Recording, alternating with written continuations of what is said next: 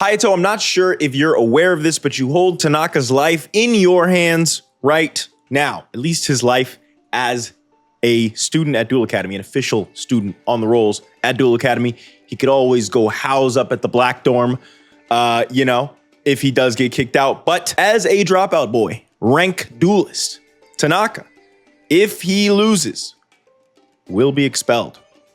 This duel will decide it all. And I gotta say, they've both gotten good buffs. I think Hayato's deck is stronger, but I think it could be anybody's game. We shall see. All right, Hayato starting us off with Forest and a set monster. Okay, the Garuchin Kuwageta comes down. Yeah, that's right, brother. He loves being in the forest. Nice try, Hayato. 2,000 burn from the Desk Koala. I've also changed my shirt again. Oh, and Desk Koala can attack in defense mode. Yo, that's kind of sick. Just getting hit, just bouncing off the attack and then come right back at you. Oh, nice. Okay, here is one of Tanaka's strategies. He's got the Banner of Courage. Just another one of these like pack filler ass like cards, but one that's like actually like not horrible. Like it's not at this level, it's not the worst card ever. I mean, it's not that, it's, ostensibly better than Forest. So, but then he also has Magic Planter for his continuous spells. So this is a cool little combo that I found for him. Part of the Draw Reborn overhaul that I did.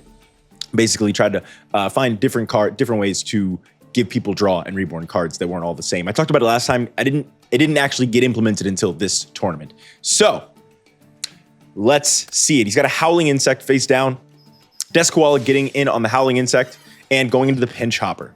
I might have started doing it in the last tournament, but I didn't. I don't know. Maybe elements of it. Anyways, Residence Insect is face down. Tanaka's field is not bad here at all. Hayato is just, I wonder if Hayato is not summoning any more monsters because he doesn't have any. Well, he's probably saving materials, but also the fact that he's not summoning any more monsters means that, oh nice, Giant Flea, Lucky Iron Axe. It means that Pinch Hopper can't crash into him, so I wonder how much that is on purpose. All right. Come on, show me a Master of Oz. The Tasmanian Devil. Yeah, there's a lot of actually like Australia. Like there's Des Wombat, Tasmanian Devil. I think there's one more. A lot of these Australian cards.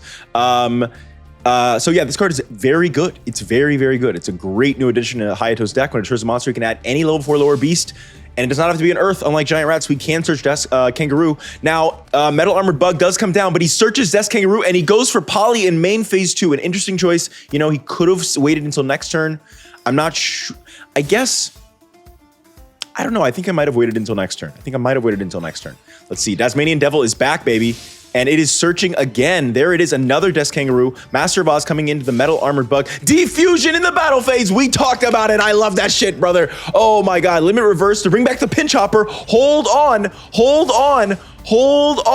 It's the metal. Okay, dude. Oh my God. And then Poly in main phase 2. Dude, Hayato is a madman. He's a madman. Look at this. Oh my God. What a guy.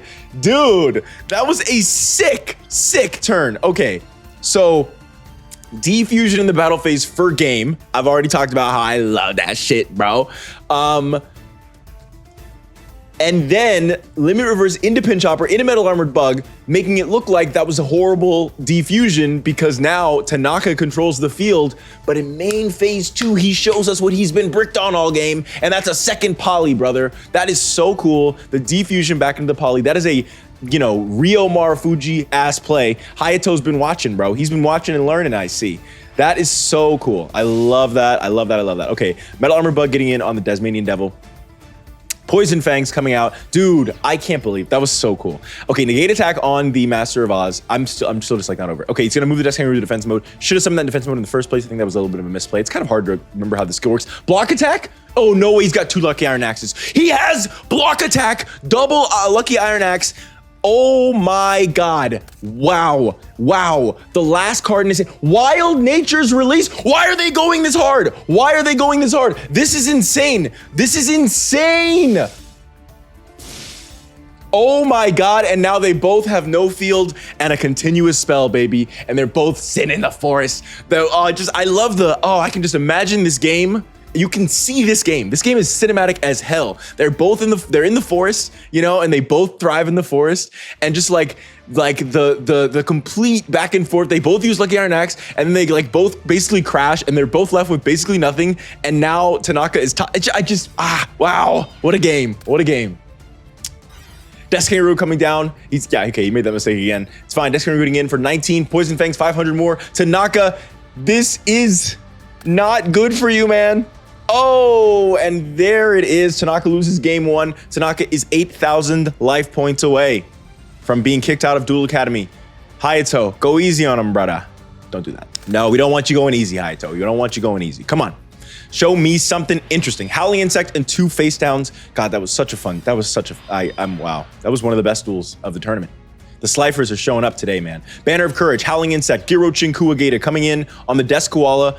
And yes, you are going to take some damage there because of Banner of Courage, and then 800 damage from the Desk Koala. Dust Tornado on the face down. He's got to play. He hit Battle Break. Poly into Master of Oz into Des Wombat. Des Wombat on the Howling Insect. Howling Insect floating into Howling Insect. Master of Oz into Girochin Kuwagata. Okay, you got this big ass Chungus on the field. What are you going to do?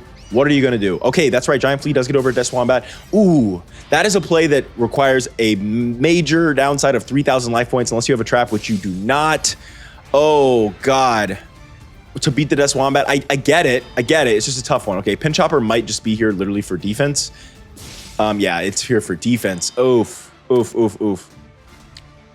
Magic Planter, draw 2. Ooh, no summoning there. Okay.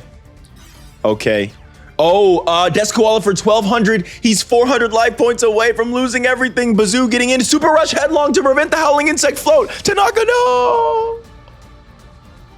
And Natsuo Tanaka is our first student to be expelled from Duel Academy. Actually, now that I like really say it, I feel that's very sad. It's very sad. What the fuck? I didn't actually think this far ahead. What the fuck am I gonna do with Tanaka, bro? Where the hell else is he gonna go? I mean, he can go to Black Door for sure. Honestly, he'll probably just go to Black Door. I don't know what the fuck to do with Tanaka now, man.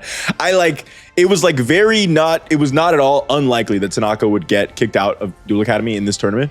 I just didn't actually think about what would happen. It's okay. I'll think of something good. Anyways, Miho Nasaka versus Blaze Sparks. Let's see it happen. All right, Miho starting us off with a graceful charity, drawing 3, sending 2, and sending a learning elf and a magician's Valkyria. Yep, she's got the graceful learning elf strats like Anzu. Oh my gosh, Blaze does the strat. I believe this was an Austin O'Brien original from Yu-Gi-Oh! GX.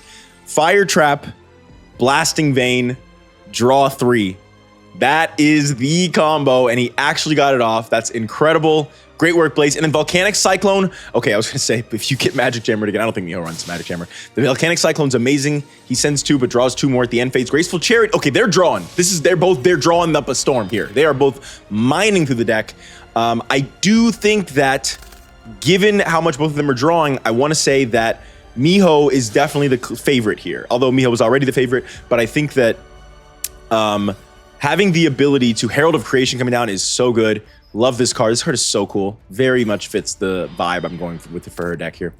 I think that Miho prefers. It's kind of like when someone's plays Cyberjar, and it's like, which player wants both of us to draw through the decks, and which player would like to keep us at low resources because they might be doing well, but the other deck might be better. You know what I mean?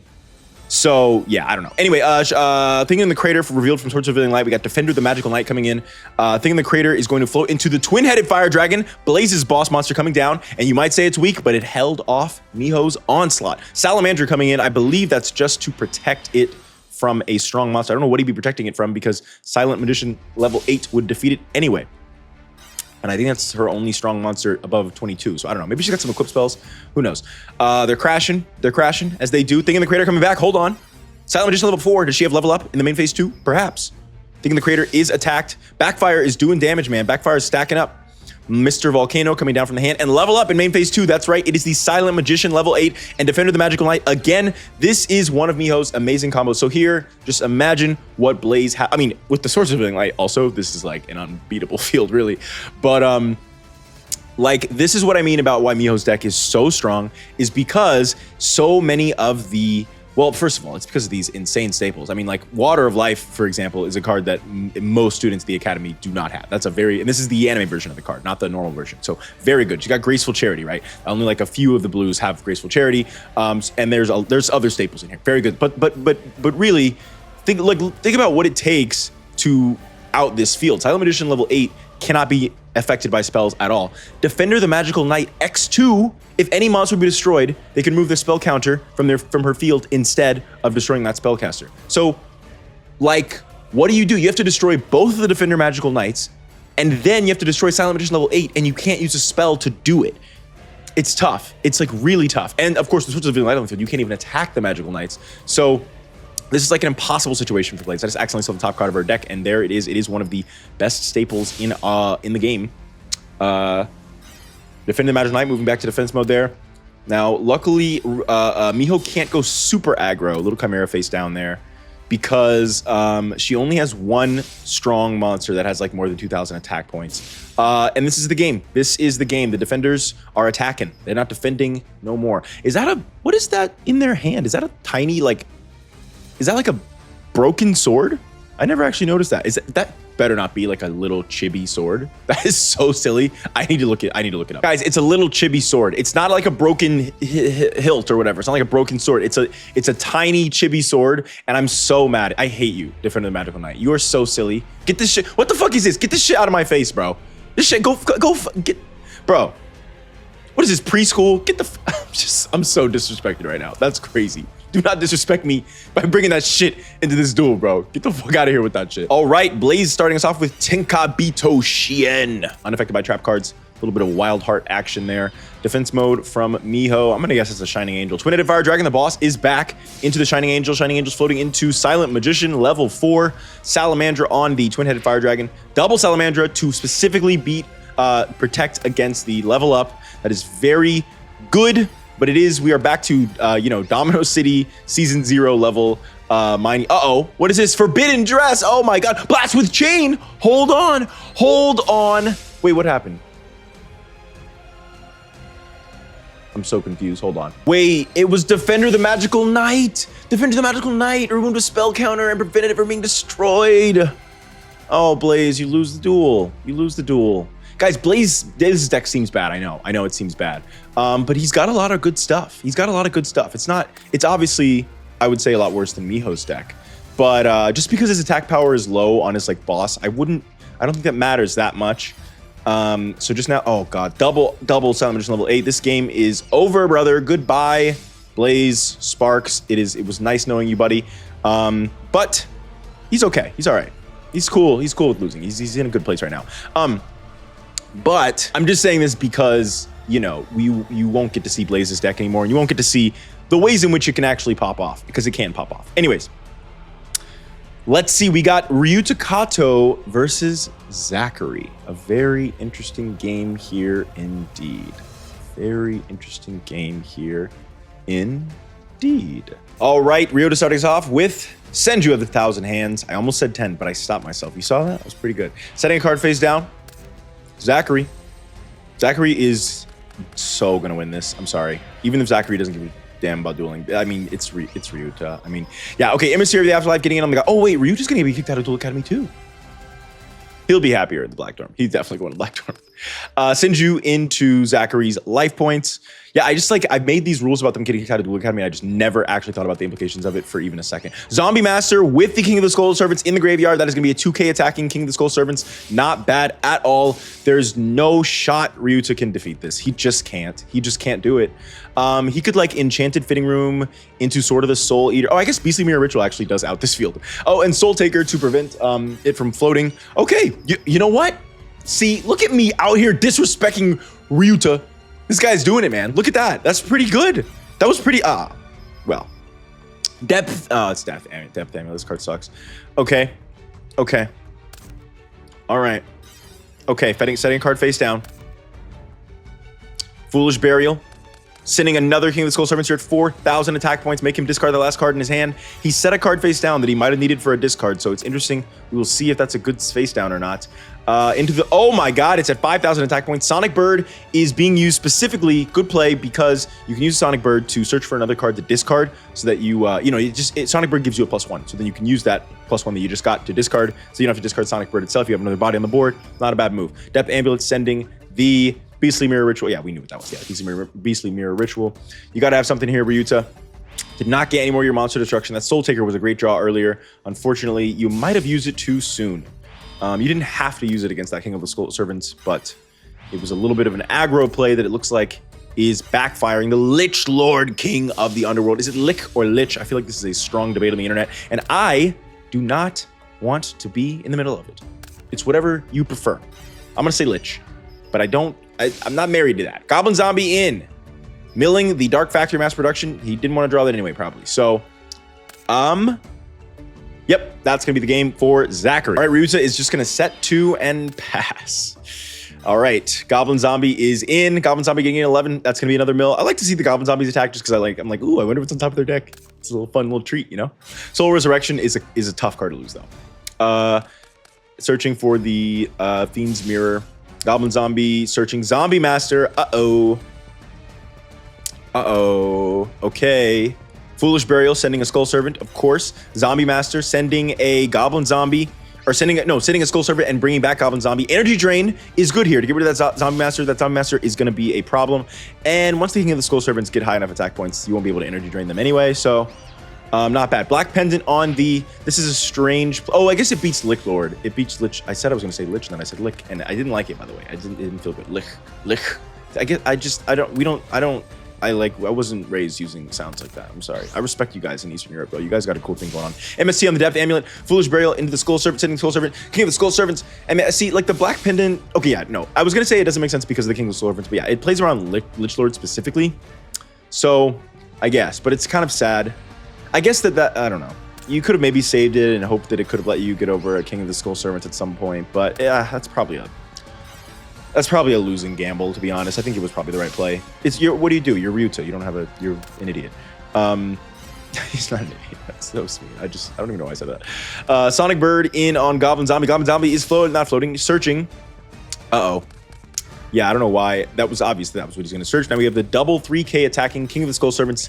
Axe of Despair on King of the... Oh, double Axe of Despair. Is this game? Yes, it is. Yes, it is. 4K in. And just like that, Ryuta Kato and Natsuo Tanaka are both officially expelled from Duel Academy. Expelled from Duel Academy. That's a tough one. The Black Dorms got their backs for now. Okay, Callie Sinclair versus Momo Mizuhara. Love this. Love this. I don't really know. It seems like these two would either get along or they really wouldn't. I feel like Callie might be a little annoyed at how happy Momo is all the damn time. And they'll be, what you so fucking happy for, Momo? Ain't shit funny. Ain't shit funny out here. Okay, let's watch. Momo starting us off with a set moss. Looks like a vanilla face down. This is an interesting one because Callie has quite a bit of aggro with the command knights and stuff. So, and Momo doesn't like aggro. But Callie also has low attack points, which is good for her defenders. Fencing Fire Ferret is a wonderful draw there from Momo, getting in on the Warrior Lady of the Wasteland, getting into Queen's Double. Okay. All right, we know what that means. If she's going into Queen's Double, that means, yes, Earth Exiled Fusion coming down. She's going into the Empress Judge. Empress Judge getting in on Vanilla, not wanting to go for that Fencing Fire Ferret. She does not want that smoke, which is understandable. Even going into Queen's Double is interesting here. She might have like a back to the front or something, because otherwise it's kind of a risky move with the Fencing Fire Ferret on the field, but also you need to get off the field somehow. Maybe she's got other plays, I guess. Sogen coming down is not bad. Hibikime getting in on the Mecha Bunny. Mecha Bunny is going to float, hopefully, unless she has 2 in her hand. That's 800 more damage. Dark Room Nightmare is already adding up, baby. Turn 2 500s into 800s, and this Mecha Bunny is only going to do even more. A second Dark Room Nightmare. This game is over. Momo has this. Momo absolutely has this game. This is 800 or 600 more damage here. This is super duper over. Oh, and she does have a third Mecha Bunny in hand, which is why she went ahead and flipped during her main phase instead of waiting for it to be destroyed by battle. Command Knight getting in on the Mecha Bunny. Also, I guess she didn't wait. Why did she flip that instead of just waiting? Did she? That was weird, right? Maybe she was afraid of the Dark Room Nightmare getting destroyed. She wanted to get an extra 300 damage. No, I don't know. That's a weird play, right? You could have just waited for it to get... Just because you had the third Mecha Bunny, just because it wasn't going to float doesn't mean you weren't going to get the burn. I don't know. Maybe it's just one of those like things where you just kind of... brain fart kind of thing. 600 more in here. Momo has... As long as Momo still has like monsters, she has this. Although it's a little... If she has like a... it's a little scary actually. Because, Rhoda is now... Like, Callie's actually... I was going to say, Callie's in a position to like really aggro here. This is 1800 damage. Dude, this is actually going to be right down to the wire. This is going to be right down the wire. The next turn from Momo decides everything here. If she has a 500 damage, if anything that can do 500, like a Fencing Fire Ferret does take it. What is that? It's a Cobra Jar. It's one of her new cards. She wants to hand feed a poisonous snake from... Wait a minute. No way. Queen's double indirectly. Wait a minute.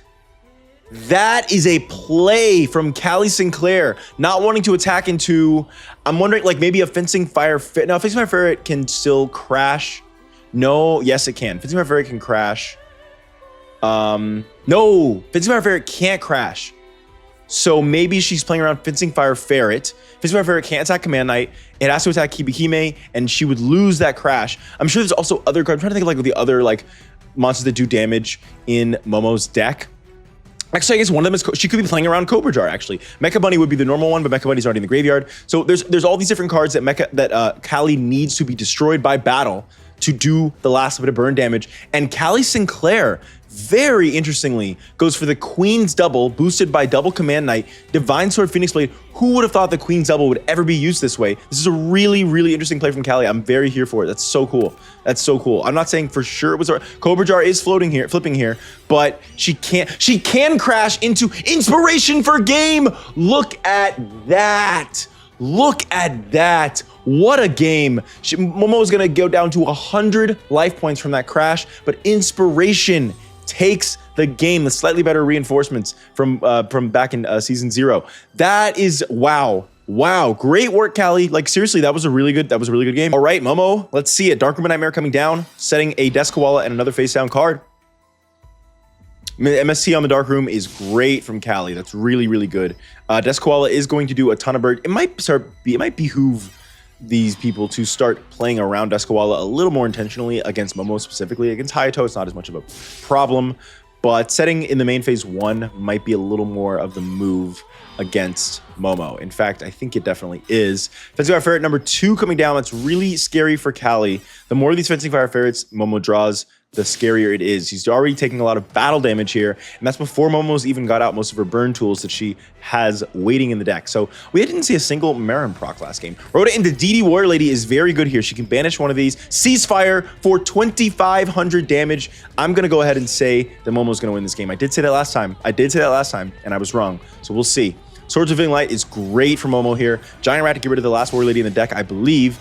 And then, yeah, into Hibikime here. What are we going to... Nope, nothing. Okay. There it is. Momo is in an amazing position with that Swords of Living Light. That might have just clinched her victory. I don't see Callie coming back from this one. Into Skulldog Marin. Yeah, go aggro here. Oh, but Command Knight stops it. Who would have thought that Momo would be close to winning by battle here? Dust Tornado on the swords. Is it a second Command Knight? It's Rhoda. Yes, sir. Into the second Command Knight. That is 2k attack on both. And suddenly, Callie Sinclair is back in this duel in a big way. She has completely stopped Momo's onslaught, her advance with attacking, and now Momo has to go back to her classic burn strats. Keeping Fencing Fire Ferret in attack mode is probably a good play here. Smashing ground on the Giant Rat. You don't get to float. Okay, Mecha Dog Marin for 1,000 damage each. That smashing ground was huge. She can't float into Mecha Bunny to do a little bit more damage. It wouldn't have actually killed because it would have only done 1,000 because that first Mecha Bunny would have been attack mode. But a single Mecha Bunny draw here. There she is. She does have Mecha Bunny in hand. That is going to be the game unless Callie can get rid of this in some other way. Okay, yeah. Oof. Now, all that... This is you got to make sure you do this the right way. There's no way Callie's going to attack in this last Mecha Bunny here. Nightmare Wheel will do it. You flip the... Nightmare Wheel's during the standby phase. Flip the Mecha Bunny, and that's going to be the game for Momo. Wait. Oh my god. That is BM. Momo, what are we doing? What are you BMing Callie here? That's crazy. I mean, I guess it could have been a misclick. Mecha Bunny's effect is kind of wonky. Remembering that you have to actually target your opponent's monster. but it seemed like it was BM. That seemed a little BM. I don't think that's canon that Momo did that. Very funny there, Drill Barnacle. That's just a little bit of the players having fun there. Drill Barnacle getting in directly for game. All right, starting us off in game 3, we have Callie Sinclair drawing a card. Graceful Charity coming out, drawing 3, sending 2. Sogan coming out. Okay, and a Source of Revealing Light is great, although, it's Momo, right? She doesn't really attack that often. Desquala is here, face down, double Command Knight. That is gonna get over the Desquala. She's gonna do 1200 burn, 22 to the face. Okay, Momo, this is like worst position for you. She's got a lot of aggro right now, and both of her monsters are, that's a Drill Barnacle face down. Momo is about to get cooked. No, not Momo out. Oh, it's a Dandelion. It's a Dandelion. It is not a Drill Barnacle. It is a Dandelion. Okay, my bad. I think Drill Barnacle has 0 defense. Yeah. Okay, still, Momo is cooked here. Cobra Jar is fine to like slightly stall a little bit longer, but Callie has huge. This is over. Dude, Momo's out in round 1. I feel, oh no, I love Momo. I mean, if it's gonna be anybody like story-wise, like it's better that it's Momo than anybody that like really it matters to. Momo don't really give a fuck. She's just having fun. But I do want to see more Momo, you know? I think we all love Momo. Who doesn't love Momo, dude? She's freaking awesome. Giant Rat, oh no. Nimble Mamanga, this is like the best you can do. It's not horrible. Did she float into Giant Rat? She float straight into Nimble Mamanga without going in. Yeah, she did, instead of going into more Giant Rats. Unless these are both Giant Rats in hand, which I doubt.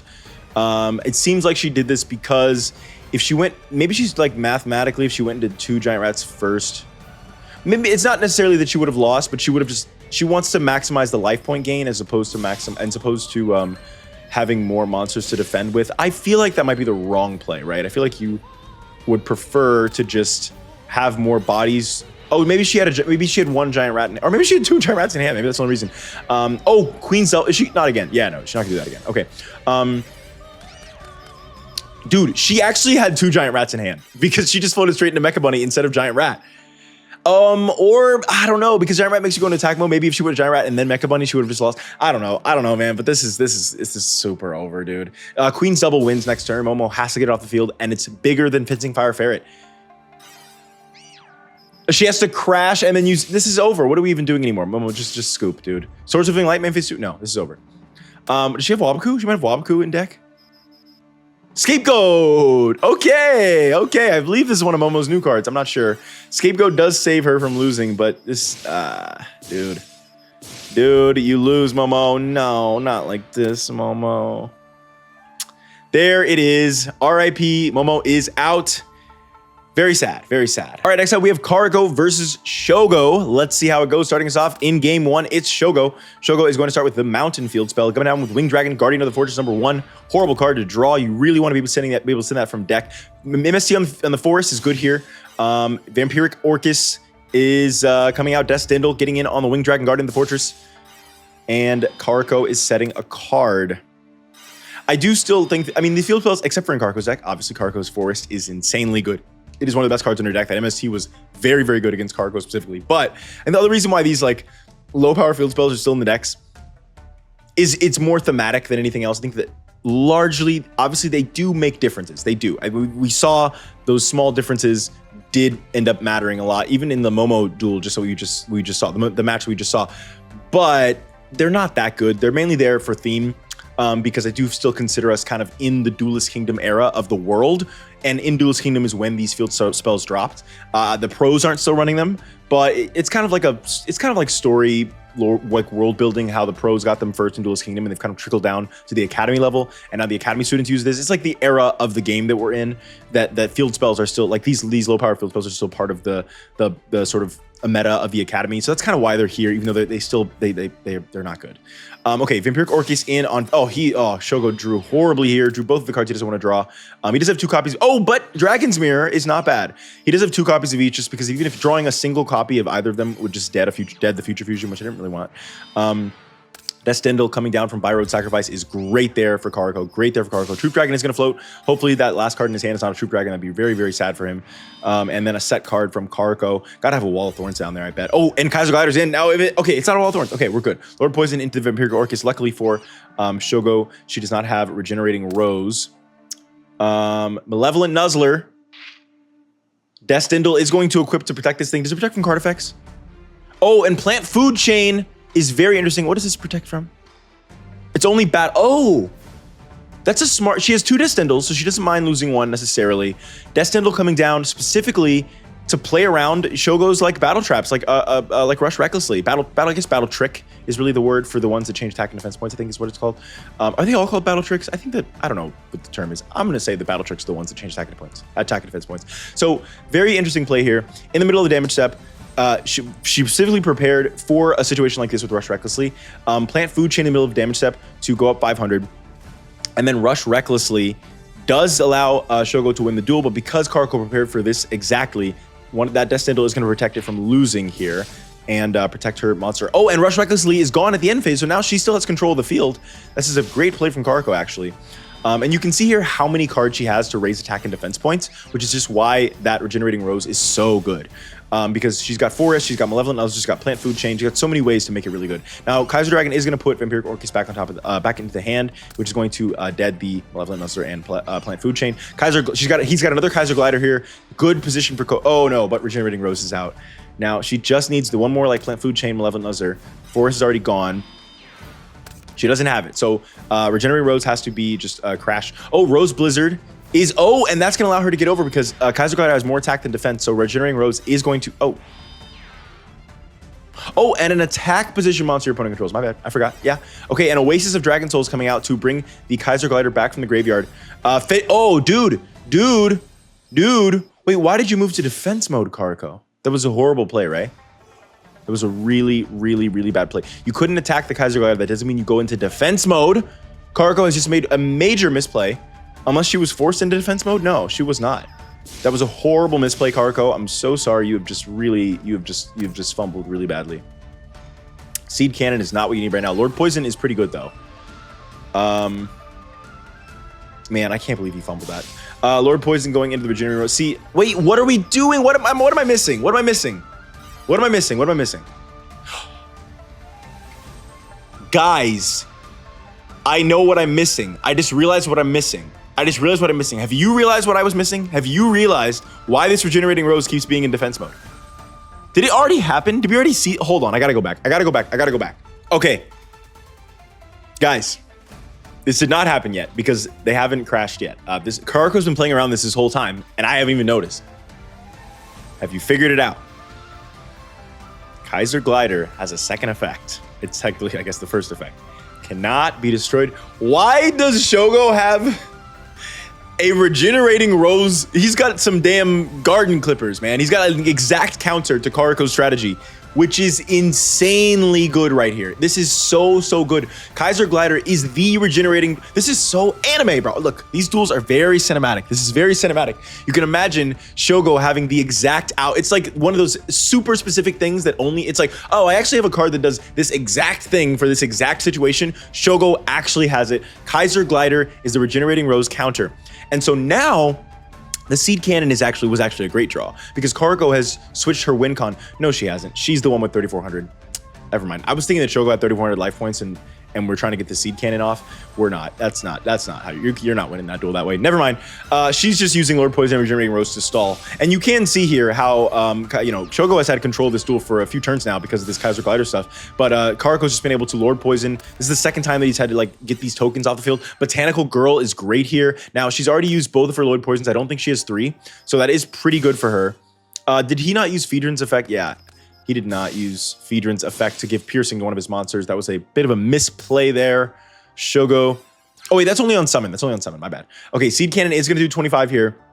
It doesn't matter. What she needs is like a Cephalotus, maybe. Yeah, this is not good for her. This is not good. There it is. That's the game. I didn't know he had another attack. There it is. Shogo takes game 1 because he has the exact. Oh my God. I feel so bad for Karko. This is so bad.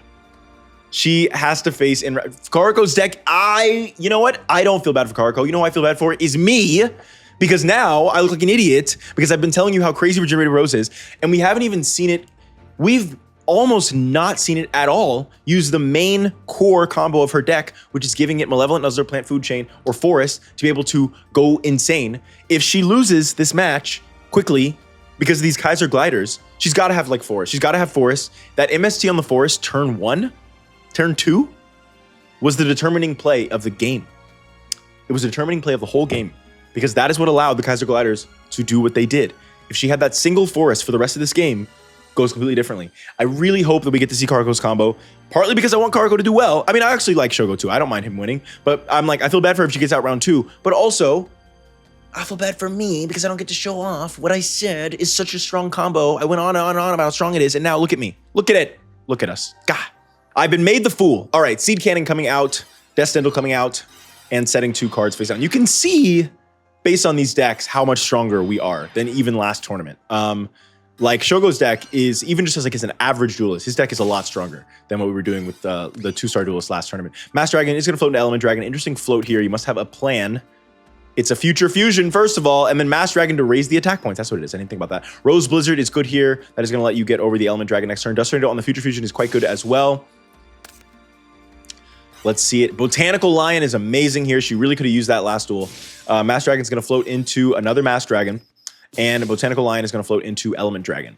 I mean, no, Botanical Lion is going to destroy Element Dragon. Element Dragon coming down. Another one. Lucky Iron Axe. That's going to be a crash, perhaps. You got to crash because Botanical Lion can, well, maybe not. I mean, she has to summon 2 monsters to get over you, so not a bad play.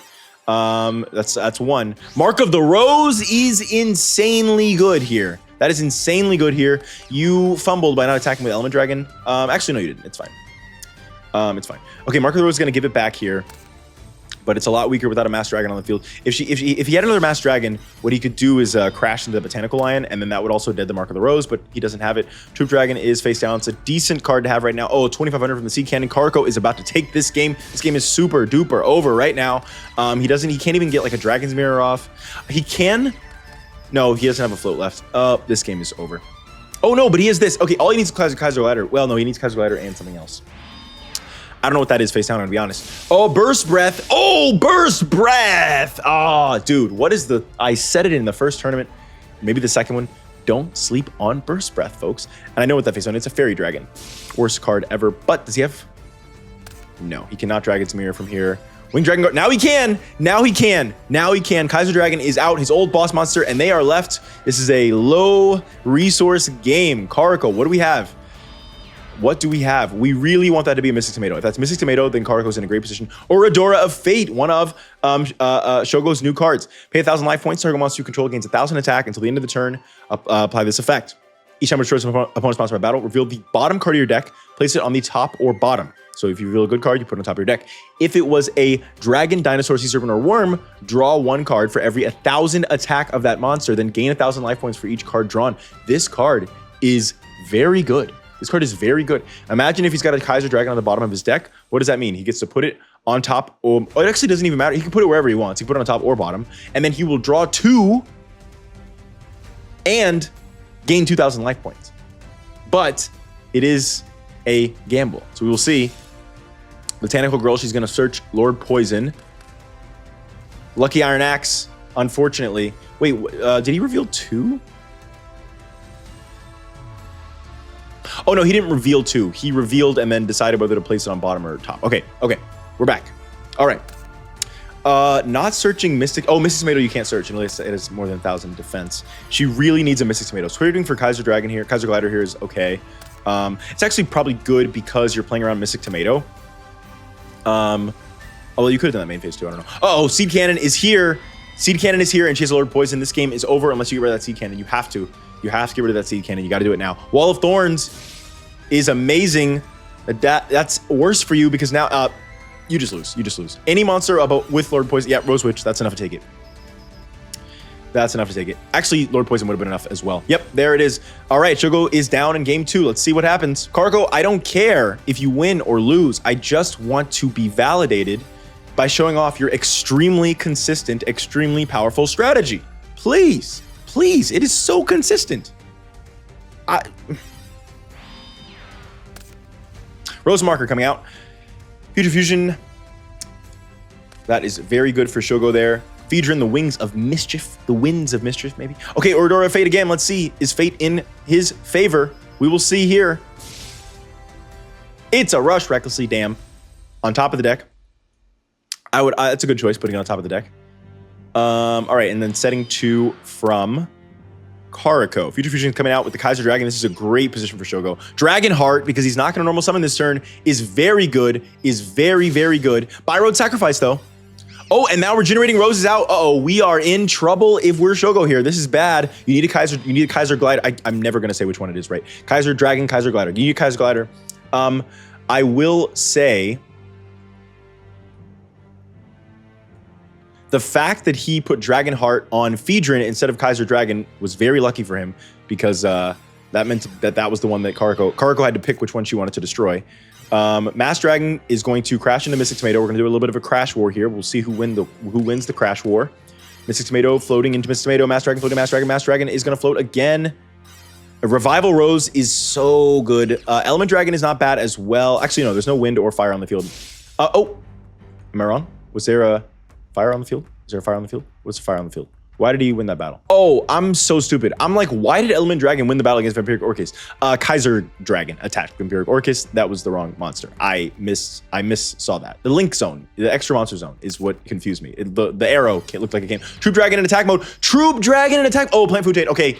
Karako finally has full combo. That was a great play, by the way, Shogo. Trying to bait out the Regenerating Rose with Troop Dragon, which would let you float, was a great play. But now, Karako's strategy is online, and she's not attacking because Golem. Why does everyone have...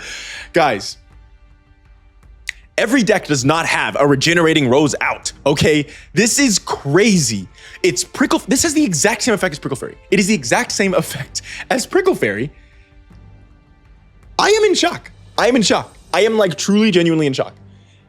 Prickle Fairy, Golem Dragon, Kaiser Glider, I mean, fuck, I always get it wrong. Like, what the hell, man? What the hell? Karako is just, she's going through it, dude. These cards are not as common as they seem. Like, these, I just don't even know what to say at this point. At this point, at least it's a great wall. It's a stalemate, although it's a stalemate that looks like it's in Shogo's favor because he just has so many cards. All he needs is one Monster Destruction card, and then Regenerating Rose won't even be able to float. Mountain is not gonna make a difference here. Man, Forest is good, so that even if he's Stamping Destructions the Plant Food Chain, that will not matter.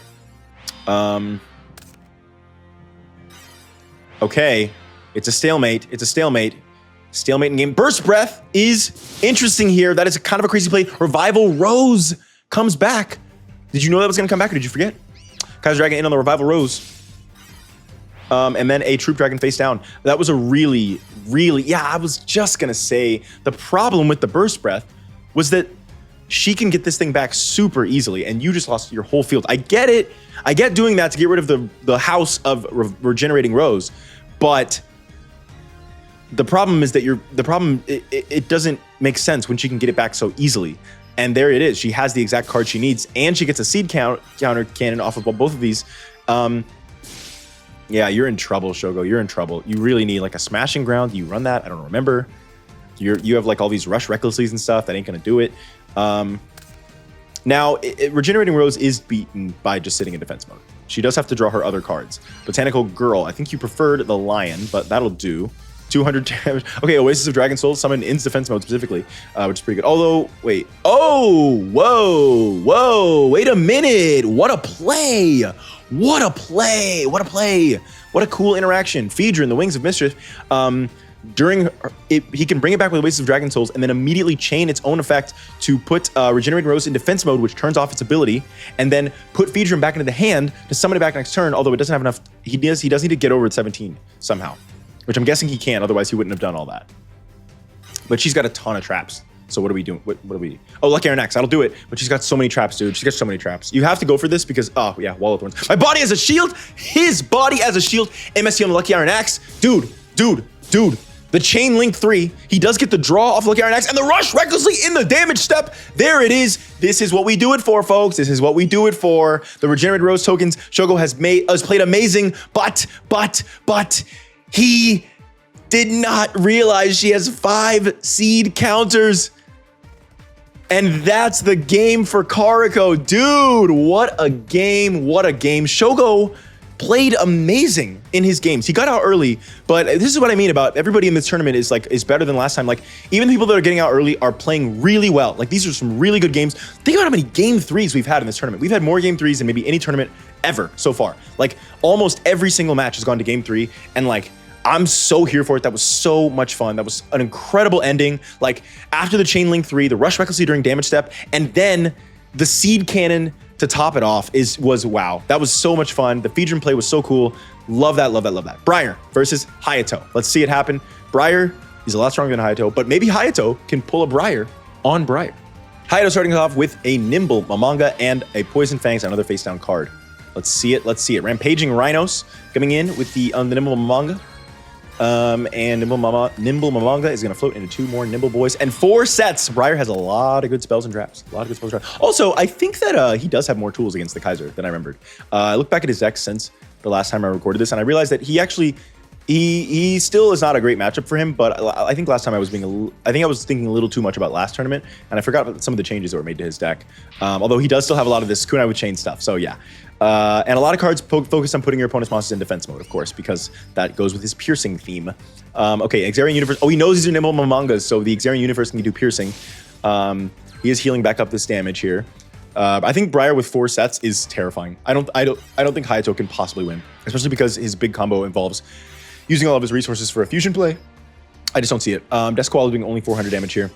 Because like Briar spells and trap support, he's like Jinochi kind of in Duelist Kingdom, which we didn't get to see a lot of. Jinochi's deck was pretty good as well because his monsters were one thing, but his spell and trap support, he had all these like wonky, like fun little spells and traps that like did all this good stuff.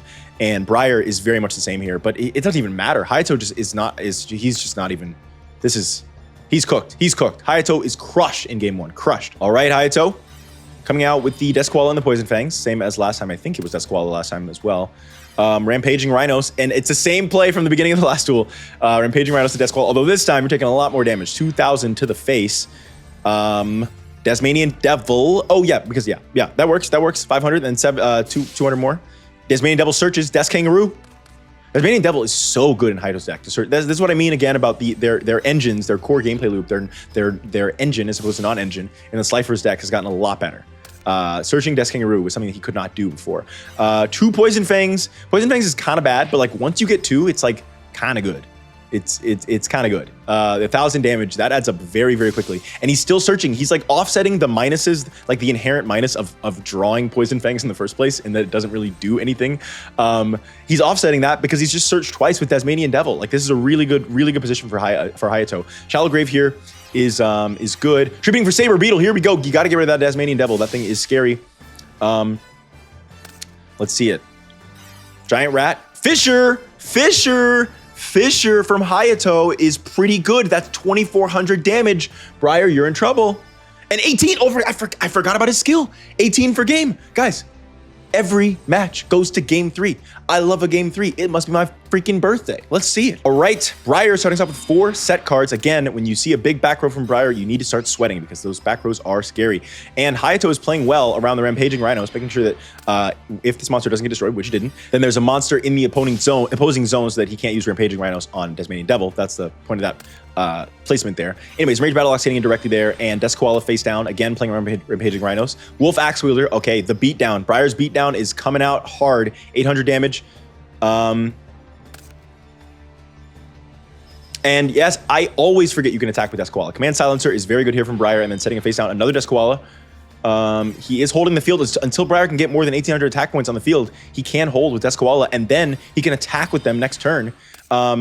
You know, I love the defense and then right back into the attack. Okay, Rush Recklessly. How does this? Oh yeah, you just get destroyed, obviously. Yeah, and then Michizuri for the other one. Okay, both Death Koalas are gone, and Briar's looking really good. Giant Rat is a great set though. It's a great set that's going to potentially help him stay in the game. The problem is if he does end up floating into Nimble Mamangas, we got Piercing on the field, so they're not great. Punch in the box, nice. Very nice to get rid of that Exarian Universe. Interesting using it on the Giant Rat. Oh, was he about to crash with the Giant Rats? Actually, wasn't that maybe. Oh, Polly, here we go. Master of Oz is here. Yeah, you got to go for the Giant Rat here, even though he floats, because the 4,200 damage is so sweet. Briar is low on life points here. Now he's got a lot of tools again for something like a Master of Oz. No, maybe not. It is kind of like the Kaiser matchup, where yeah, I guess it is like the Kaiser where he doesn't have rush. It is stronger than Cyber and Dragon even, so he doesn't have the He has like probably has like Rush, Recklessly's Kunai with Chain, stuff like that. It doesn't matter for Master of Oz. Robin Goblin is great here. It's really good.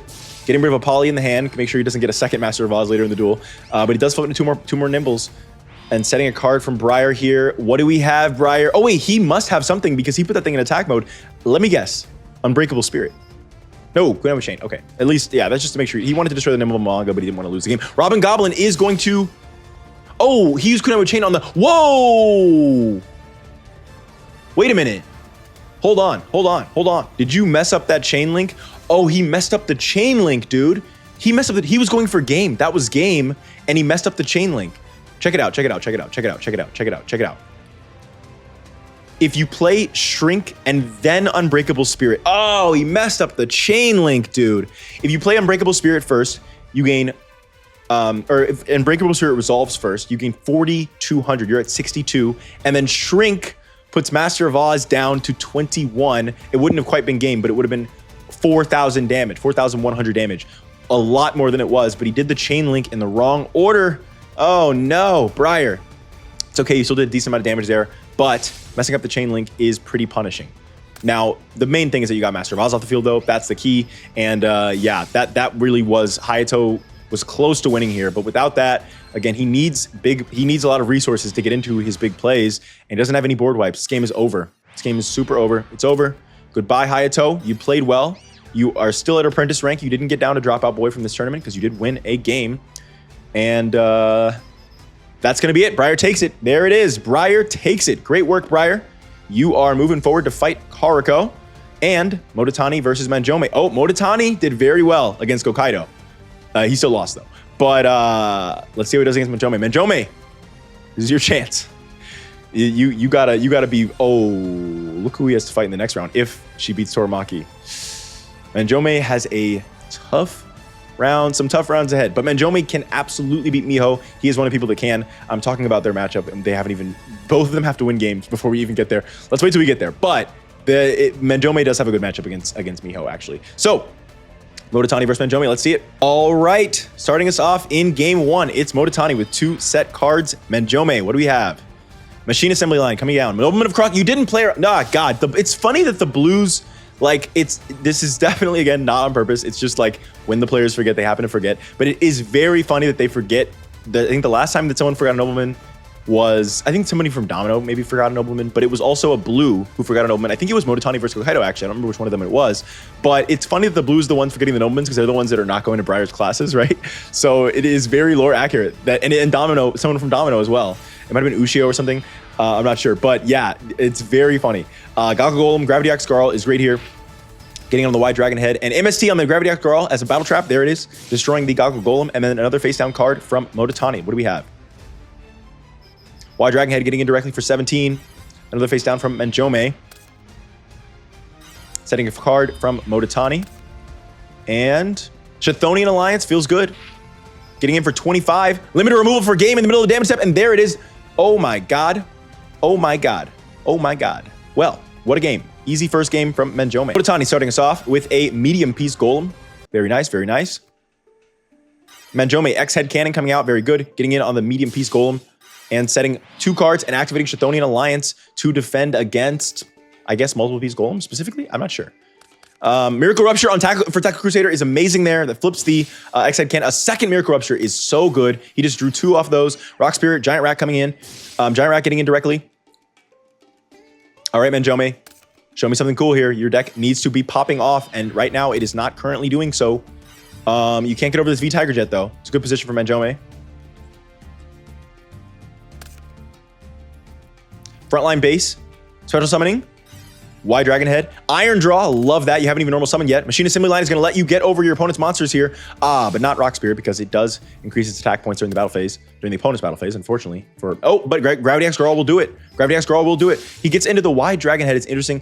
I support this play because VW Tiger Jet is a nothing card. Doesn't matter at all. Wide Dragon Head to get out XYZ Dragon Cannon is scary. So I do think that's a very smart play. V Tiger Jet getting in on the Giant Rat. Giant Rat's floating into Giant Rat. Is he going to attack again? You are going to attack again. A little bit risky because he could be going into something that allows a fusion play or Gakko Golem. So you must have a plan for that, or you just forgot that you maybe shouldn't have attacked Giant Rat. Gakko Golem getting in on the V Tiger Jet. You probably just forgot. You just forgot. Oh, Manjome. Oh, Manjome. Come on. We're not. This is like not good. This is not good, Manjome. You're not showing off. Again, you're just, I look like a fool. Uh-oh, X-Head Cannon, roll out. He hasn't normal summoned yet. He still has a normal frontline base on the Sea Metal Tank. And there it is. The XYZ Dragon Cannon comes out. It seemed like all hope was lost for Manjome, and the XYZ Dragon Cannon does come out. Now, he didn't use Smashing Ground is tough here, but you have to remember the XYZ Dragon Cannon. One of the great things about once Union Scramble, probably the best card in Manjome's deck, a second XYZ Dragon Cannon comes out. That is incredibly good. The other thing is, once one XYZ Dragon Cannon comes out from Manjome, he's in a great place because XYZ Dragon Cannon is a first, not an only, which means once it's summoned correctly, it can be special summoned using all of his Graveyard Revival, like Premature Burial, like Call the Haunted, some of the great Graveyard Revival cards that Manjome has in his deck. Very, very, very good. But even better is the Union Scramble. After you summon an XYZ Dragon Cannon, you get another one out, and that is incredible for Manjome here. Going into XYZ Dragon Cannon can destroy the face down, and then get in on the Goggle Golem. And very, very good here for Manjome. Very, very good. Future Fusion is, Gorgonic Golem can put it down to 0. That's still a little it's not perfect because he can still use its effect by putting it in defense mode, but it does very much help. Oh, Union Scramble can use its effect to put Y Dragon Head back in the hand with frontline base. Union Scramble does have a graveyard effect. Very, very good there. Oh, nice, Manjome. Nice, nice, nice. And then equipping at the main phase 2 to prevent X-Head Cannon being destroyed. Very well played here. Future Fusion is fine. Doesn't matter. He can still destroy this during the next turn with XYZ. Oh, Modatani. Not bad. Not bad at all. Now, these might all three be bluffs, in which case, it's very interesting. You know, the whole thing with XYZ Dragon Cannon, the reason why it's so good is because, of course, it can just use its effect and destroy your face down and just keep attacking. But Modatani is smart. He might have a real trap back there, but he's bluffing with some of the other ones. So, Manjome can decide to destroy the monster and one face down. And maybe Manjome is going to be stupid and fall for it and not destroy the face down monster, but I highly doubt that. I think he's going to go for the monster and one face down, and maybe, just maybe, another face down back there will be for real. Nope. Okay, Modatani was just hoping that Manjome would make a major misplay, and of course he did not. He went for the monster. They were all three bluffs. And there it is, Manjome 2-0s Modatani. Much better than Gokaido fared against Modatani, but there it is. Modatani's out of the tournament, but he does not. He still gets embarrassed. Let's be very clear. Let's not. The bar is very low for Modatani and Toramaki, but let's not forget that in absolute terms, he still did poorly. His rank will probably fall even further than it already is. I'm not sure, but he will not. Obviously, he can't be kicked out of blue, and he's saved himself from the ultimate embarrassment. He's got a slightly better ending for himself by winning a single game in this tournament. Wait, he did win a game. Yeah, he won. Yeah, he won a game. So, Toramaki, can you fare better than Modatani? We will see. Against Miho. No, you probably can't. But we'll see. Maybe. It's maybe. Maybe. All right, Miho is starting us off with Shining Angel and 2 set cards face down. 100 Dragon coming out, getting in on the Shining Angel, and we're going to float here into Silent Magician level 4. We know she has level up, not just because she did that play, but also because I accidentally spoiled it when I had to see which player was on which side. Silent Magician floating into Silent Magician level 8, getting in on the 100 Dragon, and Just a Break does stop it. Going in there, it was risky, but I guess I get it. I don't know. Maybe just not attacking would be better there and waiting until you get like a Defender or the Magical Knight or something like that. But you're fine. Magician's Valkyria is going to hold the field for Miho. And let's hope it can hold it even one more turn. Common Charity. There it is. He did get the Sapphire Dragon off that and getting in directly with Ruby and Hunter Dragon. Miho, you're in a tough spot here. Miho. Shining Angel coming down. Dragon Dwelling in the Cave. Into the Shining Angel. Shining Angel is going to float into Shining Angel. Shining Angel is going to float into Learning Elf. Okay, give her the draw. The Anzu play, as we know. Sapphire Dragon indirectly. Miho is in trouble. Her back is against the wall. She did not have Annihilating Light at end phase. Herald of Creation is fine, I guess. Swords Revealing Light is what you needed, but Stamping Destruction lurks in the deck. Stamping Destruction does lurk. Emerald Dragon coming out. Okay, he does not have Stamping Destruction. Emerald Dragon is good here. Defend of the Magical Knight is great. You love to see that. Something that in face of defense position. Herald of Creation getting in on the Hunter Dragon. This card is also, obviously this card, I mentioned before that I love this card. I think this card very much fits the Silent Magician aesthetic. Very, very cool card. But it also does work very well with Silent Magician level 8 because she only runs 2. You don't want to be bricked on those. Really, it'd be better to just run 1. But Herald of Creation lets you bring it back from the graveyard. And she has some other cards that can do that as well. So that even if you go through both of them, you can keep doing your core gameplay loop. Let's see. All right, Toramaki. She's all these face downs, and Miho has incredible. Oh, Dust Barrier, unaffected by Swords of Revealing Light. Spell Shattering Arrow to destroy the Dust Barrier. Very good, very, very good. Oh, very good. Misawa talked shit about that card in chapter 4, but it almost made the difference here. Herald of Creation getting in on Hunter Dragon and setting 2 more. Oh. Book of Moon on the Emerald Dragon. I was going to say, Miho has such good spell trap support. She's got to have something back there. I will also mention real quick that about Miho's deck. With Spell Shattering Arrow, it's kind of an example of this. I think that one thing I mentioned in Duelist Kingdom, I think, when I talked about Anzu's deck, is how she got some of the, like, because in the anime, part of her thing when she dueled was like using some of Yugi's cards because that's what she had seen. I kind of played with that a little bit with Anzu. I think that also has kind of trickled down a little bit into Miho as well. I almost called her Ribbon. Miho as well, because she was part of that friend group, like in season 0 in our show, and more importantly in the real show. I kind of like, this isn't the case here. Like they didn't like learn. I guess Yugi did actually teach them somewhat how to duel. They were in the Domino High Duel Club, but just like kind of playing with that theme from the show of like some of his friends, kind of some of the strategies that he used have trickled down into their decks a little bit. Even the Silent Magician is itself a card that Yugi played again as opposed to Atem. So Spell Shattering Arrow is a Yama-Yugi card, like Magician's Valkyria. Just so it's some of these cards that probably will not see play in Yugi's deck have been given to some of his friends, and I thought that was pretty cool. Magician's Valkyria might see play in Yugi's deck, I'm not sure. I do love that card. Mass Dragon floating into Dragon Rolling the Cave. And Learning Elf in face-up defense position. Let's see. Sapphire Dragon getting on a defensive. Oh my God, I talk so fast. I need to stop. Sapphire Dragon, the Book of Moon is really good there. She has much less of a book emphasis because she's no longer just the school librarian, but she does still have those great Book of Moons. I think 2 copies. Symbols of Duty to bring back Emerald Dragon, but yeah, because it's an equip spell, it loses to MST. That's very bad for you, Toromaki. You had this game early on, but she has come back with a vengeance now, and you've already used your Justy Break, so you can't rely on that as a board wipe. Looking very, very bad for Toromaki here. Very bad. And there it is. Toromaki is losing game 1, going on to game 2. Let's see. By the way, shouts out to DGODNZ on DeviantArt for this Miho art. DGODNZ also did the young Tome that I used in chapter 4. That was actually a art that they made of Tome and Samajima's daughter that they sort of conceptualized, but I used that as young Tome. So yeah, DGODNZ does great. Also made one of the Atem sprites that I've used. A lot of really great stuff from DGODNZ. It's also made a different portrait that I've used that I'm not going to say which one because it technically hasn't been revealed yet. But it's a character that you've seen, but you've only seen their silhouette, we'll say. But yeah, and they have a lot of good stuff. A lot of ones that I hope to use in the future as well. A lot of great stuff from DGODNZ on DeviantArt. So shout out to them, and let's keep it going. Sapphire Dragon coming down and face down from Toromaki. Miho, let's see it. Setting 4, no monsters. Okay, she can brick a little bit. Luckily, because she has good spell and trap support, it's not the end of the world, although hitting the Book of Moon is tough there. Sapphire Dragon getting in for 19. All right, Miho, let's see it. Okay, she does have a monster to set. It might have been like a Silent Magician. Oh no, she doesn't play around Nobleman. It's a Magician. Okay, she couldn't play around Nobleman. It was Magician of Faith. That sucks. That's the one reason why Nobleman is still good, even though everybody plays around it, is because sometimes they have to set. Annihilating Light at end phase. There it is. That is the House 10 Join special. They've spruced up her deck with some very strong cards. Magic Cylinder does. I knew, like, there's no way he was taking game with. She has 3 face downs.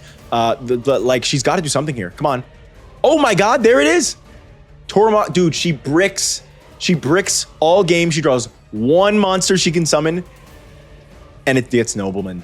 Wow. Oh my God. Wow. Okay, Miho, you are close to, dude. If Miho loses to Toromaki, forget her shame. What about mine? Oh my God, I will hate this. It'll be good for Toromaki if he wins. All right, Miho starting us off with Shining Angel and 2 set cards face down.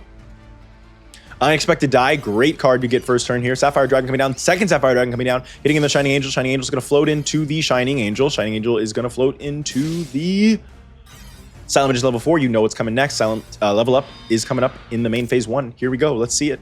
Level up. There it is. He does have 2 sets. It could be Adjusted Break, folks. It could be it's Adjusted Break again. Forbidden Dress. Yes, this is another reason why she runs this card, is because another reason why her deck is so strong, actually. This card is very, very good for her strategy specifically, because that's again, how many outs to Silent Magician level 8 does Toromaki even run in his deck?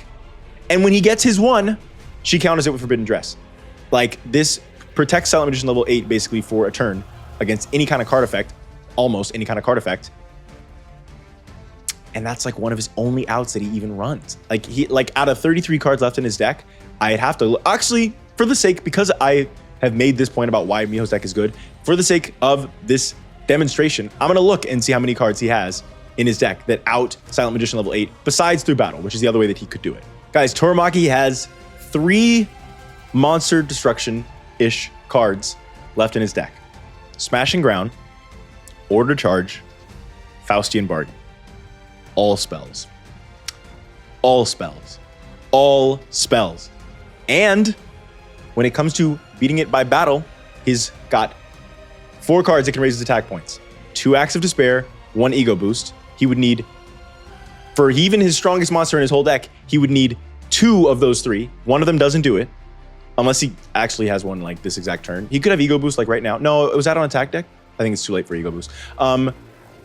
And the 4th, he has 1 other card that could potentially, it would be Amulet of Attrition. Raise your attack points by the opponent, by the difference in your levels between the 2 monsters times 500. If you got this on a Sapphire Dragon or anything level 4 with more than 1500, that's his only out left in his deck.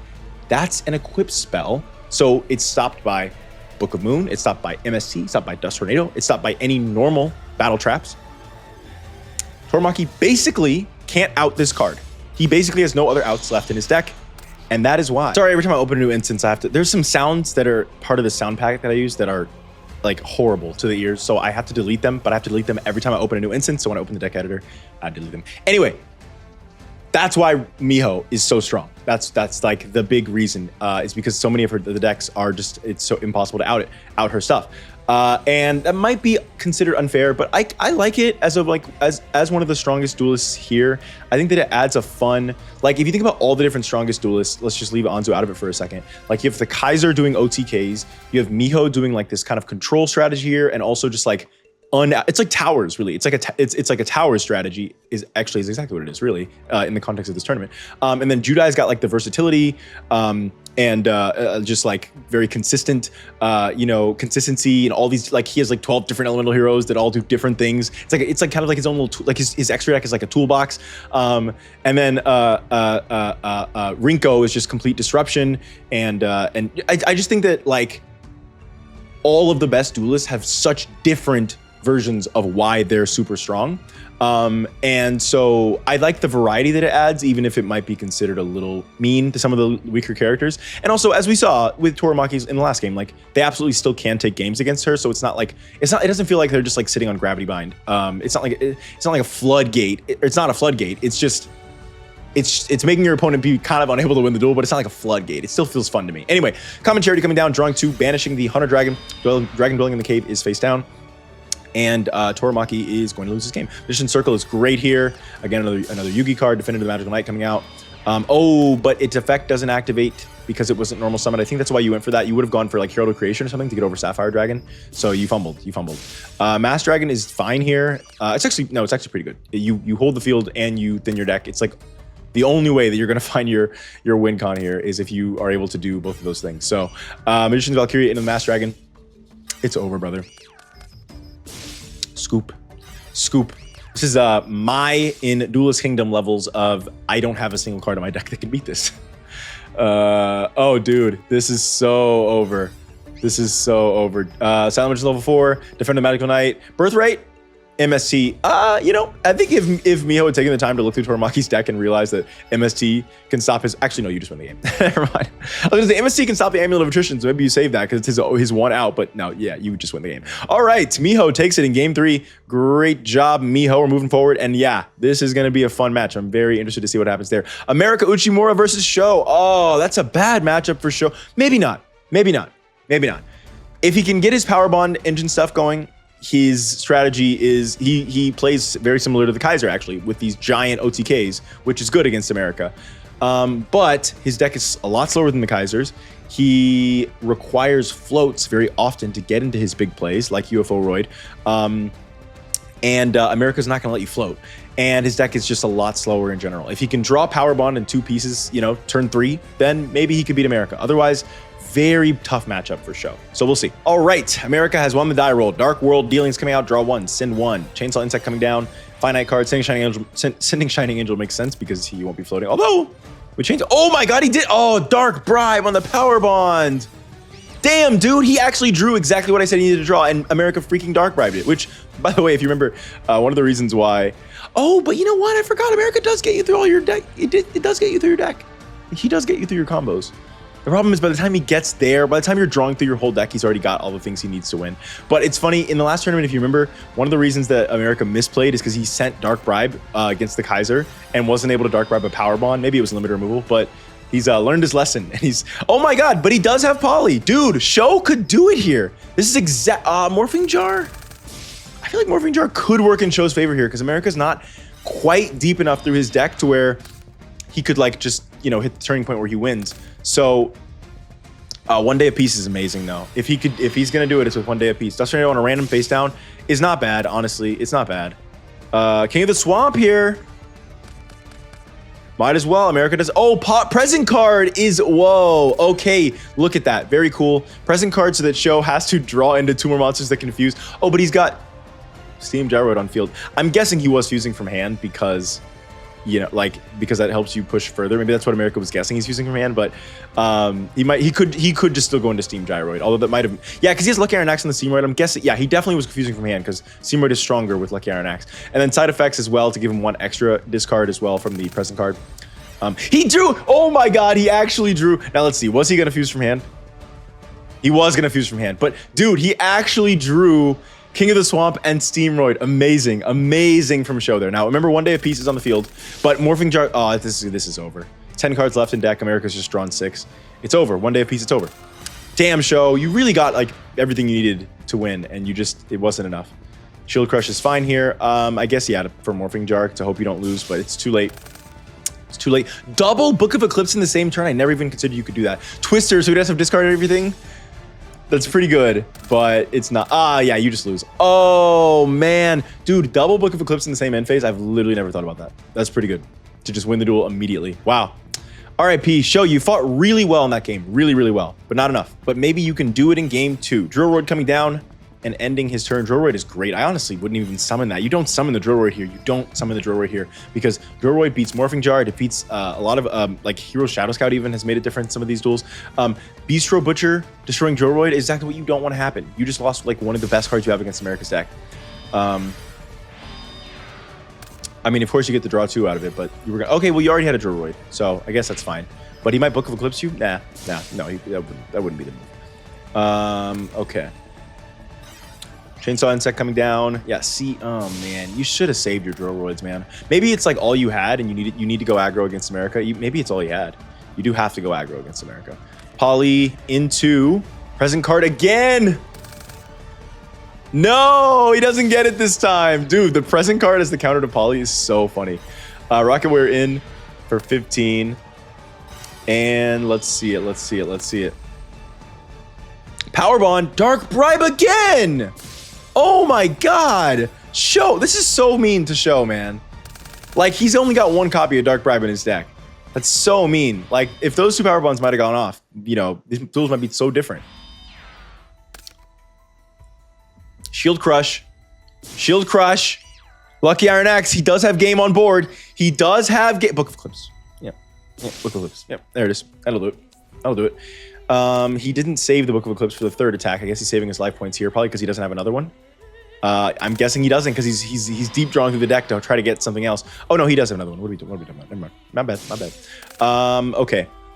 That Dust Tornado was good because what it did was it meant Book of Eclipse can no longer be a battle trap. That Dust Tornado at end phase could have... No, he had a 3rd Book of Eclipse. What do you do?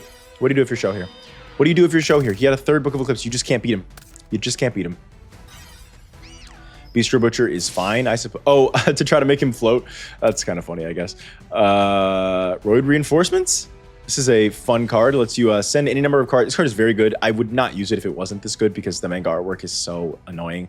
But yeah, discard any number of cards to add Roid monsters back from your hand. So let's see, Roid Reinforcements into Poly, into UFO Roid Fighter, into Steamroid. He has to like win basically this turn. Oh, Hero Shadow Scout for game, dude. No. 500 life points left. I just said Hero Shadow Scout does make a very small difference sometimes. It does. I've seen that. Dude. That is so disrespectful, bro. That is so disrespectful. Hero Shadow Scout for game is a sentence that no one has ever uttered in their freaking lives. Oh my God. You know what this means? That Show has now lost he is now at dropout boy rank. That's pretty bad. That's pretty bad. If he loses twice again, he will be out of Duel Academy. So he's gonna have to step it up next tournament. Man. Okay, well, Show is out without taking a single victory. Anybody else? See, I think the 4 from Duel Academy that didn't take a single victory were Tanaka, Ryuta, Momo. Wait, where is Ryuta? Oh, yeah, Ryuta here. Yeah, Tanaka, Ryuta, Momo, and Show are the 4 from, I think the only ones from Duel Academy that didn't take a single victory. RIP to them, man. Oh, yeah, I guess there's still a chance. No, Beauregard won a game. Yeah, those 4 are the ones. Those 4 are the ones. RIP. All right, next up we have Ushio versus Zachary. Tough for Domino High. They already have so few competitors, and they're going to have one less after this one. Let's see it. All right, Zachary starting us off with Foolish Burial, sending King of the Skull Servants, and activating Ever Living Underworld Cannon. Kind of a bad card in Zachary's deck. Doesn't really do that much. Opticlops going in directly. He does not have a single summon. I didn't even notice that in first turn. And 3 sets from Ushio. Ushio is another one of those where you see a lot of set cards, you get scared because he has, card of safe return into premature. Okay. MST on the premature burial is not the play. Not the play. MST on the card of safe return was the play. Because I imagine, unless I'm misunderstanding something. Oh, you know what? It was the play. Because, it's tough. Okay. Card of safe return in Zachary's deck is insanely good. He has so many ways to special summon from the graveyard. Now, King of the Skull Servants does miss timing. Does make card of safe return miss timing. But every other way, he's got a lot of those. MST on that prevents him from drawing later. But MST on premature burial, the reason he did that instead of card of safe return, I just realized, is because Zachary was definitely about to use this to tribute for Lich Lord. That's what I think Ushio was reading, and I think that's the right read. I didn't think about that until just now. I was thinking he was doing it just for the draw, but that doesn't really make sense.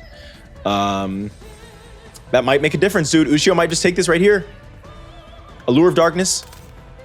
Banishing. Okay, Soul Taker to try to not lose a duel. The fact that he Soul Taker there means his face down can't be that good. Acid Trap Hole for game. Not for game. For game. Parallel Twister. Okay. Get rid of that crappy Ever-Living Underworld Cannon, and you barely survive. Destroying Mystic Tomato, absolutely the move there instead of Ryukishin Powered. And he does have one more set. It's funny, if it's a Bone Tower, then Ryukishin Power would have been the right thing to destroy. It's not a Bone Tower, it's a Skull Servant, but he has Call the Haunted, and that card is safe for... Okay, dude. With that one play, Zachary's back in the duel. Dude, top decking the Skull Servant is so funny, but that's actually the perfect top deck he needed, because that puts Call the Haunted like online, because he actually didn't have a tribute for Lich Lord earlier, I guess, huh? He so didn't. Yeah, anyway, that was, yeah, whatever. Call the Haunted gets him the draw from King of the Skull Servants. And now that he's got that next Skull Servant in graveyard, he now has control of the field. Into Ryukishin Powered. Shadow Spell and Damage Step. That takes it. That probably takes it. No, he doesn't. He actually, now he's got the Lich Lord. Never mind. It does not take it. That does not take it. Fissure. That takes it. Okay. Ushio is taking game 1 here.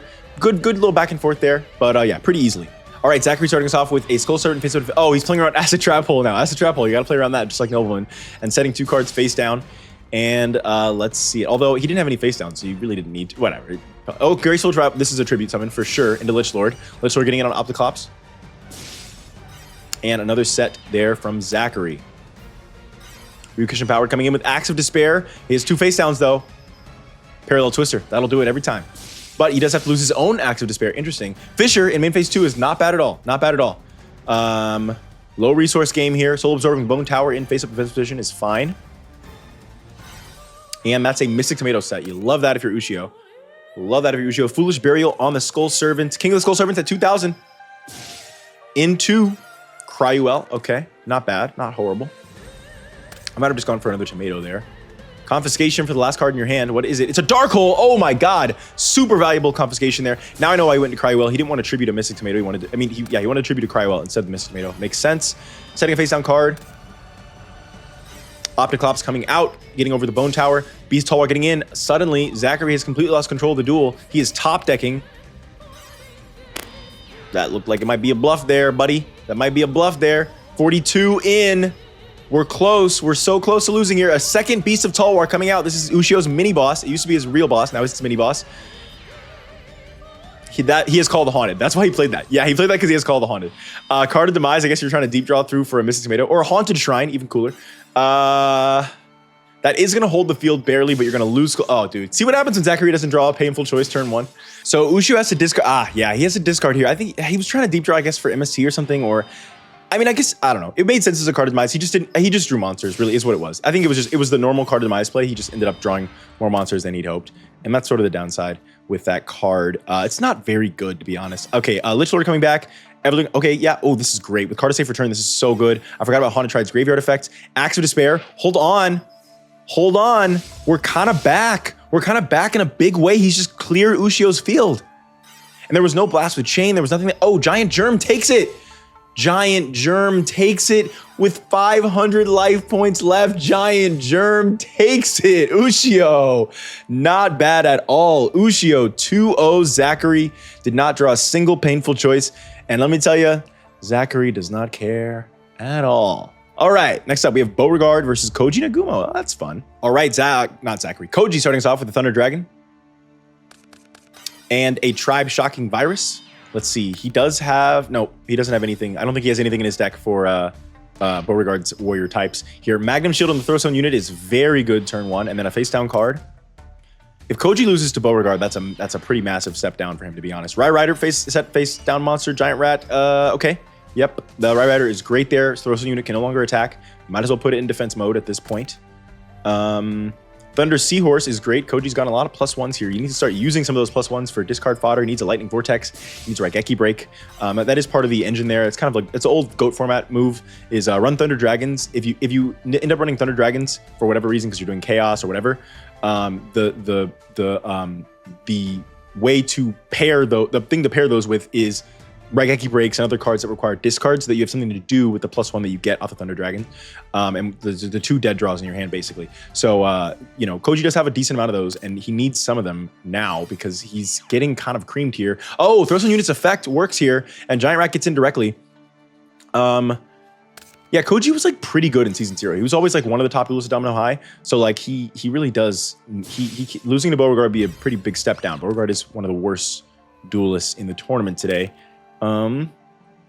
Those Zone Units effect again goes off. Oh my God, Sogan here, but unfortunately, the reason why Those Zone Units doing so well is because even if it can't attack, it can just keep using its effects. That's pretty good. That's like really good. This thing can destroy any monster. That you have to destroy it. Honestly, the Rye Rider doesn't even matter. You have to destroy it. Like, okay, Premature Burial is interesting here. Twister. What are they both playing around? I don't know what the Premature Burial was for. I guess so that he can have 2 monsters so that Throw Zone Unit. Yeah, that's what it is. Throw Zone Unit is only as good as however many monsters you contribute. So as long as you have 2 monsters, it makes it even harder for him to get over. And you're about to lose life points. You lose the game due to life points. So he's doing that Premature Burial to make it less likely that he loses next turn. But especially now the Giant Rat is floated. It's tough. I might have kept the Giant Rat on fields that he couldn't tribute a warrior. And there it is, Little Wingard. It does not have enough. It doesn't have enough. It doesn't have enough. Dude, Koji's getting creamed by this Throw Zone Unit. Throw Zone Unit control is a good strat, man. King of the Swamp into Poly. Those 2 Thunder Dragons in hand. That's the Chekhov's gun from earlier in the duel. Shining Palace is enough. And there it is. Koji Nagumo has finally gotten over the Throw Zone Unit control. Little Wingard in on the Rye Rider. Not a great Rye Rider there. Little Wingard's not that strong. Beauregard has gotten no like D2 shield, no Stronghold Guardians. Actually, I was just gonna say it's very scary attacking because of Stronghold Guardian, but that second Shine Palace does give you a little bit better insurance here. Total Defense Shogun with Magnum Shield. But it has to summon in defense mode. You have to do 1 turn before you can attack with it, and now you can attack with it. What am I missing? Why didn't he go to attack mode and then just attack? Oh, it's right. Well, no, it just got Rye Ridered. Wait, why didn't he just attack? Is he playing like he's not playing around Mirror Force? You don't want to put it in attack mode? There's no Mirror Force in Koji's deck. So what are we doing here? He could have gone to attack mode, gone to 4250, and then attacked into the twin-headed Thunder Dragon. And instead he attacked the face down? Is he playing around MST? Maybe he's playing around MS. I don't know what he's doing, but he just hit into a Rider and he just fumbled so hard there. And now Shine. Oh, Makiyu, the magical miss is not bad. Michizure. Oh, the guard mines. Yes, dude. Hell yes. Also, this works in the middle of the damage step, apparently. Oh, no, it wasn't damage step. It was Makiyu, the magical miss. It wasn't damage step. Dude. Nice. Why didn't you just attack? Oh, the reason he did Makiyu instead of attacking is because he doesn't want to lose a Stronghold Guardian. What a great... This is the stuff that Beauregard lives for. What an amazing series of interactions here. Makiyu, the magical mist, to avoid a Stronghold Guardian. Michizure to destroy the Twin-Headed Thunder Dragon that has 3 Shine Palaces equipped to it. And then guard mines to protect the Twin-Headed Thunder Dragon. And now Koji is looking really, really good here. Now, Beauregard's so low on resources that can only be 1 Stronghold Guardian. Oh no, he has to set the Stronghold Guardian so he doesn't lose the duel. Dude, Koji coming back from 200 life points. Setting that card is such a bluff. That's the biggest bluff I've ever seen in my life. But you can't attack with Tribe Shocking Virus and go for game because it's Beauregard. You can't do that. You have to attack with Twin-Headed Thunder Dragon. And now he has another set monster. He could survive again for that same reason unless Koji summons another monster here. Watt-Tail Dragon is in, and there it is. Oh, the 3 Stronghold Guardians in a row there. Watt-Tail Dragon, Koji's boss and mini-boss, the 2 thundery dragons. And there it is. Koji takes game 1 in a really awesome duel with 200 life points left. Great work, Koji. Great work, Beauregard. Really, really, really awesome stuff. That was such a fun game. All right, Beauregard setting 3. Koji, show me something. Setting 3 as well, but no monster on Koji's side. Little Wingard getting in for 14. And of course, defense mode at end phase. Thunder Dragon searching 2. Poly? No Poly. No Poly. It's the first tournament. He just always had it. And since then, he just it's very rare actually that he actually gets that out. Robin Goblin is scary here. That's the 3rd. Okay, well, there you go. He finally did the thing where you make the Thunder Dragon worth it. Wait, did he? What am I missing? Let me go back. I wasn't missing anything. I'm just stupid. It doesn't matter. Let's just move on. Rhoda into Stronghold Guardian and Little Wingard moving to defense mode. I thought for some reason that he should have discarded 2 Thunder Dragons already, but that doesn't make sense. The second discard was from Robin Goblin. There's only 1 before that. Okay.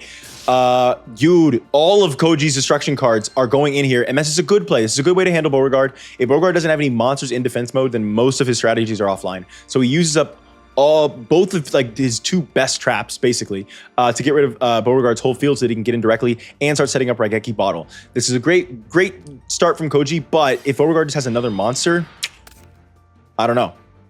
Warrior Returning Alive will do it. That does protect from Tribe Shocking Virus. Now Koji does have 2. Let's see. Okay, Premature Burial is interesting. King of the Swamp. Oh, okay. Just to put pressure and okay. Whoa! 2. Whoa! Whoa! Nice, dude. Nice, Beauregard. Nice. Double Stronghold Guardian into D2 Shield. That's 18 to 36 to 51 to 66. Oh my God, what cool plays. What cool plays. So just to recap there, Koji Premature Burials the Thunder Dragon so that he can keep the pressure up on Beauregard and get the Raigeki Bottle counters going. Now, I think that he knew this was Little Wingard, but he attacks anyway. He might have had a Battle Trick. He didn't have Battle Trick. He just attacked anyway because he was trying to get Raigeki Bottle counters going. And he didn't set the King of the Swamp for Poly because he wanted to get a card out of his hands that Robin Goblin didn't discard his last card with the damage he knew he was about to take. But Beauregard has the 1-turn 6,600 killer for Koji in game 2. Very cool. All right, let's see game 3. Guys, I'm sorry. Beauregard is kind of like Kinzon in that every one of his duels are super sick. Every time he duels, we see the coolest, fun little interactions and combos. I absolutely love it. 5 sets from Beauregard is terrifying. He doesn't have Morphing Jar, so those are not bluffs. That's just very terrifying. Giant Rat floating a Giant Rat.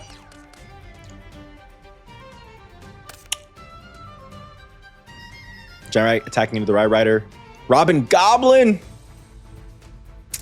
Koji might be already playing around Robin Goblin.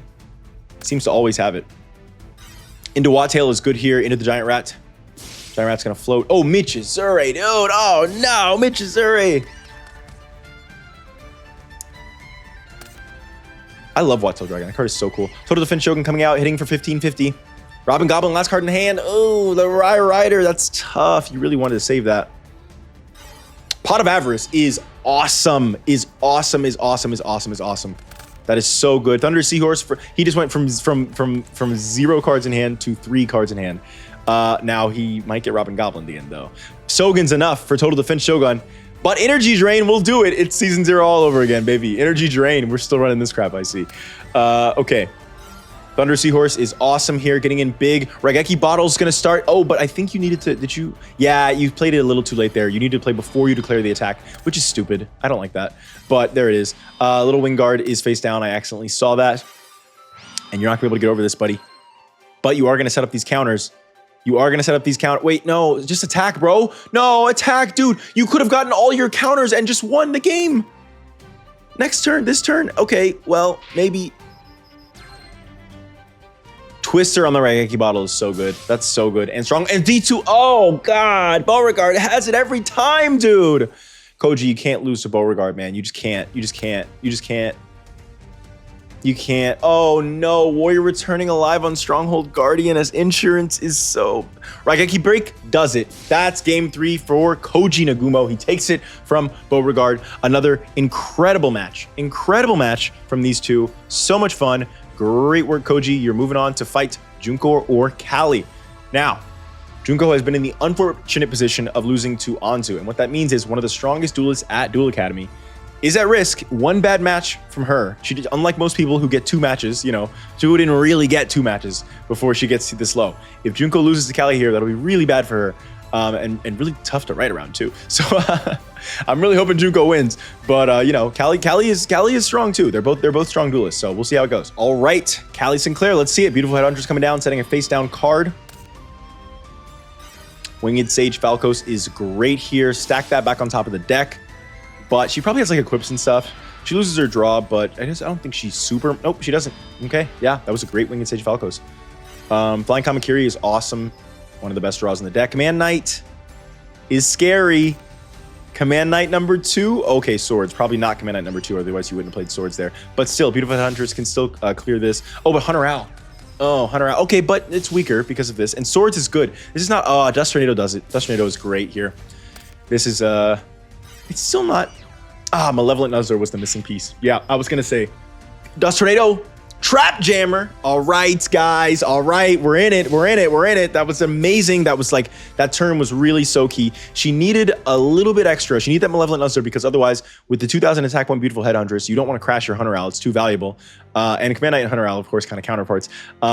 So you needed something to get over the Beautiful Headhunters so that you can get into that Command Knight. And Malevolent Nuzzler was perfect. MST for the Malevolent Nuzzler, Trap Jammer for the, or Dust Tornado, sorry. And then Trap Jammer for the Dust Tornado. That's so cool. Smashing Ground is great on Hunter Owl. You really love that if you're Kali. Let's see. We do know that's, oh, Sakuretsu Armor to protect the DD Warrior Lady that we accidentally spoiled. And a face down card. All right. That Sakuretsu Armor was really good because now you have a DD Warrior Lady that you have to deal with, Junko. Oh my, are you bricked on Tropospheres or Electors? I would not summon a monster with the same attribute here. Good thing that you have different attributes, Kali, because Elector would be very scary right now. It would be one of the only ways you could still summon Storm. Will do it. The Troposphere is here, but you can't even attack the DD Warrior Lady, and she can go for game. This might be it. Spiritual Wind Art Miyabi is not enough. That's the game. Great work, Kali. Uh-oh, Junko, you're one of my faves. You're a fan favorite. You look, Momo already. We already lost Momo. We can't lose you too, Junko. We can't. All right, Junko is setting 3 here. She needs to win 2 games in a row to come back. Command Knight coming down. Command Knight getting in on the Mahjong Munia Maidens. Munia Maidens are drawing and sending another Munia Maidens. You know who could use Sinister Servant even more than Misawa is Junko. Junko's the only person that has more, even there right there, Magic Jammer shows it, more discards than Misawa. Okay, Cranium Fish. Oh, Creature Swap is... I said Cranium Fish. I was thinking myself. Creature Swap is so good. That's crushing. You take the Command Knight, you float into Hunter Owl, and you play Swords of Inlight at the end and flip your Mahjong Munia Maidens just to flex. Wow. Wow, that might just be the game. We will see what she can do. Michizure is not no. Mahjong Media Maiden still does it. It still has game unless back to the front to save you. Okay, Callie. There it is. Junko takes game 2. All right, Junko. When was the last time someone won in game 2? I didn't remember. It probably happened relatively recently, and I'm forgetting. But almost all of these games are going to game 3. That is so fun and so interesting. Wow. Callie starts with 2 sets. Junko with the Swords of Revealing Light. Winged Sage Falco's coming down. Rhoda into another Command Knight. There it is. Show me an MST, and you're off to the races. Do not have it. Okay. That's very good for Junko that you didn't have it. Summon Storm. It's Troposphere. Winged Requital. She needs a way to get over these Command Knights, though. Creature Swap will do it. Creature Swap will absolutely do it. Creature Swap is so good. It is so good in this tournament. Inspiration for the Troposphere is amazing. Now, all you need is your 3rd Command Knight. That would be really good if you could draw it. You can't. Okay, setting a face down.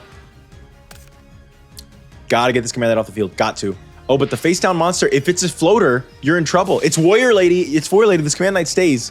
This Command Knight actually stays on the field, which means if she draws the next one next turn, you're in trouble. Earth Hexial Fusion is great here for the Empress Judge. The boss monster is out. Divine Sword Phoenix Blade to power it up. You forgot about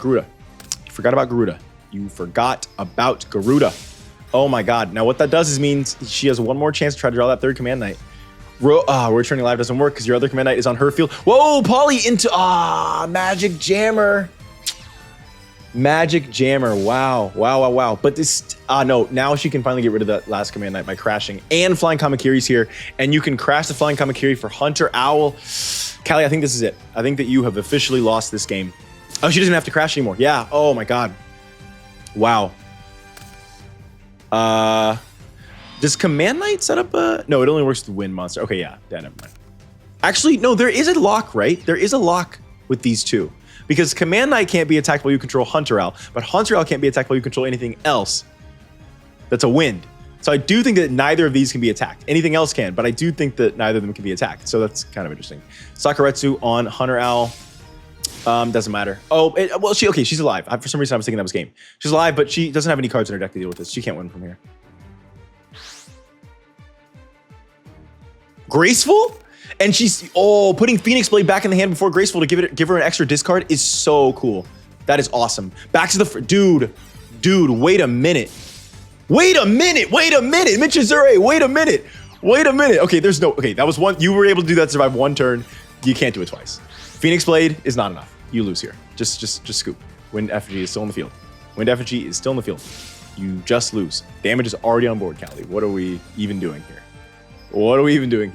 I'm like, do you run Necroguard? No, what are we doing here? All right, there it is. A decent match there between Junko and Callie. Callie did put up a fight, but as probably expected, Junko was able to take it. She's just very fast and very strong. So I believe this is our top 16. Let's take a look now that we're in top 16 of who is left from each school. We have, of course, Anzu Mizaki from Domino High. That's Rinko. That's 2 from Domino High. Kaiser and Judai. That's 2 and 2. Daichi Misawa, Ron Kocho, Hozanko Kaido. That's 5 and 2, 5 and 3 with a Togi. 5 and 4, 6 and 4, 7 and 4, 7 and 5, 8 and 5, 8 and 6, 8 and 7, 9 and 7. 9 and 7 in top 16 is really good for Domino High School. Let's say, because they were, 17 and 11 to start. Although, of course, first round of the GX people had to fight. But still, 9 and 7 is very fun for top 16. Let's see this next round. This is going to be Duel Academy versus Domino, Duel Academy versus Domino, Duel Academy versus Domino. Dude, all 4 of the top 16 games are Duel Academy versus Domino. Wow, I'm really excited. I love this top 16. These are all like, this is basically who's like, is there anybody here that like, I think like really like was expected to be here but wasn't? Like, I think that like there are people that I expected that might make it this far, but I think nobody that like really should be here, that like needed to be here, that didn't be here. Like I think Blaze, Momo, Sho even, Shogo for sure. Like these are all people that like easily could have been in top 16, and like I'm a little surprised that they're not, but like aren't like massive upsets. I think this is about what's expected for the top 16 in this tournament. Extremely random thought here. One thing that I wanted to really emphasize, you know, I wanted to make sure people weren't like faked out by the 28 and thinking like, oh man, the 4 domino people are going to come. Obviously Anzu did come, but I do think that we should think of the numbers in the corner as almost being fourth wall breaking. The numbers in the corner, I mean, I don't know. If I change this, I'll probably tell you beforehand. I don't think I'll change this. I don't want the numbers in the corner are going to represent how many competitors are going to be in the tournament, regardless of plot twists, regardless of like, you know, I said, oh, it's a late entry to the bracket. In universe, it was late entry.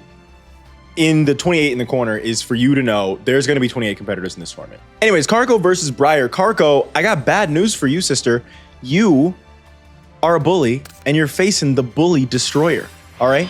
Briar doesn't lose to bullies. So you're cooked. I'm sorry. You have no chance. Briar sets 4. Rose Witch into the Xarian universe. Going to defend that giant horse butt. Too big. Double Xarian universe getting in on the Rose Witch. Plant food chain is wonderful here. And he doesn't have anything else in the middle of the damage step. He gets so many battle tricks and he does not have one for this plant food chain. Gigantic Cephalotus, just enough to get over Xarian universe, but Command Silencer is enough to end the battle phase and draw a card. Let's see it. Spear Dragon getting in on the Gigantic Cephalotus and then switching to defense position. And then Xarian universe is going to switch as well. Rose Witch coming in. That can clear his field unless he has something. He does not. Dude, Karko takes a really nice early lead here. I might be eating my words about bullies. Spear Dragon getting in on the Rose Witch and switching to defense position. God, it would really be cool for the narrative if Briar won this. I mean, it would just make sense. I don't know if it would be that cool, but it would make sense if he won this. If he lost, it would feel almost like a step back for him, right? It seems like a really perfect game for him to win. Giant Rat coming down. Botanical. Oh, dude, he's okay. Floodgate Trap Hole is good here. He is not looking good. Giant Rat is good, though. Giant Rat is good. She's going to go ahead and attack. That is going to go into Rampaging Rhinos now, right? Right into the Vampiric Orcus. But still, can't get over the Rose Witch with this. So, let's see. Enraged Battle Ox is going to be enough to attack that face down. Oh yeah, it's the Botanical Lion. Did you forget what that was? Why did you attack that? Floodgate Trap Hole, it couldn't... Oh, cannot change your battle position at all. Okay, even if it's face up. Did you want it face up for a reason, or did you just forget? I don't know. I don't know. Vampiric Orcus coming down under the Rampaging Rhinos. It's a face down card from Briar here. Into Regenerating Rose. Tribute summoning Malevolent Nuzzler. She's got combo. She's got her combo online. This is it. This is it. Briar needs to destroy that Malevolent Nuzzler or just use Monster Destruction.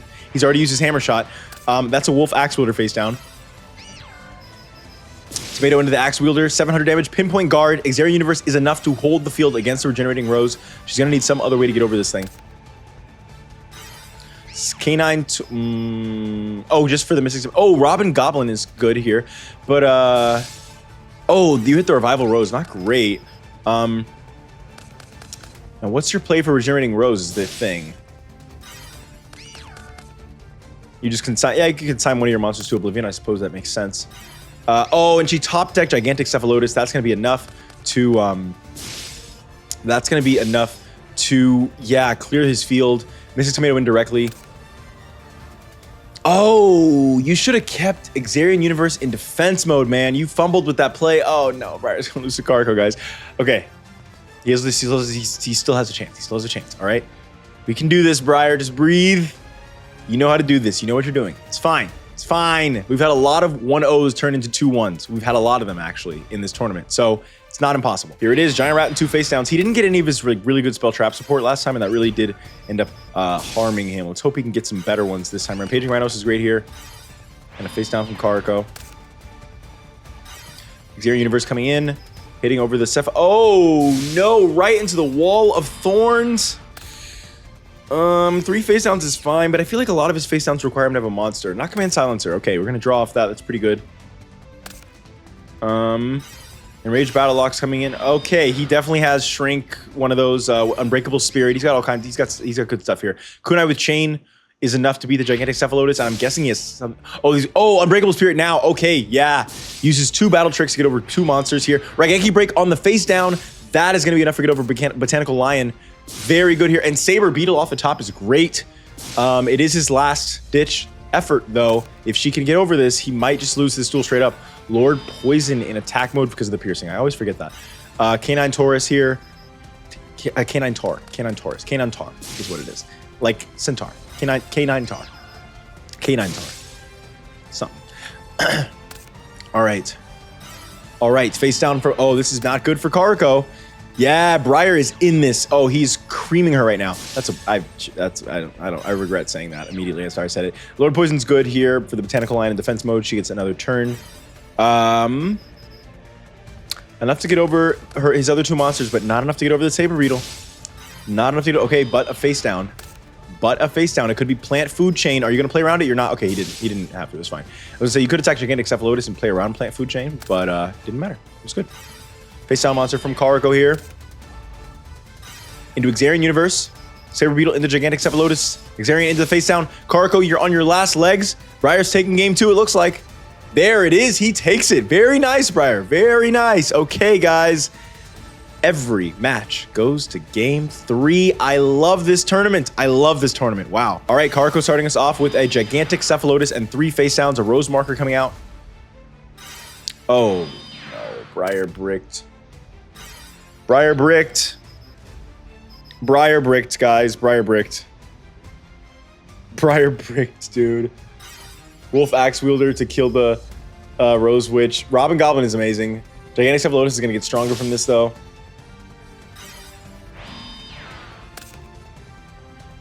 Okay, Botanical Lines coming down. Offerings to the Doom for game exactly. For exact game. Kunai with Chain. You don't love to use it on this, but you have to. Briar is cooked, guys. It's over. Hammer Shot is good. Hammer Shot is actually great if you have a monster. He has Saber Beetle. He has freaking Saber Beetle. Get over the... okay, yeah. If you attacked... That was tough. And Floral Shield is even better. Oh, I think Briar loses here. You could either one of these that you attack, the other one can get stronger next turn. The Gigantic Cephalotus will definitely get stronger, so you have to attack Gigantic Cephalotus instead of Botanical Lion. But any monster still lets Botanical Lion get over Saber Beetle. Now he could still have a Battle Trick face down. Oh, when he's got another face down, it could be a bluff, but it could be a Battle Trick. It's not a Battle Trick. Oh my god, and there it is. Briar is destroyed. He bricked in game 3 against Karako. Okay, there it is. Oh my god. Briar is out in top 16 of the Interschool tournament. Very sad for Briar. Next up, the match we've been waiting for. Jun Manjome versus Miho Nasaka.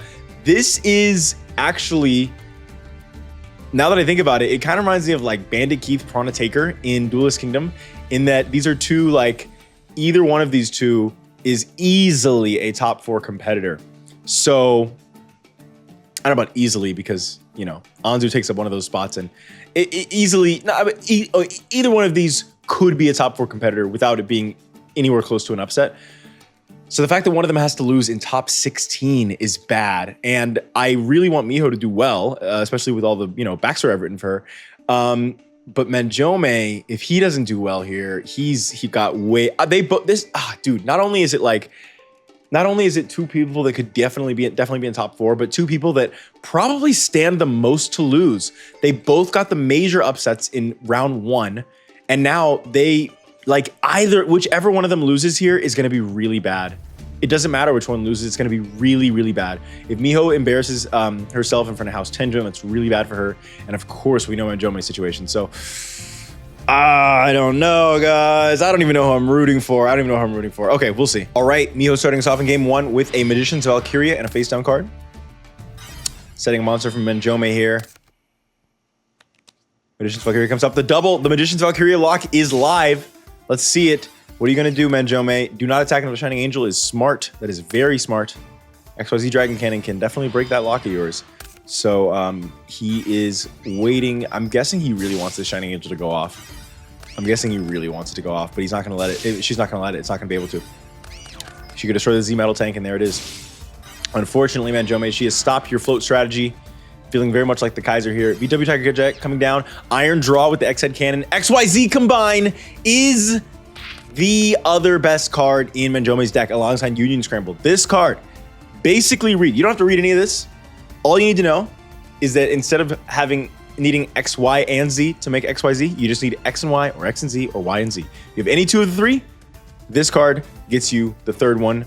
That's basically what it does. It does it in a roundabout way. You tag into the 2, you tag that one back out, you get your banished monster back.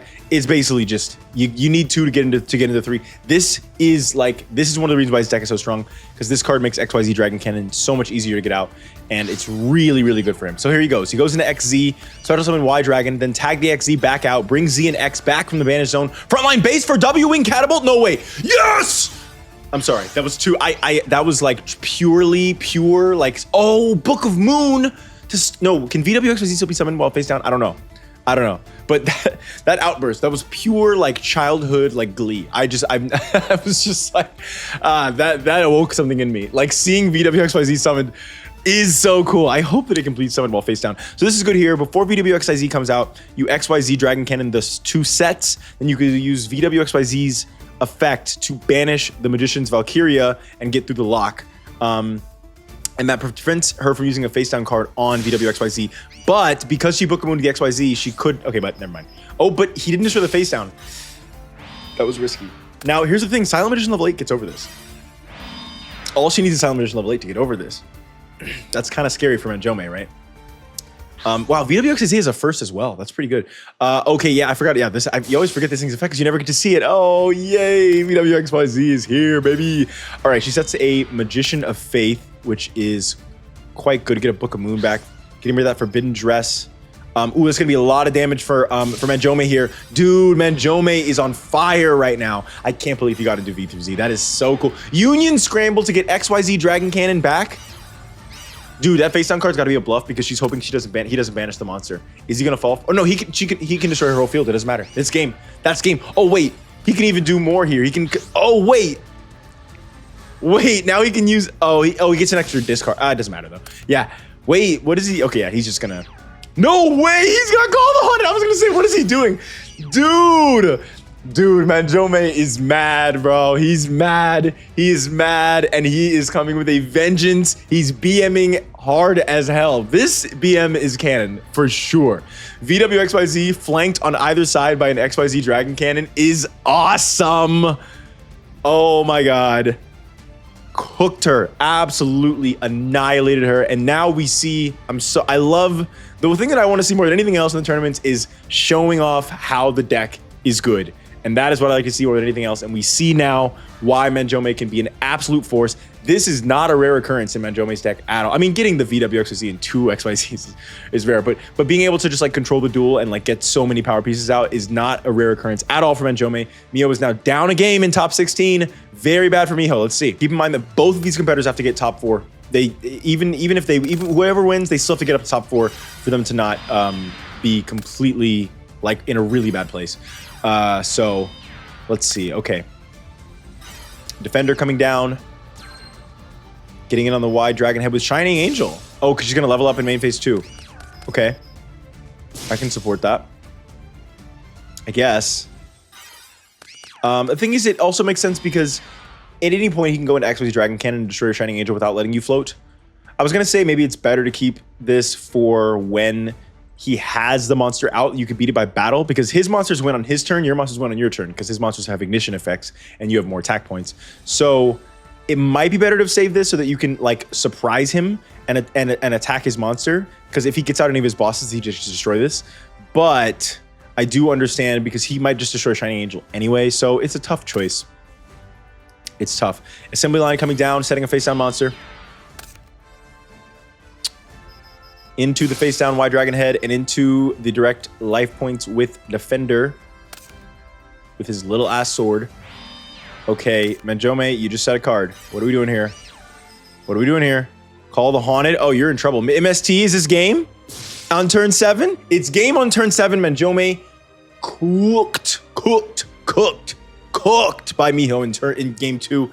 And guys, we always go to game 3 around these parts. We always go to, look, new catchphrase. It's not I love a game 3. It's we always go to game 3. Yes, we do. We're feasting today. We're feasting. Oh my God, for all the marbles, 2 sets for Manjome in turn 1. Silent Magician level 4 coming down with level up on the first turn. On the first turn for Miho, her big boss is out. Shining Angel's gonna float here. You need, okay, he goes into Z. He might have a plan. He's going into Z, he has a plan. There's something about to happen here. X coming out. Limiter removal was the plan.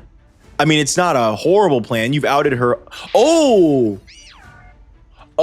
that's funny. Okay, I think Z does prevent X from being destroyed by limiter removal, which I thought was like, oh, that's a good combo. But yeah, even way better option is just to contact fuse into XZ, and then neither of them, then it doesn't get destroyed by limiter removal either. So that is, yeah. Great way to get around limiter removal. I never even thought about that. Uh-oh. Does she have a second level up? No shot. She drew Silent Magician level 4, 2 level ups, and guidance of, or no, so this is Dwimmered Path. That's the OCG name at the top there. Dwimmered Path, her 1 copy of this card. There's another card to get Silent Magician level 8 back from the graveyard after you've gone through them both. But she used it to get Silent Magician level 4 back from the graveyard. Wow. How do you beat that, Manjome? She drew amazing. She drew amazing. You got to beat it again. You got to beat it again.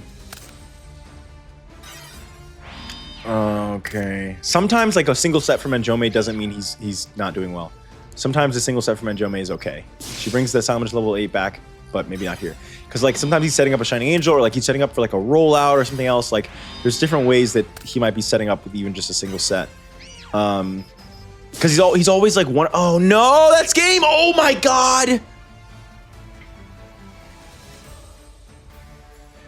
Cooked. Absolutely diabolically annihilated, dismembered every step of the way. House Tinjoin, massive win for House Tinjoin over the Manjome group. That is really bad. This is the worst day of June Manjome's life. He has just been eliminated again. And I believe top 16 again. I think he was top 16 last time after getting out first round. Last time it was second round. Manjome, what am I even going to do with you, dude? What am I even going to do with you? Am I just going to give you the anime arc? I don't know. We'll figure something out for Manjome. That is so crushing. Oh my god. Wow. Okay, let's move on. America Uchimura versus Tetsu Ushio. Let's see it happen. I think these two are about the same level. I like this matchup. We'll see how it goes. All right. Ushio starting us off with an Opticlops. Bistro Butcher coming down is interesting. And then a set card. A Baki. Axe of Despair. Okay. 17 here. Okay. One Day of Peace is great from America. That's so good. Hand Destruction is interesting. Okay, since both of his... Oh, he's bricked on the Greed Quasar, this boss monster. Oh, dude, this is a hugely good field here for Ushio. One Day of Peace is over, but he's got the Morphing Jar, which is why he was doing all those. Acid Trap Hole on the Morphing Jar, dude. Dude, America put himself way minus, which is like what he was doing last tournament, but he did it because he had Morphing Jar. He was smart this time. But Acid Trap Hole is functionally a nobleman. And Book of Eclipse protects him, though. He doesn't lose the game. Oh, that's right. We saw Book of Eclipse because of the spoilers. Okay. Morphing Jar again. There's only one Acid Trap Hole in his deck. America's not out just yet. Although a ton of damage here. Wow. A ton of damage from Ushio here. 17. This could be game. Oh, no. Okay. Second Book of Eclipse. Oh, wow. And drawing 4. Dude, he went in. He took a ton of life point damage there to make that Book of Eclipse draw those extra cards. And now he's got a whole new hand. And let's see if that gamble pays off. Can he get to the fever pitch point? Chainsaw Insect attack is not good. Okay. If that's a Book of Eclipse face down, we're still in the game. If not, it's cooked. Appropriate and Dust Tornado. MST Dust Tornado. Oh, he's cooked anyway. This game was over from the start. It doesn't matter. Yami coming out, so he doesn't even have to crash. And there it is. Ushio taking game 1. He is powerful, man. Wow. Very cool. All right, Ushio taking game 1 from America. America starting us off with Chainsaw Insect and 2 set cards. Abaki coming in. Snatch Steal is Twister. Okay, Twister. Snatch Steal is diabolical at that exact stage. Fissure. Abaki getting in for 27. Fissure is good there, even though you can get over the Chainsaw Insect because You want to be fast against America, and also because you don't get the chance to use Fissure against him that often because so many of his monsters go face down. So it makes sense. Abaki gets over Royal Magic Library. Abaki gets in directly. Uh-oh, America. Ushio's beatdown deck is perfect for America. It's perfect for beating America. Oh no, that Hero Shadow Scout might have won you your last match, but it is losing you this one. This could be it. Now, we have seen that he's risky with these Book of Eclipse plays. Ah, there it is, Book of Eclipse. He does have it. He does have it. That's going to give... and then side effects at end phase. He's going to have to discard 2 extra cards there. Very cool. Okay. And 1 Day of Peace off the top is insane. Wait, you could have attacked. You could have attacked. You could have attacked. 1 Day of Peace doesn't stop attacks, bro. It stops damage. You could have attacked. Oh, maybe. No, you know what? He's afraid of a battle trap. That's actually smart. No, he's smart for that. You don't attack there because even though you can destroy his monster and give him a draw, he might just have like a, I don't know, a Sakuretsu armor or something. You don't want to lose. That's pretty smart, actually. It's your, there it is. Axe of Despair. Ushio's taking it. Wow. I mean, it's not game yet, but it's based. Oh no, 1 Day of Peace. Oh, 1 Day of Peace, 1 Day of Peace, 1 Day of Peace, 1 Day of Peace, 1 Day of Peace. Ushio forgot to. That is a Sasuke Samurai, and that is the game with Acid Trap Hole. America crushed by Ushio's beatdown deck. He just cannot keep up. Ushio's beatdown deck is perfect for America. All right, next up we have Koji versus Junko to round out our top 16, and this is an interesting one. I think that these two are very similar. They hold similar spaces in their respective schools where they aren't quite at the very top, but they've always been around the top, even though Junko's always been his one tournament. But you know what I mean. Today is their chance to rise even higher. Let's see it. Let's see it. Let's see it. Koji summoning Voltic Kong and setting a face down card. Okay. Okay. Summoning Sky Scout. Swords of Living Light is great here. Setting a face down card. Raigeki Break on the swords is not bad. That's not bad at all. Shine Palace. Magic Jammer is desperate. That's a little desperate. That's a little desperate. I'm not gonna lie. Oh, but he doesn't have another monster to push. Oh, but oh god, Junko's drawn horribly here. She's Magic Jammering the Shine Palace because she has to protect her one monster. And Wing Blast, she's just gone -2 on both of those. Like Magic Jammer and Wind Blast. You have the discard for both of those. Really tough position to be in right here. And she still only has Sky Scout and he draws. Oh, he doesn't draw Voltic Kong off the top because Shining Angel. Oh, okay, dude, she's getting both of them have drawn really badly. She's getting so lucky. And there it is. She just needed another monster. Jeez, Wind Effigy coming in. Shining Angel floating into, let me guess, Rai Rider. Gotta be Rai Rider. Gotta be Rai Rider. It's so funny. I've been watching Zexal. I'm almost exactly halfway. I think I'm like right at like the halfway point. I just watched Yuma versus Alito. It is crazy how many of these cards that I've used in Season 0 or Season 1 are just Yuma cards. Like, so many of them. I had no idea. Yuma is a gold mine for like bad cards, for like low power like staples, you know, for like weak decks. Rai Rider, it makes sense. Rai Rider, it's like a onomatopoeia type of thing. There's so like it's crazy as I keep watching. Like I think Ego Boost was maybe a Yuma card as well. Even like as I was like, oh wow, I use that card a lot. Oh yeah, I use that card. Oh yeah, and that could just happen like it happened like literally like 30 times. Like every time Yuma plays a new card, I'm like, hey, that's from friggin' that's a Callie Sinclair original right there. Anyway, Lightning Vortex is crushing here. Didn't Junko lose Lightning Vortex against Anzu? This is honestly triggering. How dare you, Koji? That's really messed up. Hunter Owl is very sad to lose off the top there.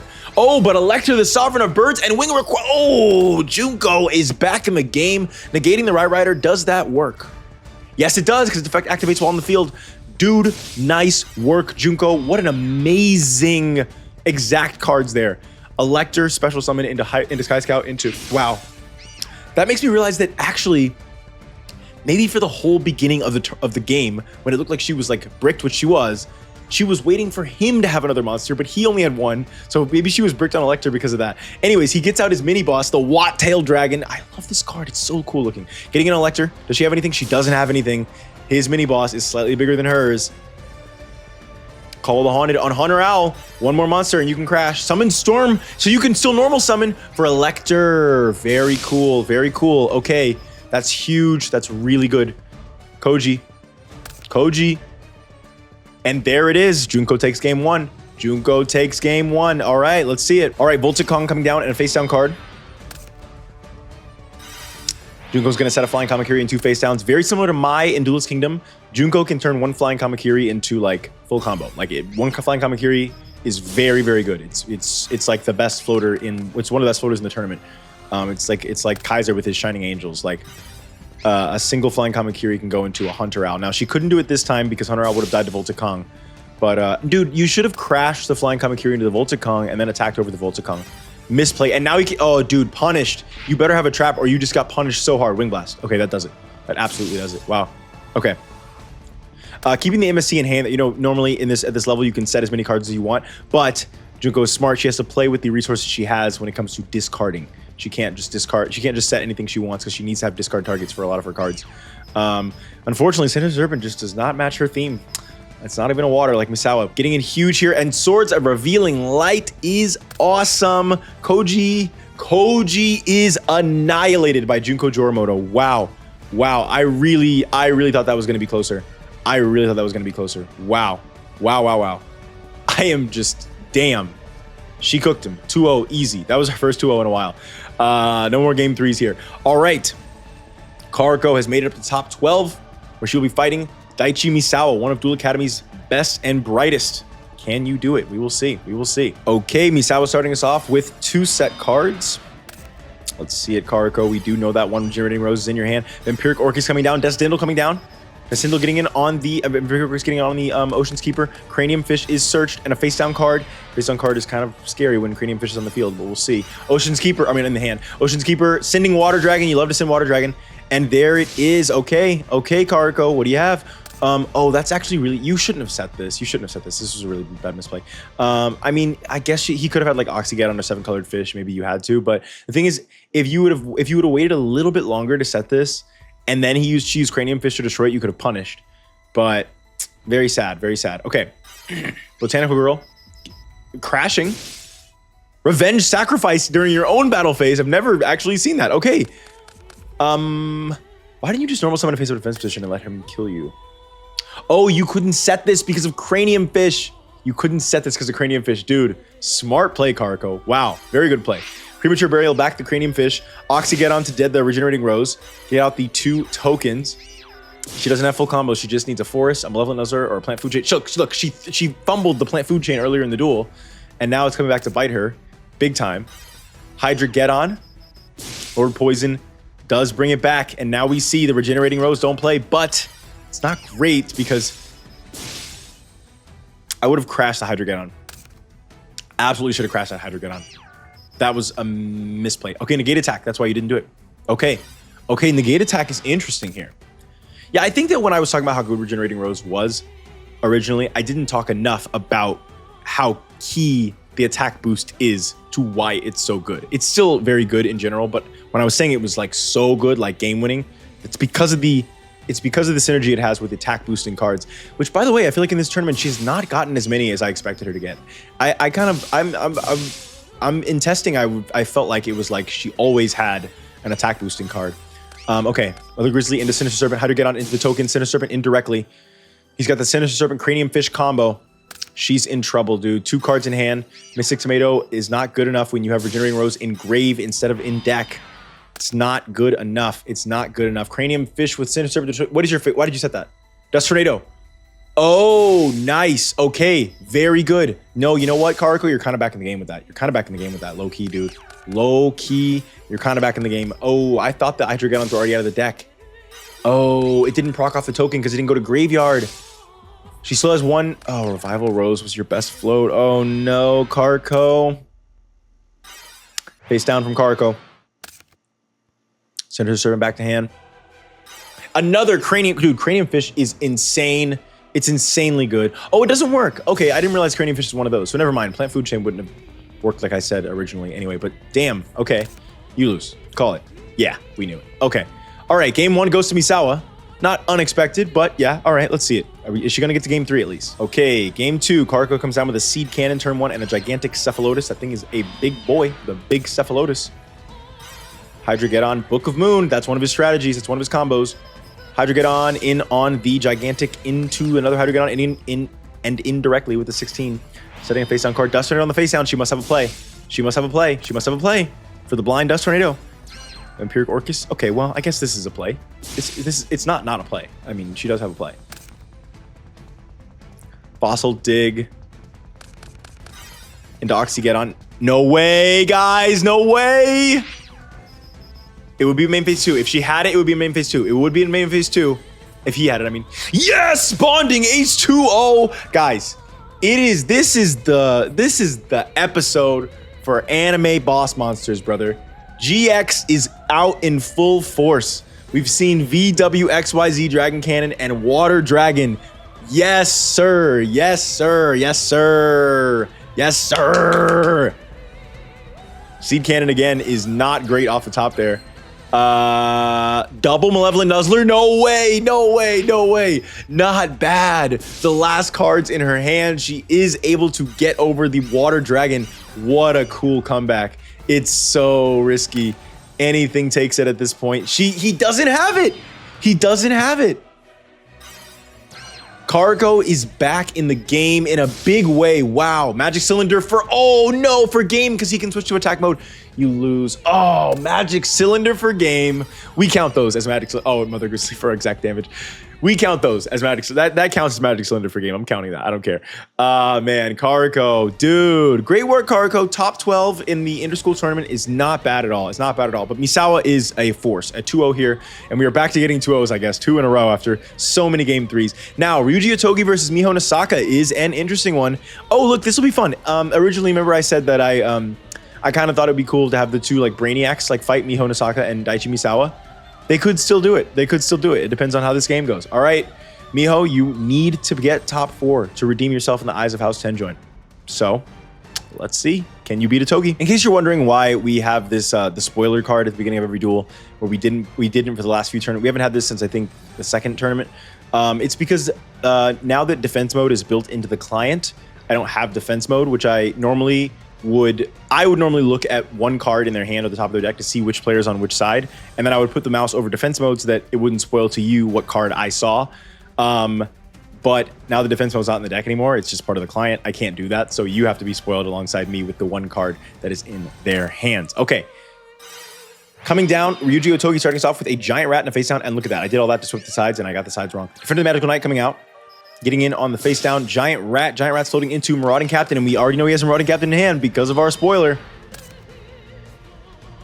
MST on the Luminize is huge. Hitting Luminize is huge. Axe of Despair on the Giant Rat. Love that. The rat holding the Giant Axe. Defender does protect itself. Dude, hitting Luminize is so good. I feel like Luminize hasn't gone off yet, right? Because it's been hit every time.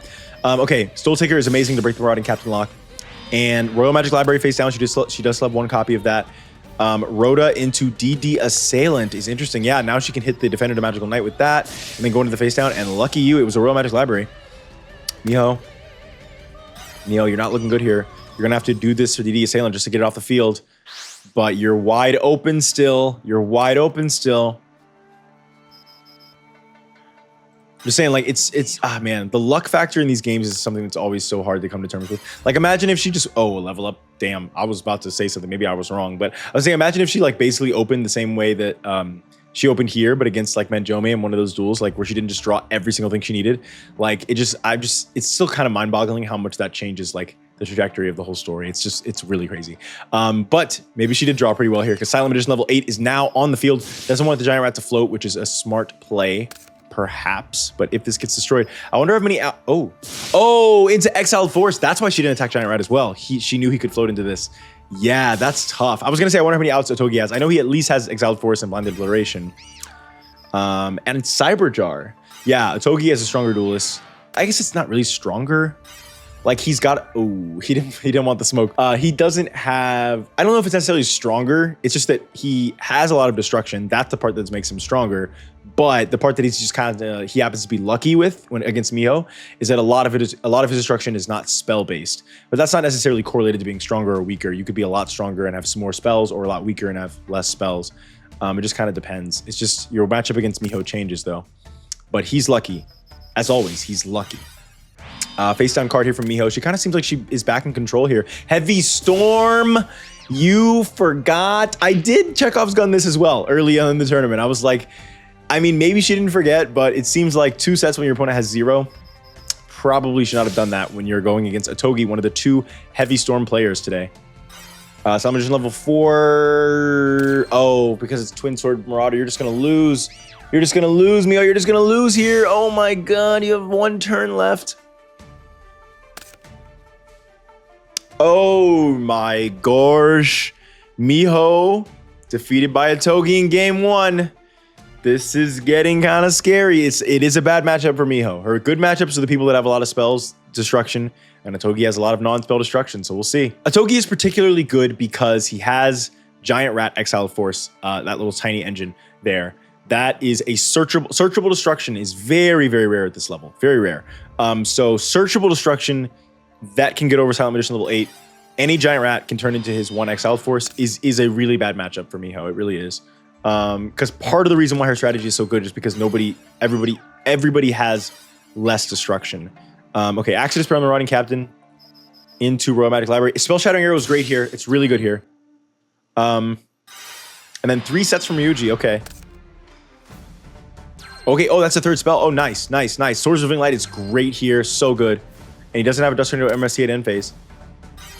Another set here. They're both neither person can attack right now. Okay. Okay.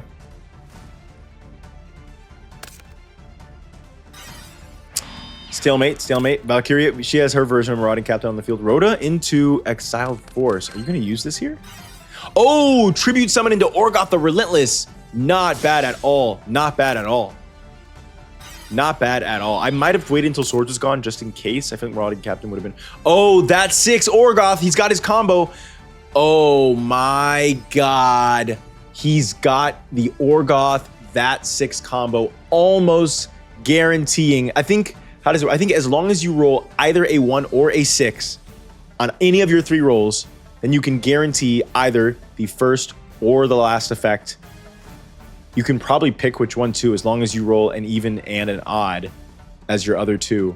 He was able to pick the, let's see, he rolled a 5, a 1, and a 6, and then because he rolled he turned the 1 into a 6. That's what happened. Or no, he turned the 5 into a 6 is what he did, and he can attack directly for 4,200 damage. Huge from Otogi here. This is crushing.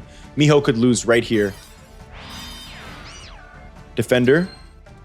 End phase. Luminize must be face down. It's got to be Luminize. 5-5-1. That was natural. Luminize. I knew it. 7 Tools of the Bandit for game. No, not for game. He's got 36, not 38.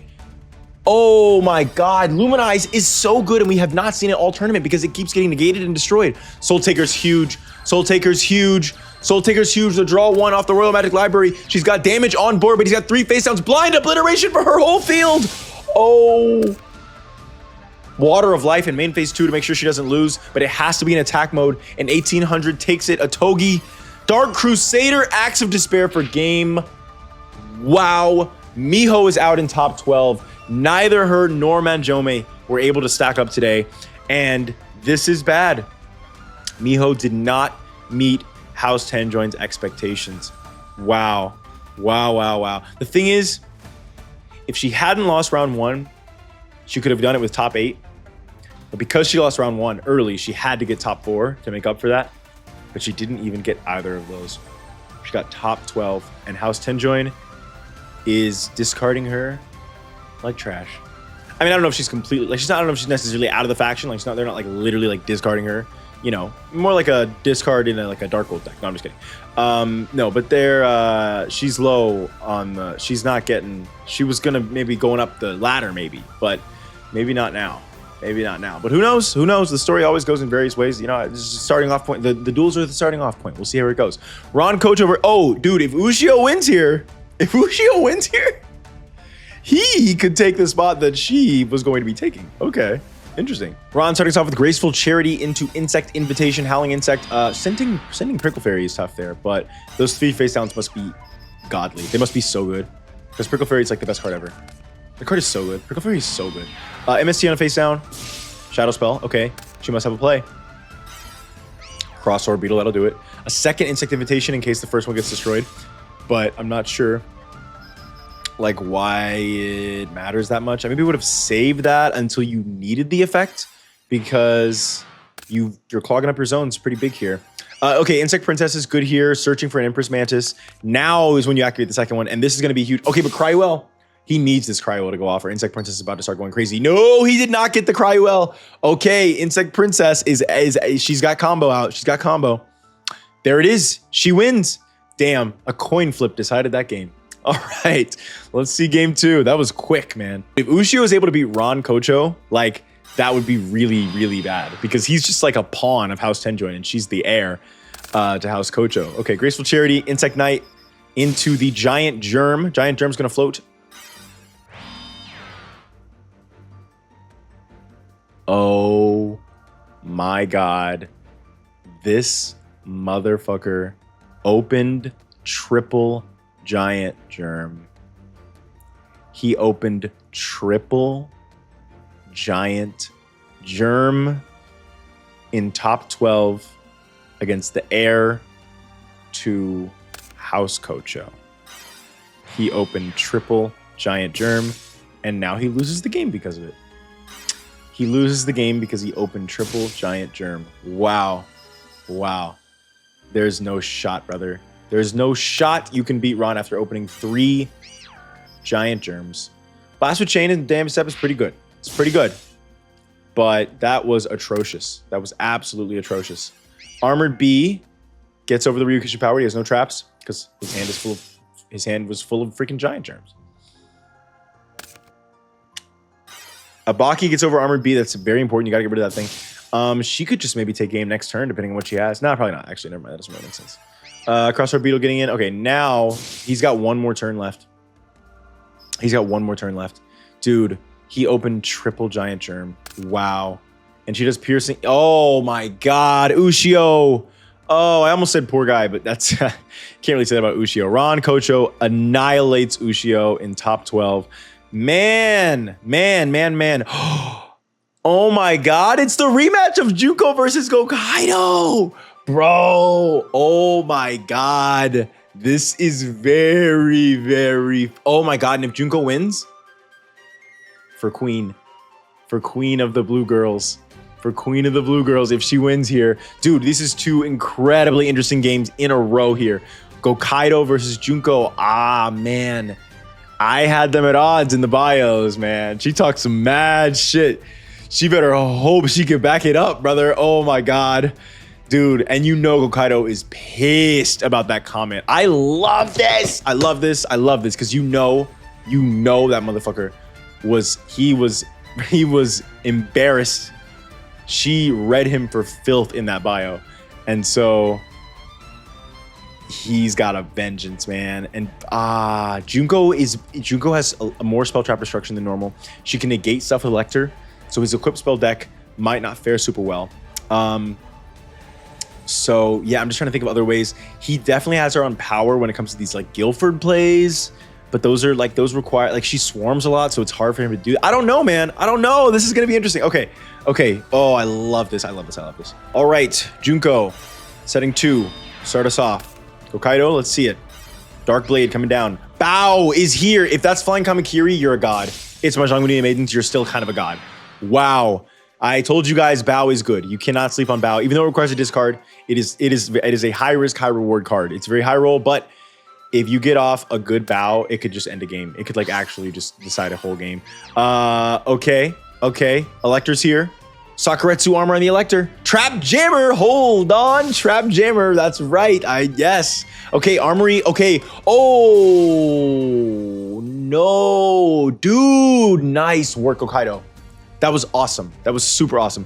After the Trap Jammer resolved, he Armory calls into Magnum Shield anyway to destroy Elector and leave Junko. Dude, she went all in on that. She had the discard for Trap Jammer 2. She went all in on winning that battle, and he had Armory call that could be game determinative. The only reason that I say it's not is because Swords of Living Light is on the field, so she still has a chance because of swords, but she has to draw well here. That could literally just decide the whole game. Dust Tornado on the swords. Dust Tornado on the swords. Rhoda into what here? Rhoda is really good. He's going to clear the field with Dark Blades. The dual Dark Blades Oh my god, imagine this Darkblade with one giant bow sword and the other one with the magnum shield. Like, I mean, no, not in one hand is a bow and the other hand is a magnum shield. That is sick. That is sick. That is sick. Sky Scout to crash. Dude, Junko is about to lose game 1. This game is over. One monster wins it. Exact damage with Warrior Lady of the Wasteland. There it is. There it is. There it is. There it is. Hokkaido is mad. He's mad. Okay. Come on, Junko. Junko. I like Junko a lot. Junko, you gotta find their inner strength, all right? You gotta remember what Asuka told you. You need to become queen. You become queen and then go further still, all right? You need to do it now. You need to do it now. You need to lock in. Junko, I need you to lock in. I need you to lock in, Junko. I need you to lock in. Okay? I need you to lock in. Lock in, Junko. Okay, Sky Scout and a face down card. Hokkaido is locked in. This motherfucker is locked in. The motherfucker was doing the push-ups he was envisioning your ass when he was doing those push-ups. Wind Blast. Puts Darkblade on top of the deck. Very good. That deads the Magnum Shield. Can we get over this? Can we get over this? Yes, we can. He's got nothing. Okay. A Flying Kamakiri is amazing, as we said. In Junko's hands, a Flying Kamakiri is very dangerous. It goes in Hunter Owl. Darkblade is fine here. Don't attack the Kamakiri. That's what she wants you to do. Attacking the Kamakiri is crazy. You're out of your mind. You're out of your goddamn mind. You're out of your mind. Winged Requital is so good here. She wouldn't have been able to do that. She wouldn't have been able to Winged Requital if you didn't attack the Flying Kamakiri, by the way. Anyway, Sakuretsu on the Hunter Owl is great there. That is so good. That makes her crash. Leaves with only one monster. She's still in a really bad position, but he's in a much better position than he was 5 seconds ago. Rhoda and the Marauding Captain. No way. Do you have a Warrior returning alive? The Marauding Captain lock is live, baby. He's not going out just yet. He's not going out without a fight. Elector to negate the Marauding Captain. There it is. There it is. A Malevolent Nuzzler on the Elector. This is probably game. This is game, isn't it? This is game, isn't it? It's game. Game 2 goes to Junko. We have very quick games on our hands, but they're very exciting games. These two are explosive, man. Okay. Will Junko Joramoto or Hozan Hokkaido make it to top 8 of the Interschool tournament? This is so important for both of them. Oh, I really like both of them. I wish both of them could make it too. It's very sad, but I need Junko to lock in. She's locked in. She's locking. She's locked. She's locked. All right, Junko. All right, Junko. I need you to lock in. He sets a face down card. Probably that command silencer that we have spoiled for us in front of us right now. Sky Scout. Okay.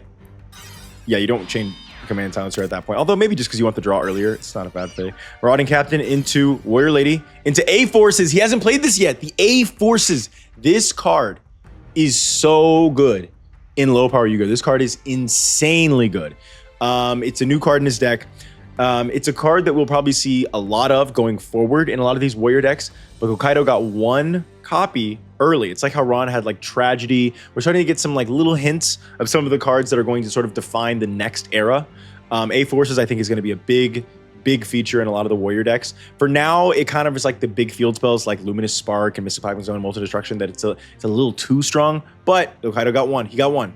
He got one, and we'll see if it makes a difference. Marauding Captain is a Sky Scout. Warrior Lady of the Wasteland indirectly. Oh, Junko, come on. Junko, he has A Forces. Hey, there we go. Elector and Troposphere negates Fighting Spirits that he can destroy by battle. Command Silencer. We forgot about Command Silencer. Dude, that's really bad. That's really bad for you. Bow is here. Bow is here. He can destroy one monster and crash into the other. Call the Haunted is amazing. Into Elector. There we go. There we go, Junko. That's what I'm talking about. That can negate the Fighting Spirit and you can destroy it by battle. That is so, so good. Malevolent Nuzzler, even on top of that, because the A Forces are going to be powering up his monsters. She wants to insulate herself from being destroyed. Dude, he's on very little resources now. Look at that. She's just gained control back into the duel. That's awesome. Let's go, Junko. Let's go. Let's go. Smashing Ground is crushing, literally smashing, but it's not enough. It's not enough. Warrior Lady into, don't attack this Warrior Lady. Okay, good. Junko, you're locked in. I love to see it, Junko. You're locked in. Field Commander, oh, I forgot. Every monster is stronger because of A Forces. A Forces turns every monster into a beast. You've got to draw. Junko, you've got a lot of spell trap destruction in that deck. You gotta draw it. You gotta draw it. You gotta draw it, or you gotta draw it. You gotta draw it right now. You have to just draw it right now. You have to have drawn it. You didn't draw it. Warrior Lady. Attacking into the Warrior Lady is crazy. Why did you do it? You didn't do it last turn. You did it this turn? Why did you do that? Oh, because you make him shuffle the deck. To make him shuffle the deck. Because you didn't want to draw another monster. Exiled Force in the face down is so crushing. Like, do you want to draw Darkblade or float into Exiled Force? I do think floating into Exiled Force is better for Junko because having Darkblade on the field right now would be very scary. That was actually a good play. It was a really smart play. I don't know how much of that was actually in her mind when she did it, but very smart. We're gonna say that it was. Returning alive on Darkblade. This is 4K on board, 42 on board. Wind Blast is good, but it's not great, dude. It's not great. Junko, no, not like this, Junko. Not like this, Junko, not like this. Not like this, brother! Nah!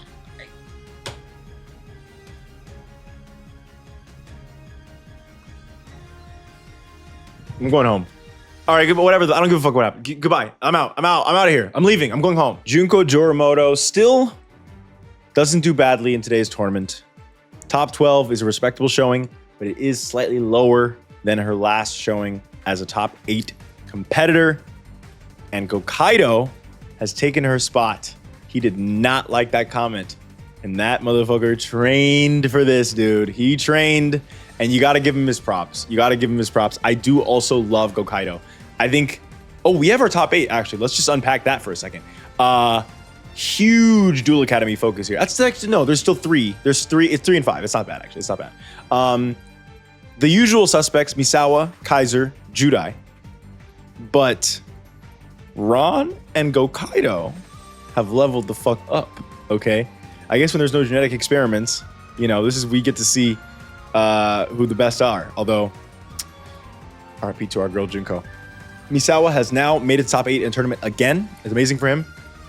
Of course, we have Anzu, Rinko, and Atogi, man. Atogi, he's good.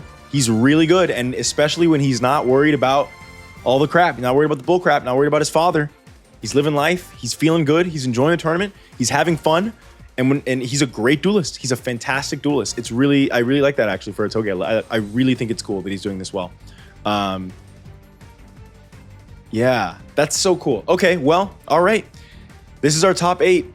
And it's gonna be man, we'll see. All right, Atogi starting us off with 3 set cards, including potentially an Axe of Despair as a bluff, who knows.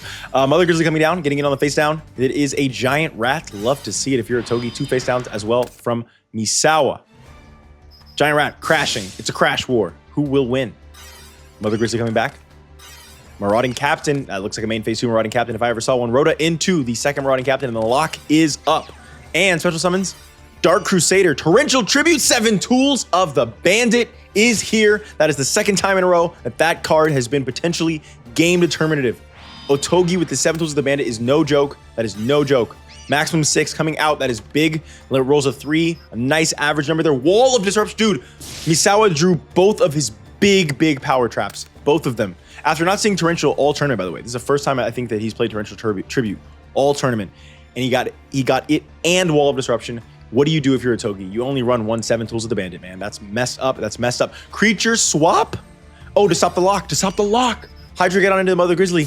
That's so good. That is so good. That's 2 special summons from deck. Misawa is not playing around in a Sinister Serpent, and you know that because he went into Sinister Serpent, he has a Cranium Blind Obliteration to oh, dude.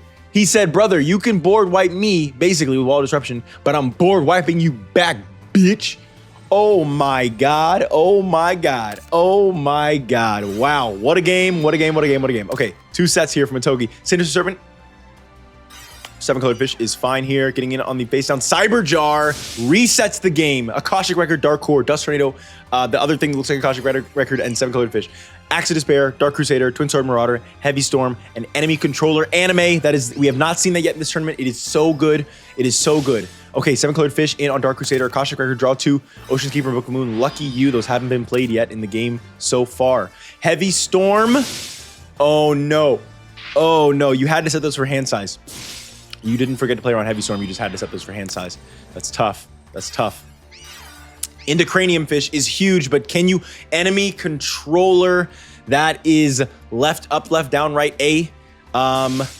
Yeah. Oh no. And for some reason, the strings, I think they're called strings, that like show the little text that come up, they kind of disappeared for Enemy Controller. I might need to just like reinstall or something like that. So that was up, left, down, right A. I know it was like question mark, but yeah.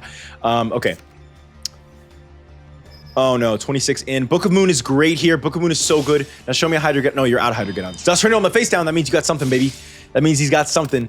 Okay, let's see it. Sinister Serpent back to hand. 7 colored fish. Beautiful. Beautiful, beautiful, beautiful. Misawa is just taking back control of this game. Exiled Force. Axe of Despair on the Exiled Force is not bad. Is not bad. Is not bad at all. In this situation, you do what you got to do. Makes sense. Dark Core is not great, but you discarded a card that was absolutely dead draw anyway. Bonding H2O was already in the graveyard. And because you have Sinister Serpent engraved, you can sit on that all day. Sinister Serpent is so good. So good. Look at that. Wow. And setting a face down. Wait, set the Sinister Serpent, bro. It's not. It's his post errata, dog. Oh, what does he have? He's got Magic Jammer or some form of discard trap. That's why he didn't set it. What trap does he have to discard? I don't remember what they are. I don't think he runs Raigeki Break. I don't think. It's got to be like what is it? A trap that he's got like Back to Square One, Dark Core. Those are spells. It must be. Oh, it's Magic Jammer. It's Magic Jammer. Okay. Not a bad play. Not a bad play. That's pretty good, actually. Sinister Serpent coming back. Oxygeddon off the top is beautiful there. Strike Ninja. Oh, this is good from Itogi. Now all he needs is an equip spell. Keeping his monster is not bad there. Or Tribute. Okay, Strike Ninja again. Not bad. He's got quite a few Darks in Grieve, I'm guessing. Yeah, he can only do that. He can do that one more time. Cranium Fish is out. Here we go. Is he gonna... Oh, he can't use the Banish effect because he had exact damage on board. Dude, Otogi, is this the end of the game? It's the end of the game. Misawa wins on turn 21 against Ryuji Otogi in game 1. Right? Game 1. That was indeed game 1. Let's see it. Rhoda from Otogi into the Marauding Captain. Marauding Captain into the second Marauding Captain. You already know. That's why he searched for the first one. Otherwise, he probably wouldn't have done that. The Marauding Captain lock is back. It is so consistent here. So consistent. We've seen it a million times today. Indirectly for 24, I just noticed that Misawa didn't summon anything. He just set a card. That's crazy. What are we doing, Misawa? Come on. Weather Grizzly in attack mode is not bad at all. Dark Crusader coming down. Torrential Tribute again. And no 7 tools to stop that. No 7 tools to stop that. Okay. Oxygeddon in for 18. Face down card from Misawa here. Rhoda. DD Assailant. Smashing Ground is great here. DD Assailant indirectly for 17, and you get to keep the DD Assailant. Setting a face down. Misawa, what is in that hand of yours, brother? Premature on the Oxygeddon is not bad. He's got no Dust Tornado MSC to stop it. Back to square one is sussy. It comes back next turn. Oh, Cranium Fish is cool. But now, okay. I'm not sure about this one. He's going to just attack into it. Yeah, negate attack is fine, I suppose. But now what's your play? Cranium Fish for the face down card is fine, but dude, I don't know.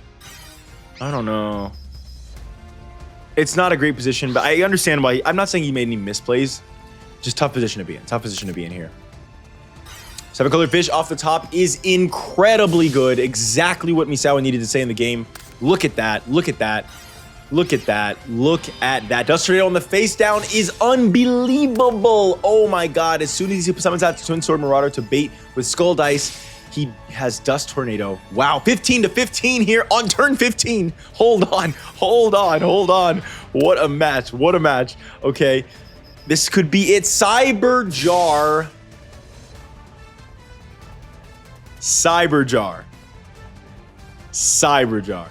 What were those 5 from Misawa? Fossil Dig, Oxygeddon, Wall of Disruption, Dark Core, and Oxygeddon number 2.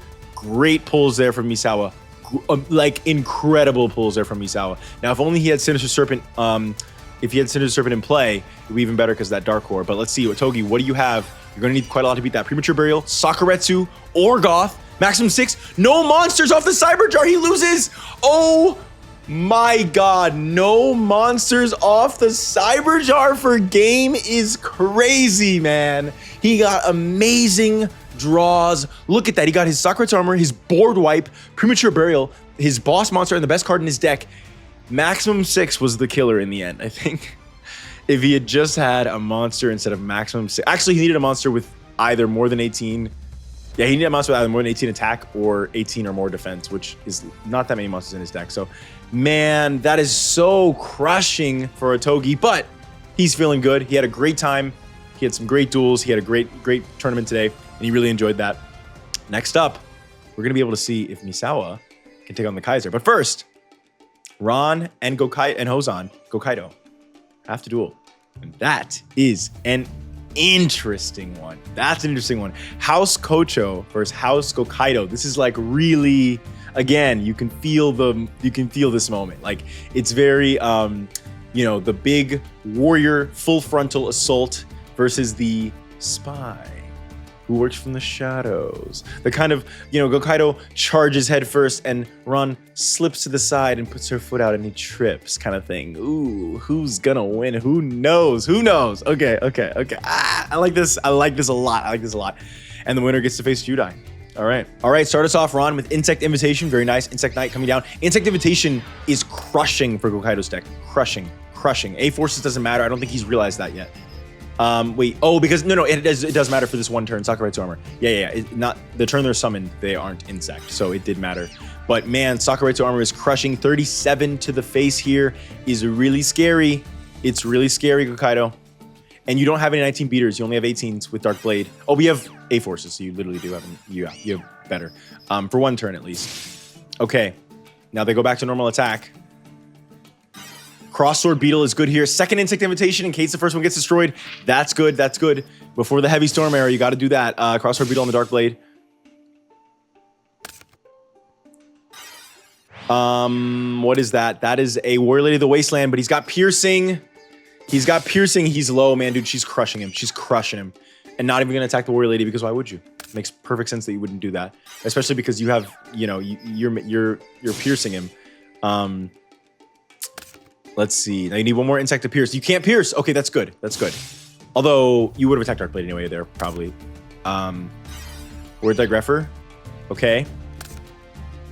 Wait, this is game. This is game. Any insect monster takes it. Yep, there it is. Because now Cross-Sword Beetle's online. And that defeats him easily. Crushed Gokaido, man. Oh, Gokaido, you gotta... Bro, after that... No. You cannot go so hard against Junko and then sit here and be absolutely... Bro, Gokaido. All right. Look how the tables turn. Gokaido, I need you to lock in. Gokaido. I need you to lock in because now you beat Junko. You already beat my favorite of the blue, you know, girls at least in this tournament. So now you gotta lock in because come on. I mean, you gotta do Junko justice now that you beat her. All right. Damn, bro. I actually really like Ron too. So I don't. It's fine. Well, we'll see. All right. Gokaido comes in with A-Forces again. He has one copy of that and he's drawn it 3 duels in a row. Did he have it in game 3 against Junko? Maybe. That's really, really good. Setting a Warrior Lady of the Wasteland, Howling Insect coming down and cannot get over the Warrior Lady, and she does not have Insect Invitation, which is very good for Gokaido, but 3 sets is terrifying. It's terrifying. Actually, I just thought about it. It's very cool for her theme that she has so many really scary spells and traps. It's traps. She sets her traps. She's a spy master. Wicked Breaking Flame Bird's Bow is really good against a Howling Insect, but the traps, yeah. The Sakurai's armor, yeah. I get going for that. I get it. It's just, it was just such a high roll. No, you don't do that because you have to discard to do it. She has 3 sets and it's Ron. She's got great set cards. You just don't do it. You just don't do that. It was a bad play. Anyways. Smashing Ground is good here. No float.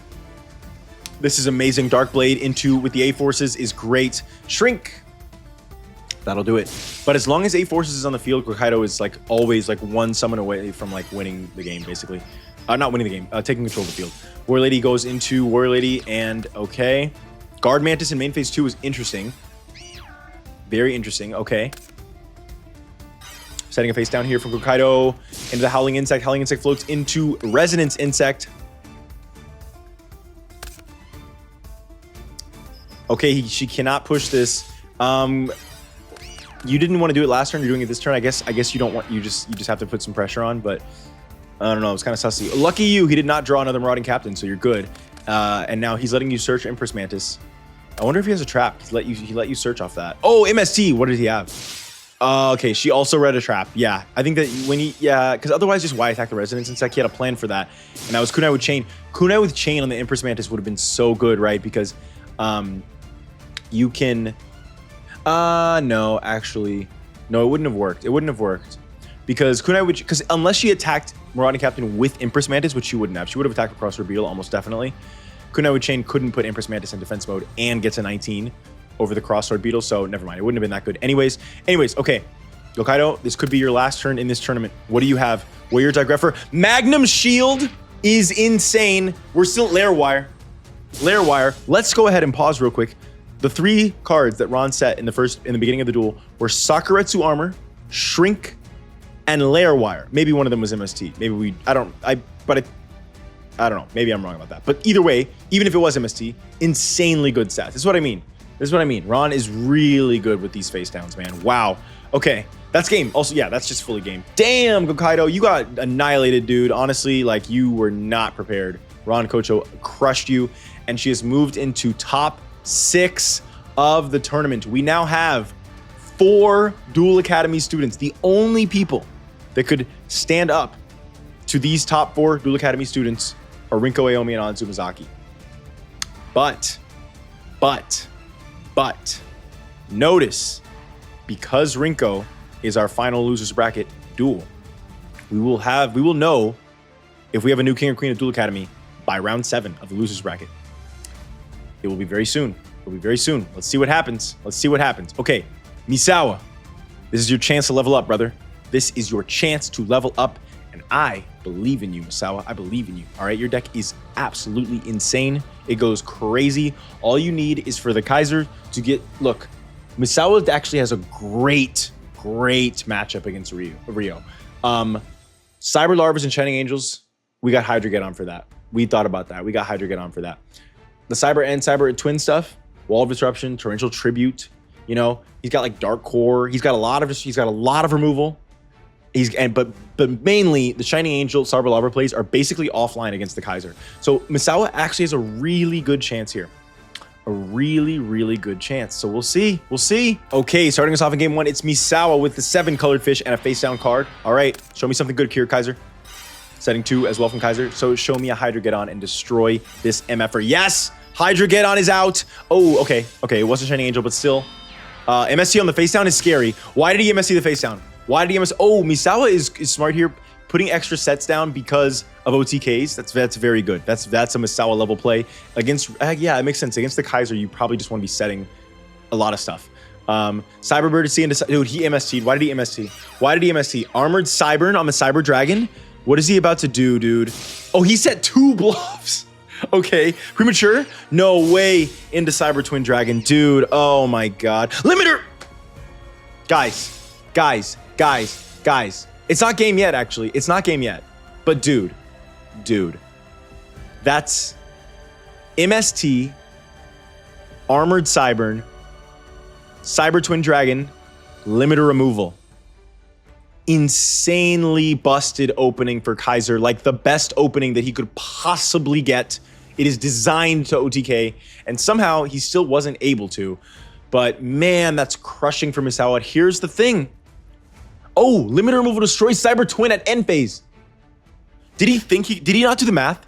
It makes sense, because like honestly, if it's me, I'm like, well, if I got limiter removal and a Cyber Twin Dragon, I'm not doing the math. You always just win, or Power Wand, a Cyber Twin. It's just, you just win. So like, I'm wondering if he didn't do the math. Yeah, it was 4,000 plus 38. Dude, he loses monster with 1 card in hand. Did he plan for this? Maybe it's still main phase 2, maybe he sets a card or something. Or no. What's that last card in his hand? It must be something where he thinks he can win or something. Like if it's a Cyber Dragon, he just wins here, right? Maybe not. Although we've seen Misawa bluff a lot, so. Dude, this game is not over. Fossil Dig into Hydreigon. This game is super not over now. This game is super not over. Into Shining Angel. Into Shining freaking Angel. Oh my God. Now he can go into Cyber Larva here. Which is very good. Oh, he goes into Shining Angel. Okay. All right, sure. Actually, that does give him one more turn. Pot of Avarice off the freaking top. Dude, it's always Pot of Avarice. Into Proto. Into Power Bond again. What do you do? Of course he didn't have Wall of Disruption. Dude, what do you do against this guy? What do you do? I don't know. It's crazy how the Kaiser sometimes, we've seen some of his draws and then we just see this. I mean, what do you even do against this guy? Oh my God.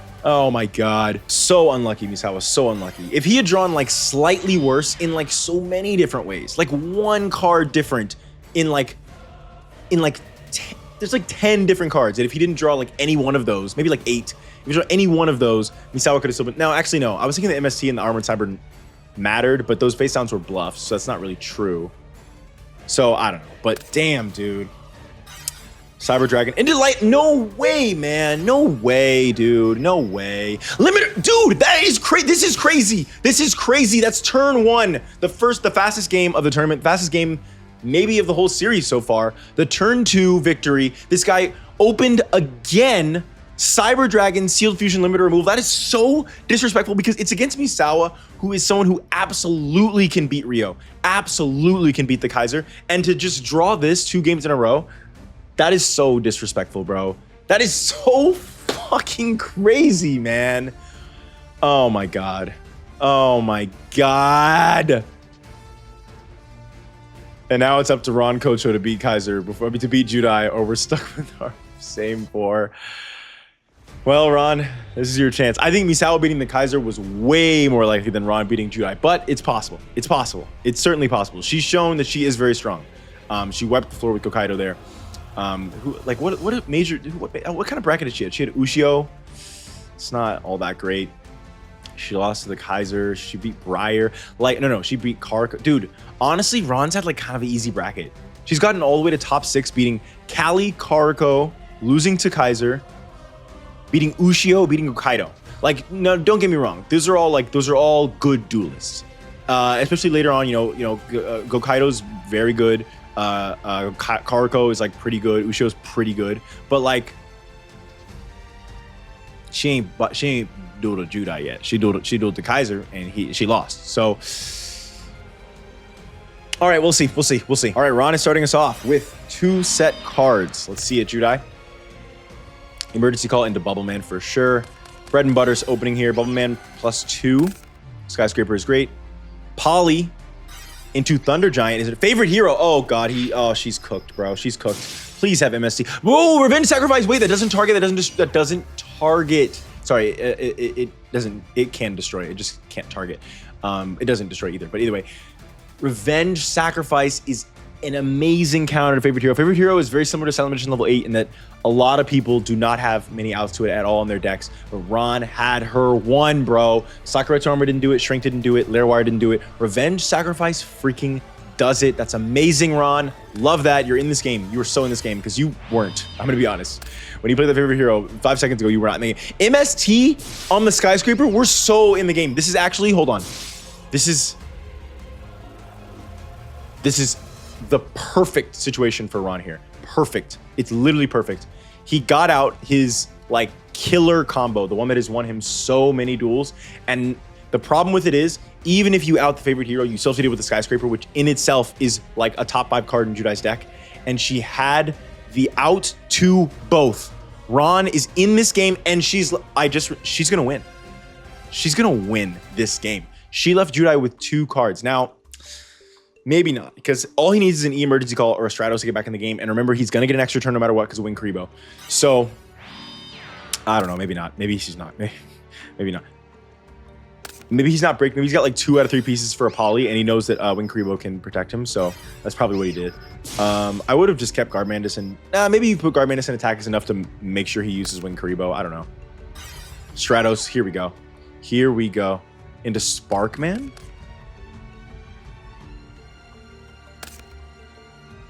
Into Sparkman and not summoning it? In that case, why not go into Stratos, dog? What is I gotta look at his hand. I gotta look.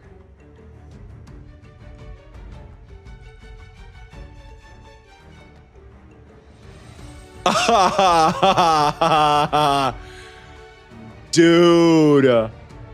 Judai just misplayed. I was gonna say there's no way going into Sparkman is the move unless you have a fusion that turn, because Stratos can do that next turn if you just search Stratos. He forgot that he already played Thunder Giant, and this is one of those mistakes that a player makes that I love in character. I kind of could see Judai in even in a high stakes duel being oh man, sorry, I just realized I've already played that card. Ah, dude. Oh my God. Ron's gonna win this game. Soul Union, never mind. What are we talking about? What are we talking about? Ron's gonna lose. It's fine. Ron's gonna lose. Ron's gonna so lose this. Wait. Rottweiler is crazy good here. It's crazy good here. He could actually bring Thunder Giant back. I don't think it would be the move. Oh, she didn't destroy it. It's actually bad for Judai.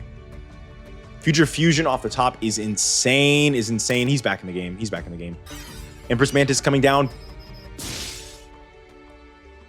Stratos and Poly is crazy. Yeah, that's better than Thunder Giant. You don't want to search, bring back Thunder Giant. Wait, he's got two. Wait, no. Okay, wait. Am I wrong that he already had Sparkman, Poly, Clayman in hand? He just got another Poly and a Stratos, which means he can fuse twice now, and he's got Future Fusion in the middle of resolving. He can get 3 fusions out right now. Sent Wild Edge. Wild Edge is crushing to Ron's deck. I think they dueled last tournament, right? Wild Edge is crushing against Ron. It's absolutely crushing. Rampart Blaster. Wait. We've already seen his hand. It's fine. Wait. He didn't have... Hold on. He had Sparkman and Clayman, right? He had Sparkman and Clayman already, and he had a Stratos Search. Sparkman actually doesn't fuse with anything. Only Tempest, because Thunder Giant's gone. Clayman, you can only make Mudball Man or Rampart Blaster. He couldn't fuse into anything to out Empress Mantis. Rampart Blaster was his best fusion. Is that right? He had Sparkman and Clayman, right? Because he searched Burstinatrix. That feels like it's got to be wrong. Let's see. Okay, Tempest, Mudball Man, and that's it. Tempest, Mudball Man. Yeah, he had to go into Rampart Blaster. That is so funny. Okay, but next turn he gets Wild Edge. MST could do it. MST could basically take the game at this point. Nope. Okay, the Wild Edge is coming out, and you're cooked. It's game over. Okay, yeah, Wild Edge is cooking you, dog. You're cooked. Miniaturize does it. Miniaturize absolutely does it. Dude, Ron is looking good. Graceful off the top. Beautiful. Smells beautiful. Armored B is insanely good right now. Howling Insect and Rampart Blaster. Armored B into Dark Catapult to Empress Mantis directly. Judai, this could be your last turn. Warrior Returning Alive is crushing here. He has Sparkman and Poly in him, but nothing to fuse Sparkman with. Nothing to fuse Sparkman with. Unless that face down does something. He's already played Soul Union. This is game with one more monster. Oh, Pinch Hopper. You could have just tributed this for Insect Princess, right? Ron takes game one. In top 6 against Judai Yuki. Judai is 1 duel away, and I feel like so many times these characters are 1 duel away from being kicked out of the tournament. But it's real. It's real again, and this time it could happen. Ron played amazing there. Wow. That was really just extremely lucky, honestly. And the thing is that you can't feel bad for him because he got extremely lucky in the first place, to where she was able to out it because she got extremely lucky back. Favorite hero Skyscraper, and then Revenge Sacrifice Dust Tornado is what I'm talking about. That really decided the whole game, and from there it was all downhill. I mean, Judai had a bunch of good plays from there, but yeah, man. And that mistake with the Thunder Giant was really crushing as well. All right. He did make a mistake in that game, so I do think that's part of the reason here. Okay, let's move on. All right, Ron, I need you to lock in. Ron. I need you to lock in because you're 1 game away from beating Judai. Bubble Man, Skyscraper. Okay. Prickle Fairy is amazing. It's the best card in your deck, and it's really good against Skyscraper as well. He needs a fusion. He has no monsters in his deck to beat this that aren't fusions. Adding Stratos. Setting him face down. She's just sitting on the Prickle Fairy because Skyscraper is crushing. Okay, you've got to have, yeah, Blade Edge. Oh, he has to normal summon Blade. I forgot he does have Blade Edge in deck. Miniaturize, dude. Can you destroy this though? Because you have to be able to destroy this now. I mean, actually, maybe not. You just, oh no, he can't. She can. Oh yeah. No, you actually needed to destroy it that turn because he can go back to attack mode and then Skyscraper is still terrifying. Dude, Prickle Fairy is insane. I've been telling y'all, Prickle Fairy is an insanely good card. This card fucking, it fucks, bro. Burst Impact, there it is. That'll do it. Burstinatrix indirect for 1200. That'll do it. But he did use Burst Impact on like it wasn't like the best field ever to use it on. Wild Heart into the Pinch Hopper here. Empress Mantis is great. Face down card from Judai. Insect Knight is awesome, but no, what am I saying? None of this stuff is great because he has Skyscraper on the field. Skyscraper is just dust tornado. She did it again. She did it again. I don't know when she had that dust. She must have just drawn that. She must have just drawn that. She must have just drawn that. Ron can win this game. Ron is in the game. Ron is at that dust tornado is everything. That's everything. That's everything. Do you remember they did duel last tournament? Do you remember when she had Forest and she fumbled it instead of waiting for Skyscraper to beat it? She has learned her lesson. She has learned her lesson. She is outing the Skyscraper in both games. Outing the Skyscraper in both games is so key to beating Judai. Crosssword Beetle is here. Her level 4 beatdown is coming in with a vengeance. Empress Man is direct for 22. Judai is at 4,000 life points, but he has like a million cards in his hand. Miracle Fusion is crushing here for Wild Edge to clear her field. Yeah, that's going to be the game for sure. Yeah, she's going too far behind on this. This is too crushing. Miracle Fusion into Wild Edge is insane, man. That's insane. That's insane. That's insane. Tragedy. Creature swap. Soul Union. No. Oh my God. Look. He's 900 away from. Oh, he wins, dude. Oh my God, dude. Oh my God. Tragedy on the Stratos, Creature Swap on the Wild Edge was so good, but Soul Union. Okay, Judai, whatever. We get it. You have Soul Union. All right, game 3. It could happen. I don't have a lot of faith, I'll be honest. I don't have a lot of faith. All right, Ron. Setting 2 here. Future Fusion on turn 1. On turn 1 is fine. Wild Heart in on the Howling Insect into Pen Chopper. Okay. Now she can, attack him with Pen Chopper. Get into, let's see, which boss monster is it? Empress Mantis. See, Ron is an example of like what I was talking about with, Blaze. About how having just because your highest attack point monster is low power does not matter. That is just a type of deck. And the same way I was talking about like Miho and Kaiser are like types of strongest duelists. Like Ron is just a different type of deck. It just means that you're not your strategies are more about swarming. They're more about all these other things that you could be doing. Destruction, a lot of destruction, stuff like that. So yeah, I think that Ron emblemizes what I was saying about Blaze. That twin-headed fire dragon being his boss is not that bad. Okay, Future Fusion on Wild Edge here. Again, Wild Edge is oh my God, Burst Impact again from Judai. Wild Edge is the worst card ever for Ron to have to fight. It's so good against Ron. It is like crushing against Ron. Armor B, Malevolent Nuzzler in. Oh, double Malevolent Nuzzler to play around. Then Wild Edge coming next turn. Okay, that's kind of risky, but it's your only play at this point. Oh, that sucks, dude. That sucks. And Monster Destruction just wins the duel at this point. Wait, he can't get over it. Wait, double armored B here is sick. Wait, is that? No, it's not game. Okay, it's not game. Dude. Ron is 750 life points away from taking out Judai Yuki right now in top 6. He passed. He's got Wing Creeper. Okay. All right. Okay.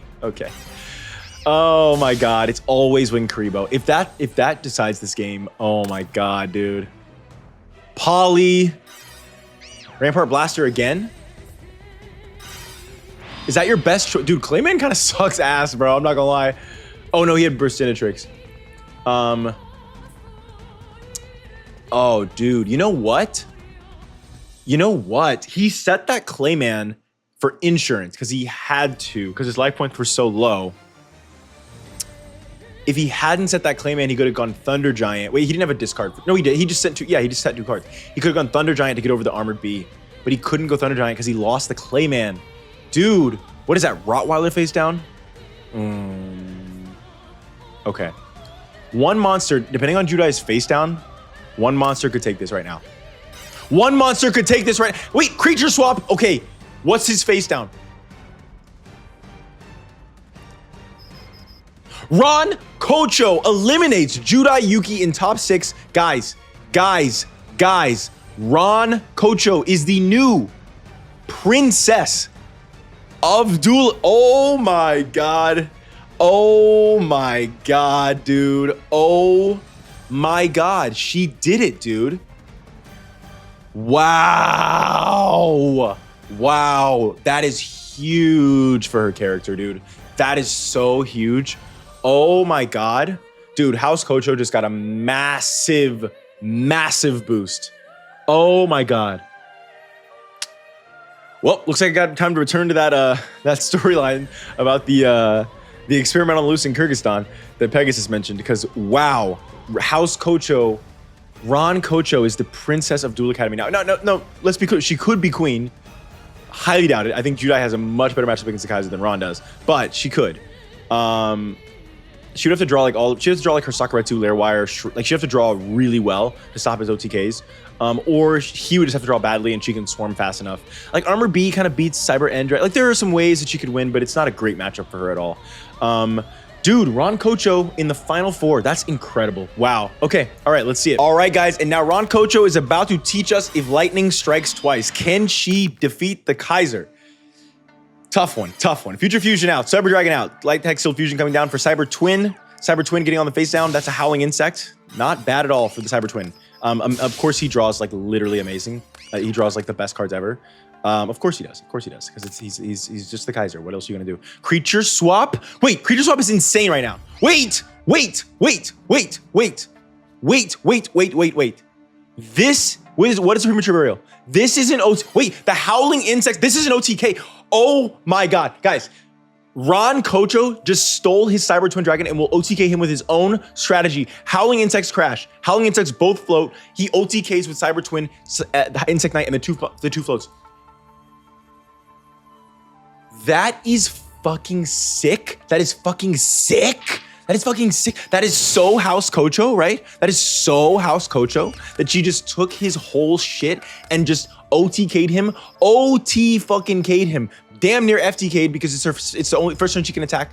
And to BM, she destroys Future Fusion to BM him in the end of the game.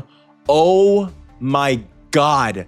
That is so unbelievably lucky. That is so, she had every single thing she needed. That's two Howling Insects, creature swap.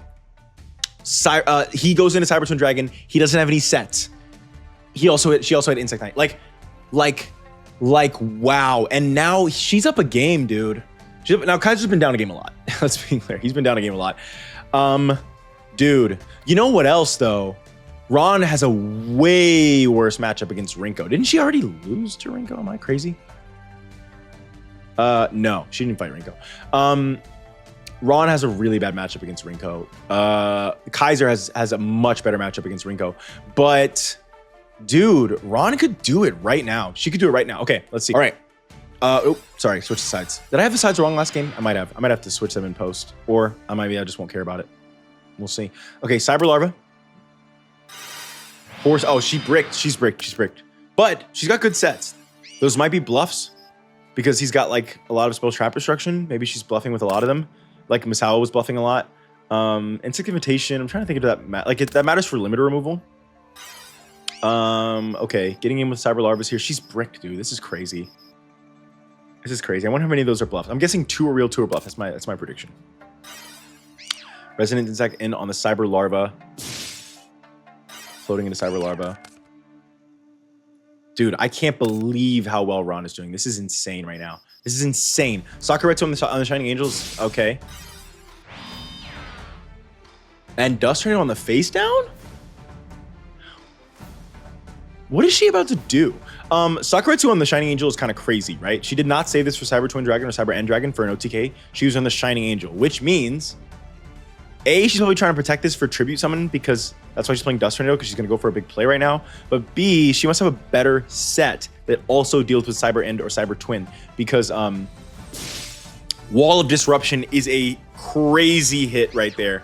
That is an insane hit.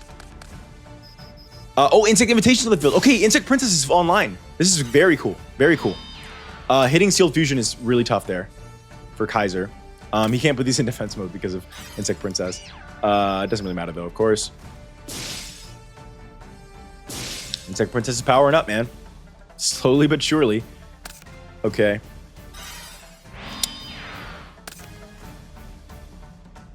Team. know for a fucking fact the Kaiser didn't just set heavy mech fucking support armor, bro. Is this guy... Hold on. Hold on. He just set heavy mech support armor. That is the worst card ever to set. And it's against Insect Princess, who's going to put it into attack mode.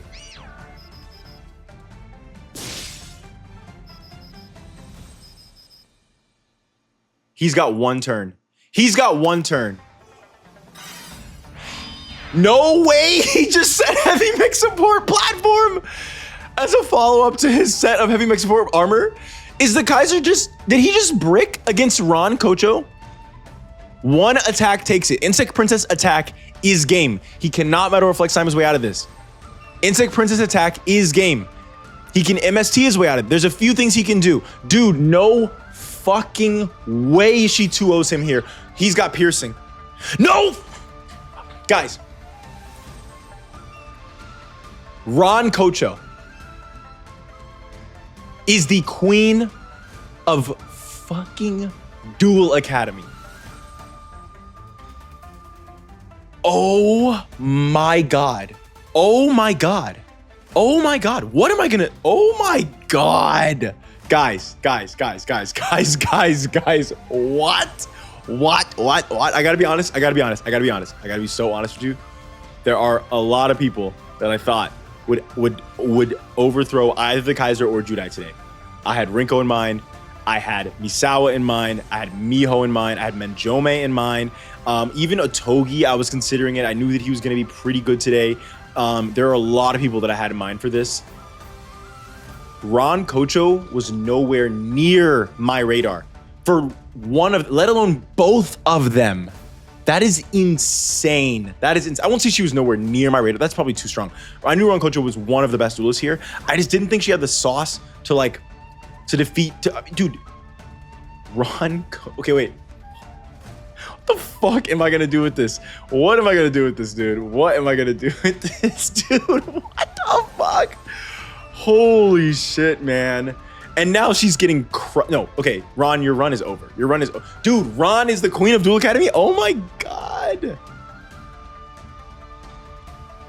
I'm trying to think through, sorry. When this happens in real time, I can't not be thinking through where this could go.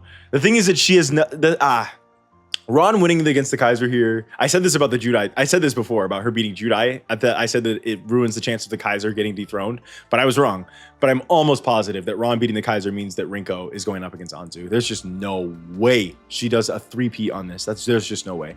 But Ron Kocho is now the official queen of the academy. Judai is kicked out of his spot. The Kaiser is the prince. This is insane. Okay, Ron versus Rinko. Let's see it, guys. I love it. I've just been sitting here. Thinking about this right now. And what did I say? I talked about this earlier, dude. When something crazy happens, not even crazy, something random happens. And I'm like, what the fuck am I going to do with that? And it's one of the things I love about the randomness in this series. And I do love that it's mostly not random. I like that it's not like Master Era where just any old random motherfucker just wins these tournaments. But the small amount of randomness on random people that duel, it has been such an ideas booster for me. It is such a jumping off point. It's such a great writing tool for me. And I love this. I've already got a million ideas going around in my brain right now. And I'm just it is potential. I mean, again, I'll have to see it in practice. It could be even better than where we were going before. There's so many ways this could tie in, dude. Ron, Kocho, she did it, dude. Wow. That is so fucking awesome, dude. I'm here for it. She's one of the people that I'm actually super cool with being queen. I'm actually super cool with that. Junko was definitely one of the people I hoped would overthrow Judai or the Kaiser for sure. Maybe even my top choice, to be honest. if someone was gonna do it, I was hoping for one of them. I really would have liked Misawa as well. That would have been cool. But Ron, it might be the coolest one. It might be the coolest one. I'm not gonna lie. I'm not gonna lie to you, dog. This shit is fucking gas, bro. It's kind of gas, dude. Because Ron just got so much. Like, we have a real like villain now, kind of. Like, this has given us a bit more. Like, Ron was already very scary and serious and like real deal. And I definitely wanted to give her. I gave her like good buffs, like really good buffs, to make sure that she felt intimidating and scary and real. Because I wanted her to feel like a threat. You know, I want her to be like a top 8 threat. I want her to be up there. But as Queen of the Academy, with an insect princess deck, dude, with a fucking insect, I cannot even move on to the next round. I'm just like shocked. I'm shocked. I'm shocked. As our girl Rihanna would say, I am shocked, bro. What the fuck? Okay. All right. I just can't stop smiling about it. Because I finally beat the allegations. Let's be clear about that shit. Okay, let's be clear about one thing. I finally beat the fucking allegations, first of all. But also, oh my God, Ron Kocho is the queen, man. And that is a real villain at Duel Academy. And there's so much that can be done with that. And there's oh my God, there's so much that can be done with a real student villain that is really scary. Like, it's kind of sick. It's kind of sick. I'm not gonna lie. It's kind of fucking sick, dude. It's kind of fucking sick. Okay. We gotta move on. Actually, I have to go get a haircut. Hopefully, after my haircut, I'll have time to do the last 3 matches. 3, 1, 2. I guess 3 if this one goes to the last one, but probably won't. But 2 or 3 matches. I gotta get a haircut, and by the time I get back, I'll be fresh as fuck. I am kind of giddy, dude. I'm kind of giddy because I beat the allegations, and we have a very interesting new direction. And when I say like I've thought through things, I literally just have like the vaguest ideas of like a few different things. But like, I'm really into the idea of Ron switching some shit up at Duel Academy, bro. This could be cool, dude. This could be cool, bro. You know what, Tanaka? You might be the biggest loser in this whole fucking thing. Tanaka and Ryuta, bro. Oh no, bro. Y'all need to be fucking. You need to be hiding in that black dorm. Nah, I'm not saying it for. I genuinely just made that up off the top of my head. I'm not saying Ron's gonna start expelling people. That would be very cool. I'm gonna be thinking about it for sure. It could happen, but I'm not saying that's for sure gonna happen. I have no idea. It takes me a long time. The way that I write, I mean, I like long car rides when I drive to and fro every day. Like, I'm thinking at all times. I'm fleshing ideas out. Like, writing is such a long-term process. There's no way that anywhere close to where this actually goes has been thought up right now. There's no way. But even just the inklings of it feels so good, dude. I can't believe this. House fucking Kocho does not play, bro. House Kocho just became like major villains in the story. That's so cool. I don't know about the whole house, but at least Ron. All right, I gotta get my haircut. I'll see y'all. Bro, what other YouTuber do you know that's getting a fresh cut in the middle of the video? All right, I'm just saying. I'm kind of moving a little different. Okay, I'm just saying I'm moving a little different. Anyways, something else real quick before we go. Something else that I really hadn't even considered. Ron Kocho technically has a path right now to the Millennium Eye. Ron Kocho could, against all odds, against every odd, walk away with the Millennium Eye. That would be insane. That would be actually insane. But it is, I suppose, possible. So, I also, something else I thought of when I was talking about how another really good example of the characters that like so much has come from like a single duel. And that's Miho and Ushio to a lesser extent, but especially Miho. Had no idea about this. I have so much potential with Miho in this House Tenjoin, although now that she's lost this, who knows where it's gonna go.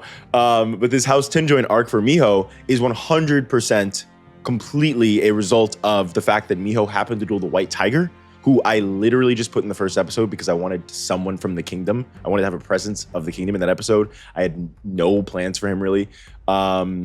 So that one was also very cool. So yeah, anyways, guys, let's get into it. All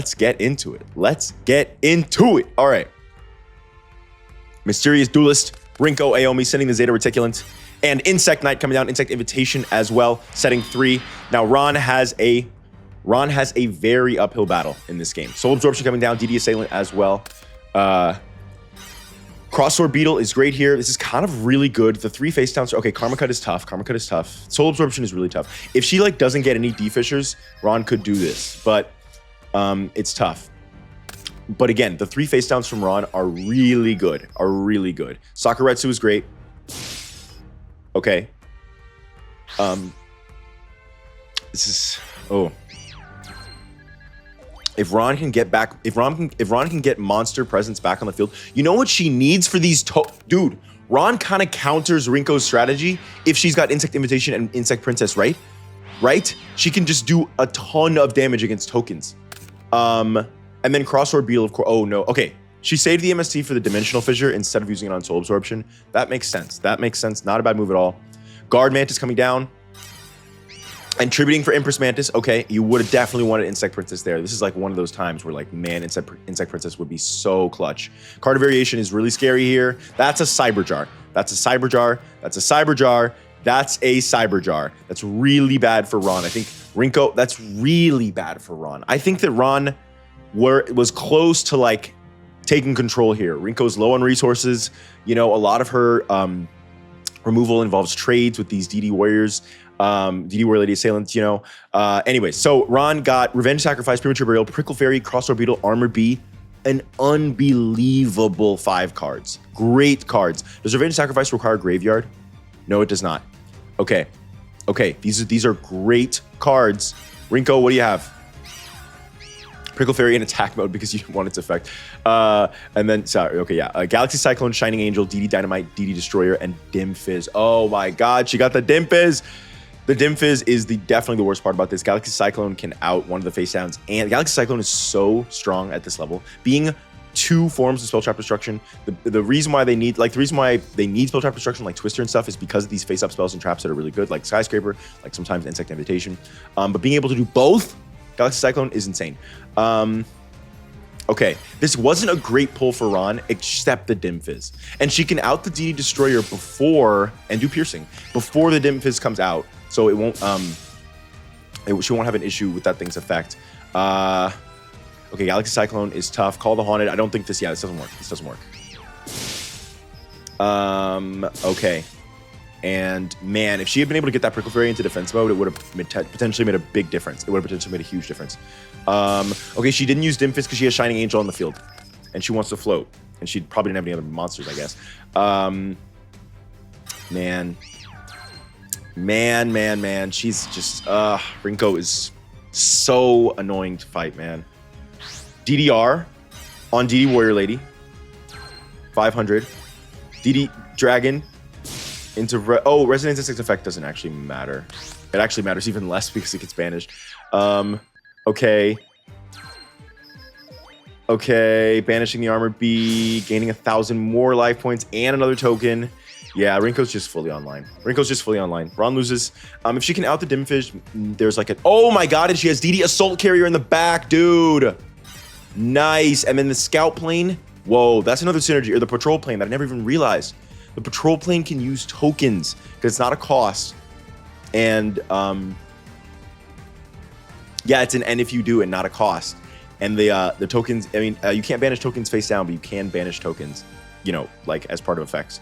And if you do is weird though, right? It seems like, and if you, like, this is one of those like stupid Yu-Gi-Oh things because like they want you to take this text so literally, but, and if you do, literally did not, she did not. So it shouldn't work, but I know that it does, so it's weird. Okay, Graceful coming out, draw 3, send 2. She sent 2 creatures. Oh, I didn't even know she had 2 creature stops. That actually makes sense. Empress Mantis, Insect Knight. Okay, she's kind of in this game, and she outs the Assault Carrier is not bad, and the Different Dimension Dragon. This is not bad at all. This is like really good, actually. Nope, it's not. This could be game. This might be game. This might just be game. If she did that, she must have game somehow. I don't feel like doing the math. Let's see. That is game on board. It's game on board. It is. Oh my god. Shrink Shrink does prevent game. It does. No, it does. DD Dynamite. Okay. Damn.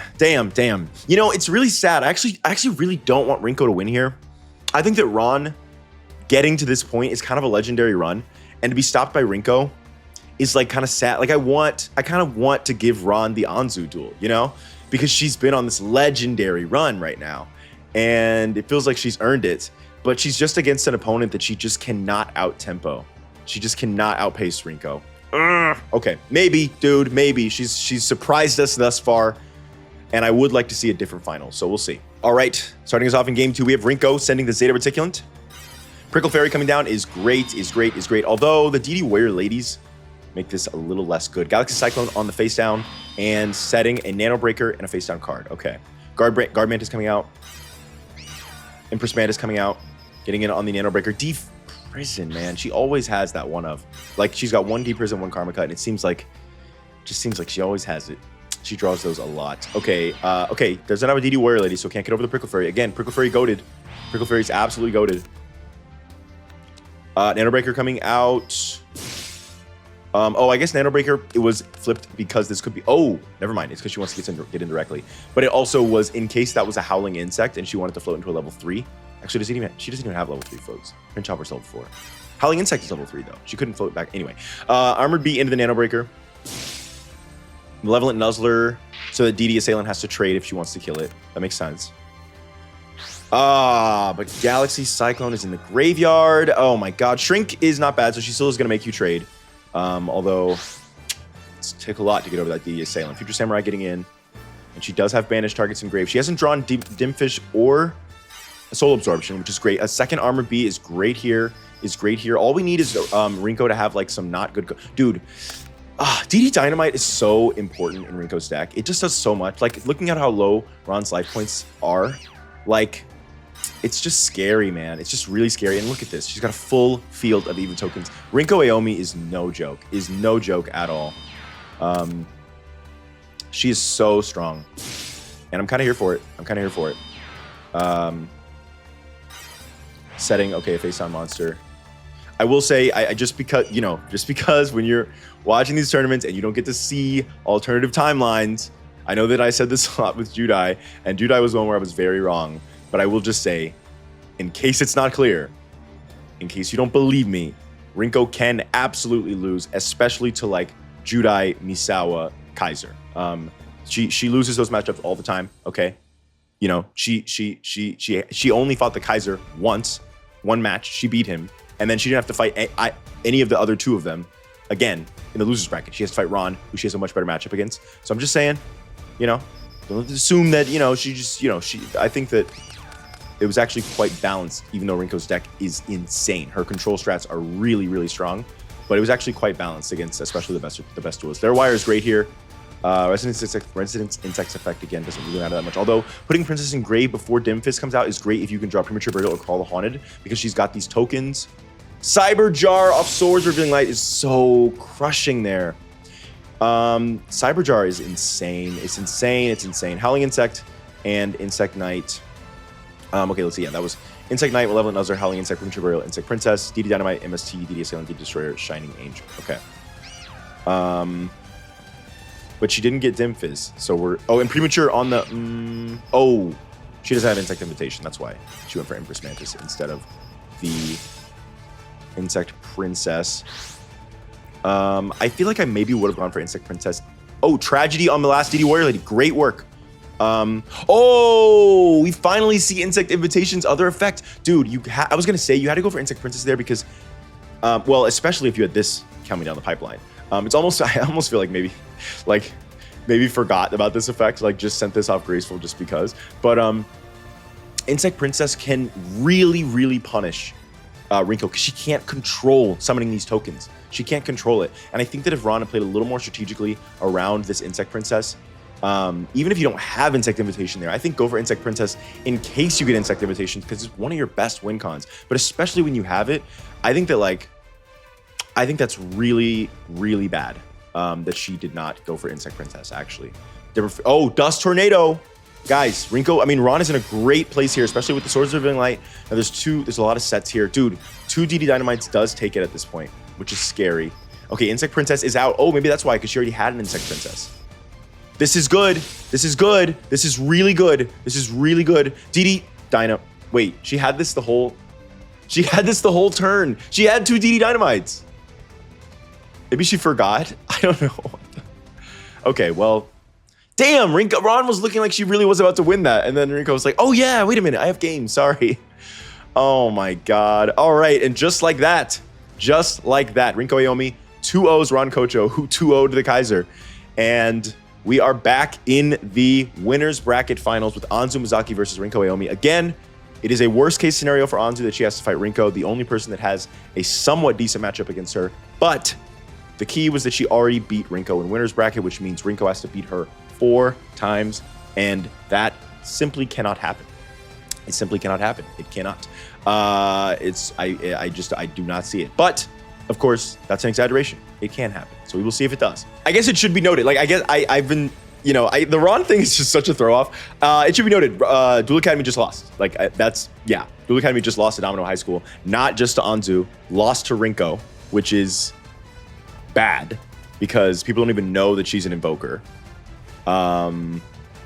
So that's not good for Duel Academy. For the Nobles, it's really bad. I think Ron Kocho doesn't like that she lost to Rinko, but doesn't really care. Taking control of Duel Academy is 100% the prize for her that just happened. I think she's on top of the world. She definitely, I would say that she's probably bitter about the loss to Rinko. Like, I'm not gonna say she's not, but you know, it's almost a consolation prize at that point. Like, she just won so much. It almost didn't even matter. So let's see it, folks. The last match or matches. Here we go. Zeta Reticulant in the grave. Luminous Spark coming out. Learning Elf and a face down card. Okay, Learning Elf is only good insofar as there's no D Fisher. Card variation, draw 2. Shining Angel can crash here. Both of them benefit somewhat from this crash, but Rinko can get in directly with a very powerful DD Warrior Lady here.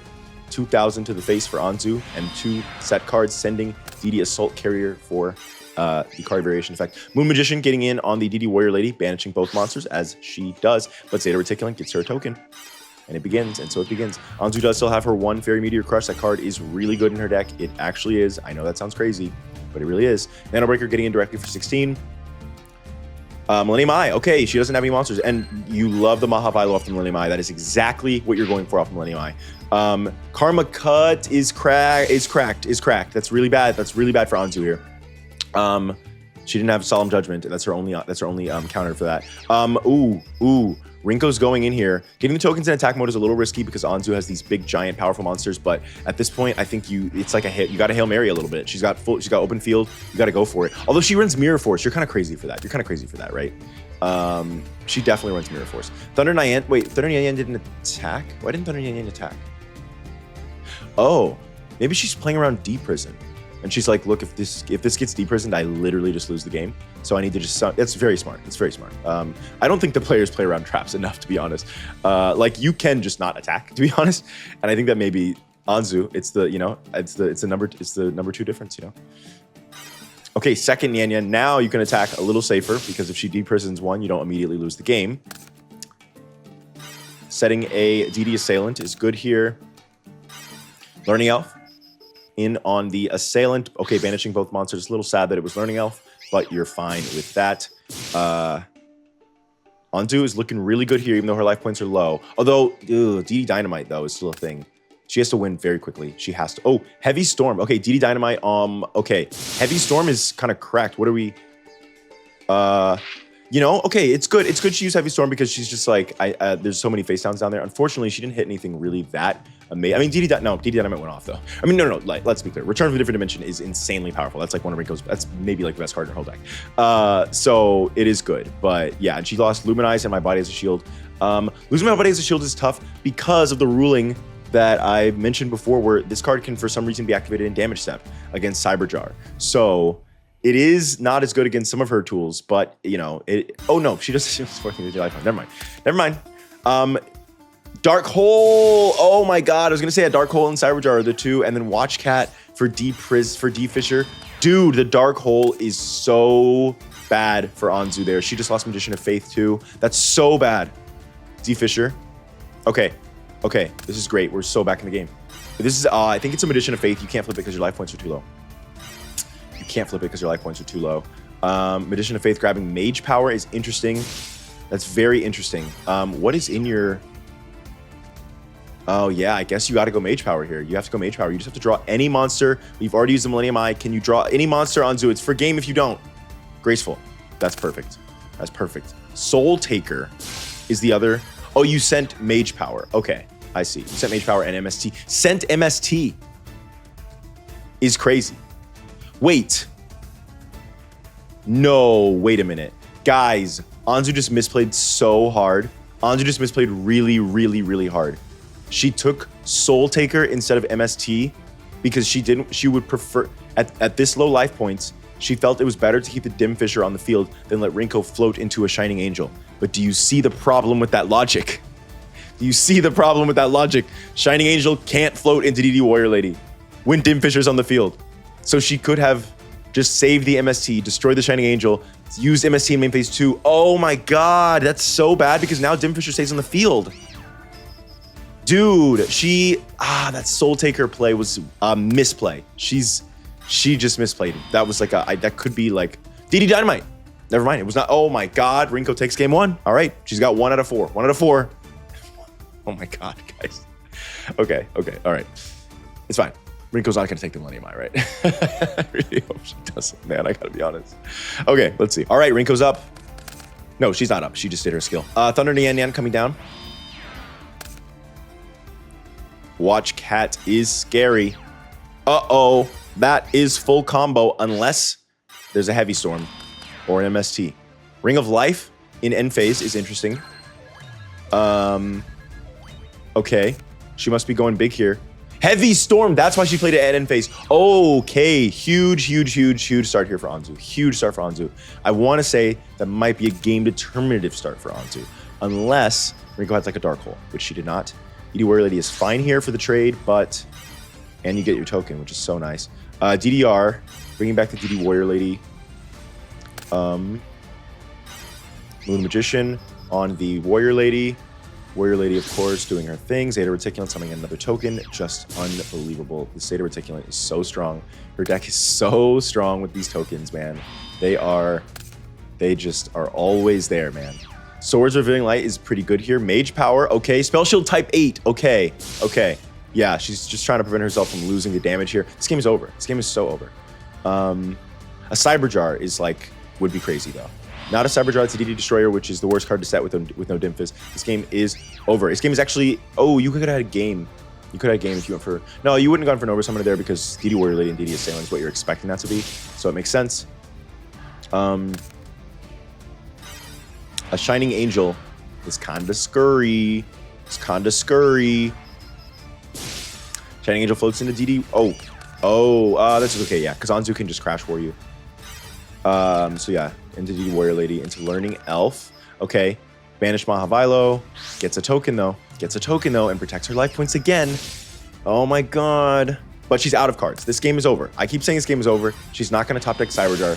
What could this be? She doesn't have any like mass destruction traps. There it is. Okay, Anzu does take game 2. All right, Rinko, if you lose this next duel, you're out. If you lose this next duel, you are out, sister. All right, here we go. Here we go. Setting a Shining Angel and a face down card. MST. I'm a Dim Priz is great, is so good. Why blind MST there? She probably has Magician of Faith in hand. I don't know. That was a weird blind MST. I think that the thing is that I do think that it makes sense if you're Anzu to approach how you deal with Spell Trap Destruction against Rinko differently than any other duelist, because so many games have been determined by D Prison and Karma Cut. But one of the reasons why Rinko is so good is because you can't blind MST, or you can, I mean people do, but it's very risky because every other duelist in the tournament has 2, maybe 3 forms of Spell Trap Destruction in their whole deck, and they have to save the very rare destruction they draw for Dimensional Prison. So they can never go for those face downs, and those D Prisons and Karma Cuts often decide entire games. Anzu has 3 Magician of Faith in her deck. Not to mention, she has 3 forms of Spell Trap Destruction instead of just 2, which is on the higher end.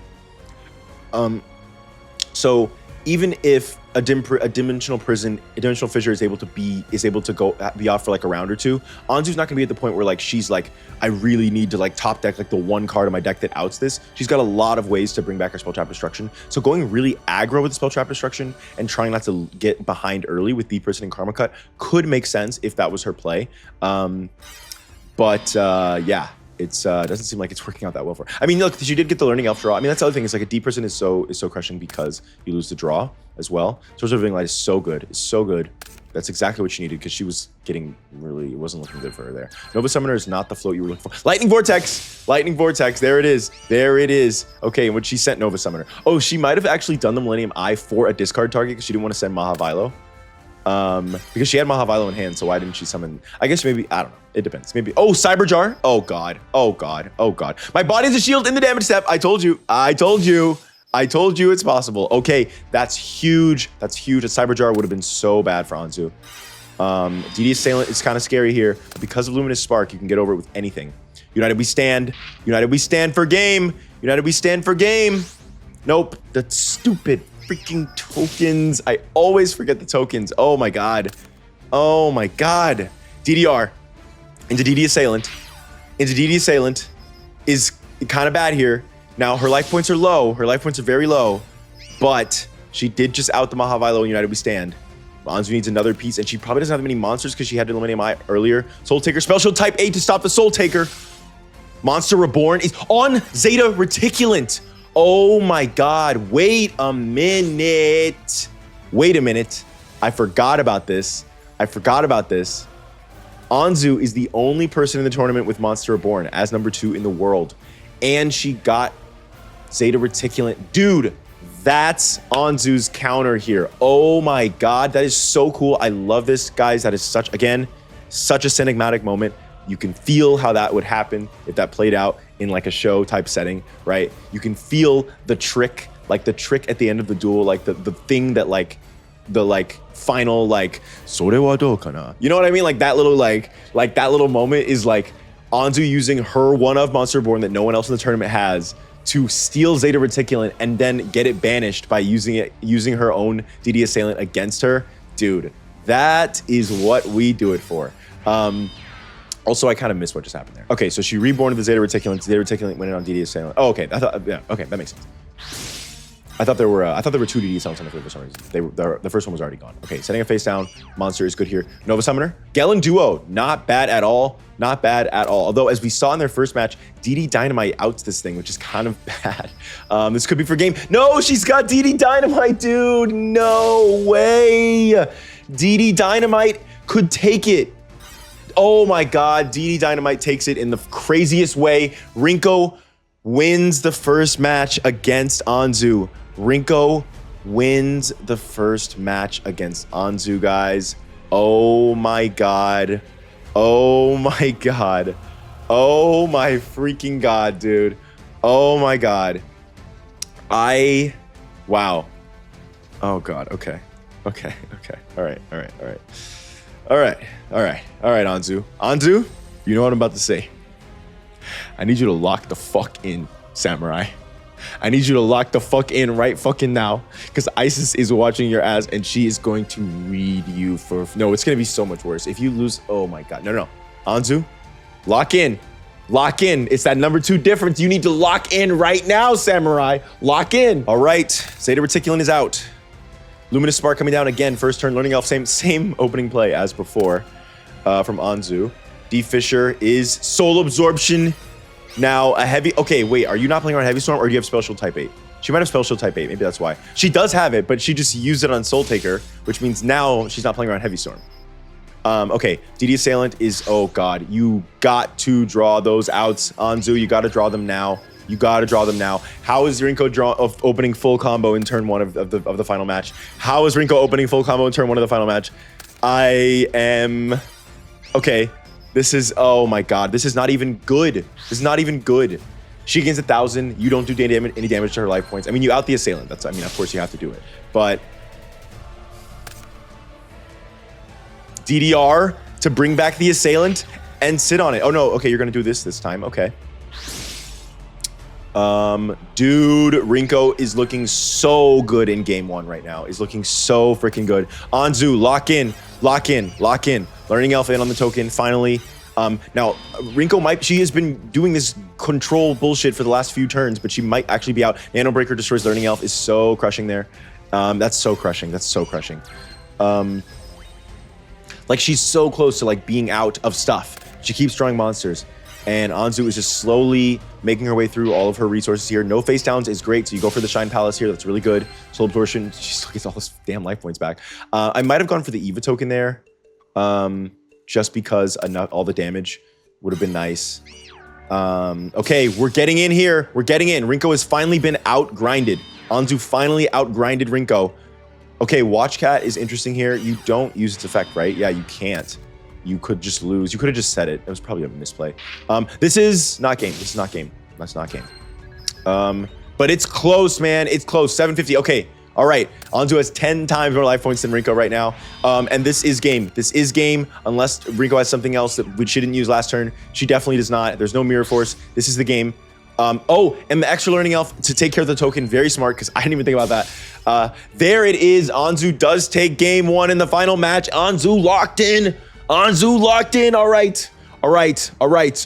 Now just clean it up in game 2. Anzu. Clean it up in game 2. Okay, look. I did all this shit trying to make you all badass and shit, trying to make you all number 2 in the world and shit. You're not gonna lose to Rinko, okay? Right, Anzu. We're gonna lock in. You're gonna win an easy game 2. It's gonna be over in turn 7. You're gonna OTK, right? Okay, that's what we're gonna see. That's what we're about to watch. All right. Rinko's starting us off. Dimensional Fissure, turn 1. She did get it. She did get the Dimensional Fissure. But no monsters. Okay, wait. We're kind of chilling right now, right? Let's see. No, wait. Rinko's bricked. This is what I'm saying. An easy game 2 for Anzu. Rinko's bricked. We're good. Rinko's bricked. She got double equip spells. You destroy one, she can protect the other. And please have a face down. Okay, she doesn't have my body as a shield or solemn judgment. So Dark Hole does. Dark Hole is bad there. She didn't play. I get not playing around Dark Hole because honestly, and the token for tribute is exactly her bread and butter play there. I get not because you just want to do damage to her. You just want to outpace Rinko as fast as you can with Soul Taker, Spell Shield, Type 8 to protect the DD Dragon. It's just like Season 0 all over again. Now, Millennium Eye is not great here when you pull the Nova Summoner. Okay, but you know what? Just use it as a beater. Get over this Dimension Dragon. Prison. Dude, Rinko is like so immediately back in this duel in like a really big way right now. Card of Variation is so crushing. Card of Variation is really, really crushing there. Dude, Rinko is back in this duel in a big way. In a really big way. Setting card from a different dimension there. Setting 2 from Anzu. Galaxy Cyclone. Hits Mirror Force is crazy. That could literally just decide the whole game right now. I can't believe she drew Galaxy Cyclone, hit the face down, it was Mirror Force. That's insane, dude. That's insane. Soul Taker on the DD Warrior Lady is fine. You might not lose immediately, but yeah, because you definitely would have lost from DD Warrior Lady.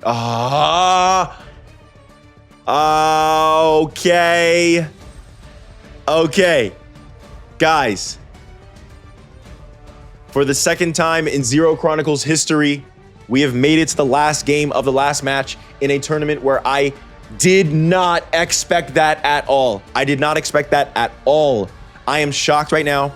And, you know, I think that it's interesting that Rinko is making Anzu sweat, man. I think it's really interesting. And I don't know. I'm like thinking about it, man. Like, wow, this is like, wow. Okay.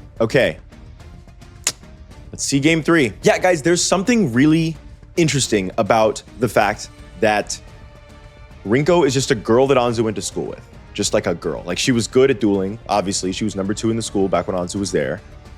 And she came here, Anzu came here, did not expect this at all from Rinko, right? Like, this is such a shock, I think, to Anzu. Like, she's getting pushed to her absolute limits.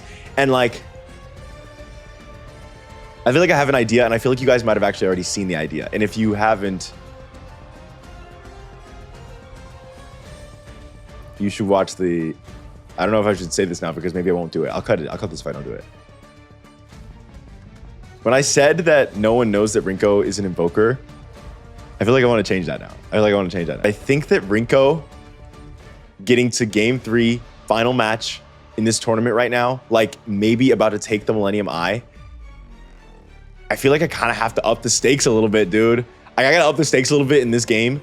And I feel like Rinko, like, I think that there's a really fun way to frame this final match.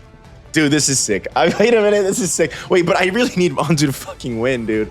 I'm like scared to watch this shit, bro. Okay, I'll talk about this after the tournament. But we have to see the results of this tournament. Okay. All right, let's see. Mysterious Duelist Rinko Aomi. Anzu, lock in Samurai. No face downs is kind of scary.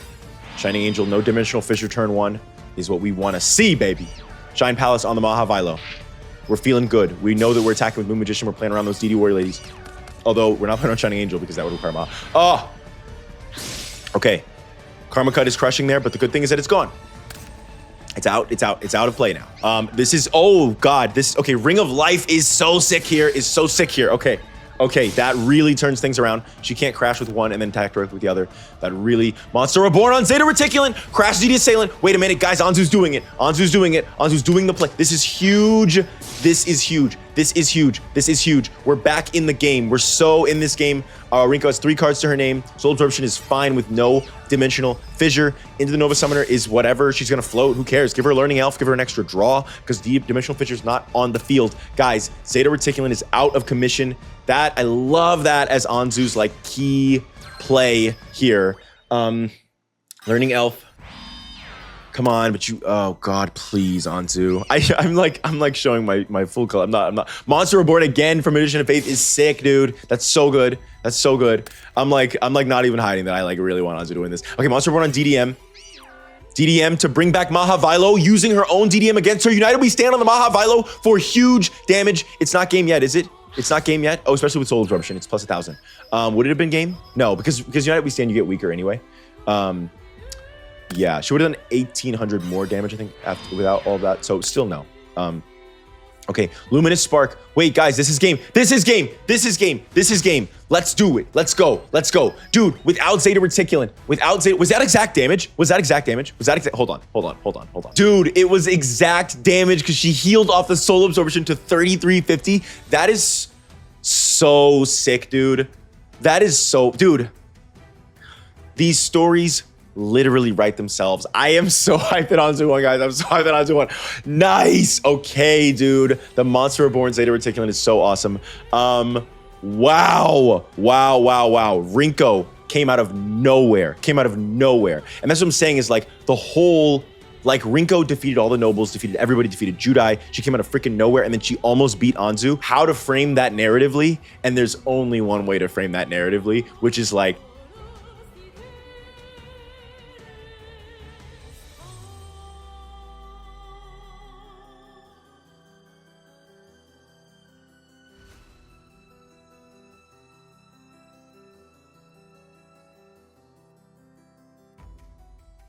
hey, Anzu, this time, let's go all out. What the fuck are you talking about, bro? Let's go all fucking out. And then I'm just imagining like an absolute fucking invocation. Like this could be the world's, oh my God, guys, it writes itself. It doesn't matter what ending happens. I literally did not want Rinko here. Duel Academy versus Domino at the end is more interesting.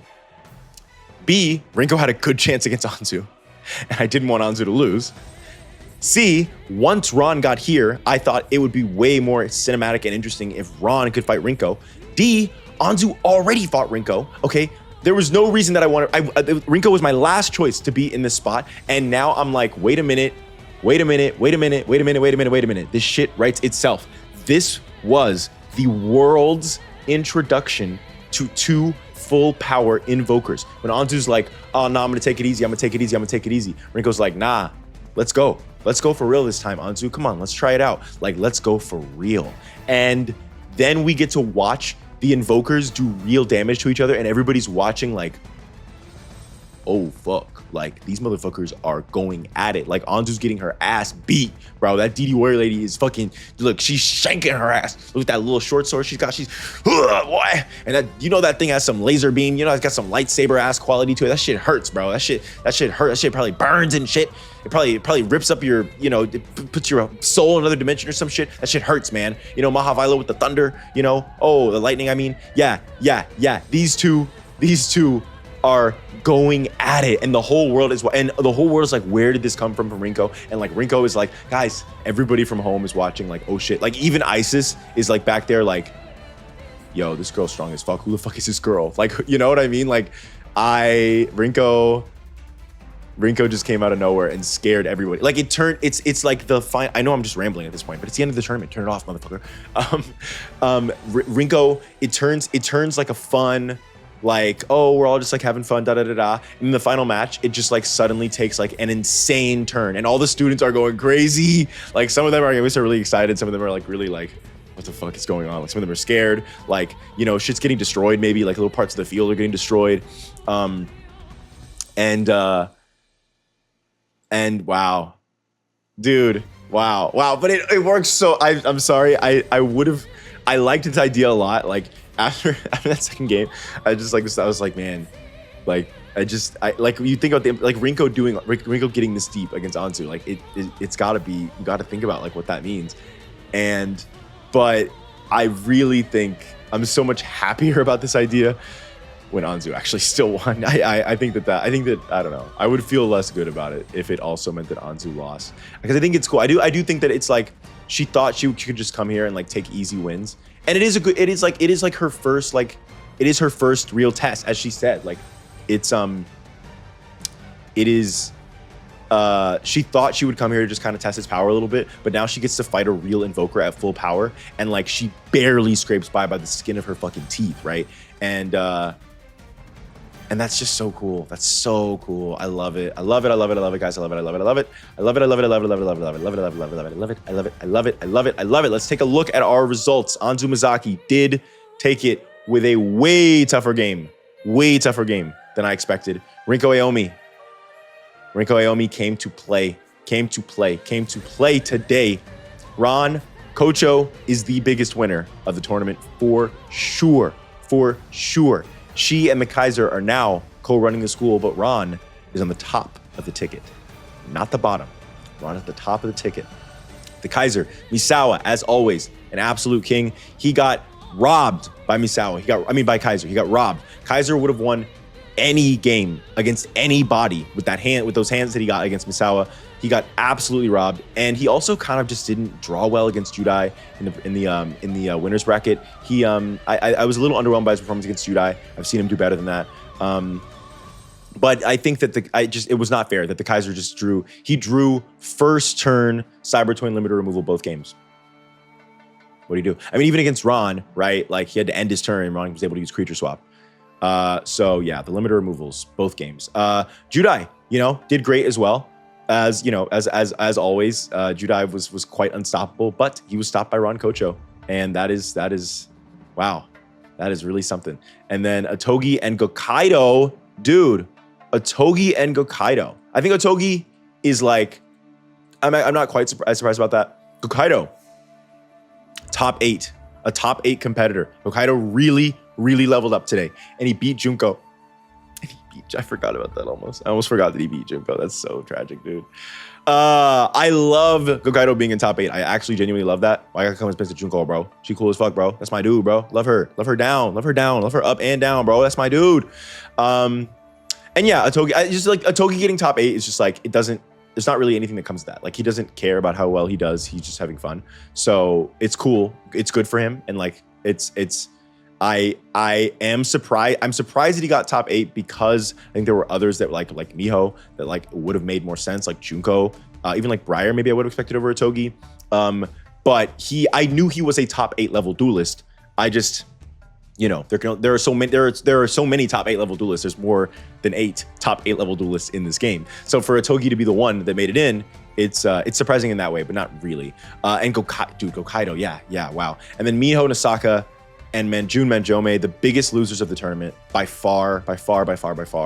Really, really bad for them losing in round 1. Ushio, I would say, is a winner in the tournament. He didn't do incredibly well, but he did better than they expected him to do, and he did better than Miho. I mean, I know they basically tied here. I guess I'll look and see like which one technically did better, but it doesn't matter because Miho, he didn't get out in round 1 like Miho did, and that was really just embarrassing for her.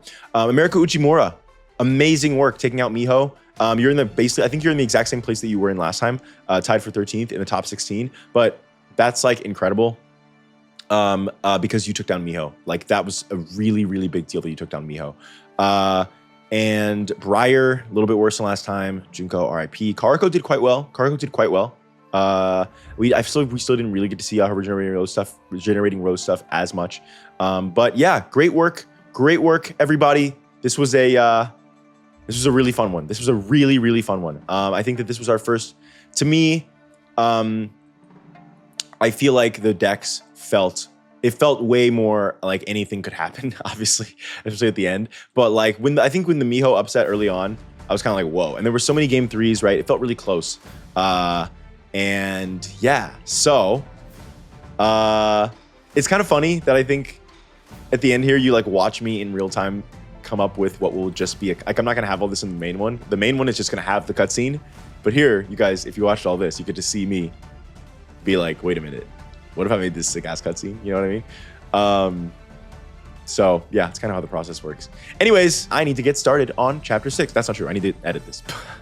Chapter 6, not getting started on chapter 6 yet. I wish. I need to edit this. So I'll see you in the epilogue. I'll see you in the epilogue. It will not be one to miss. This is the end of season 1 of Yu-Gi-Oh! Zero Chronicles.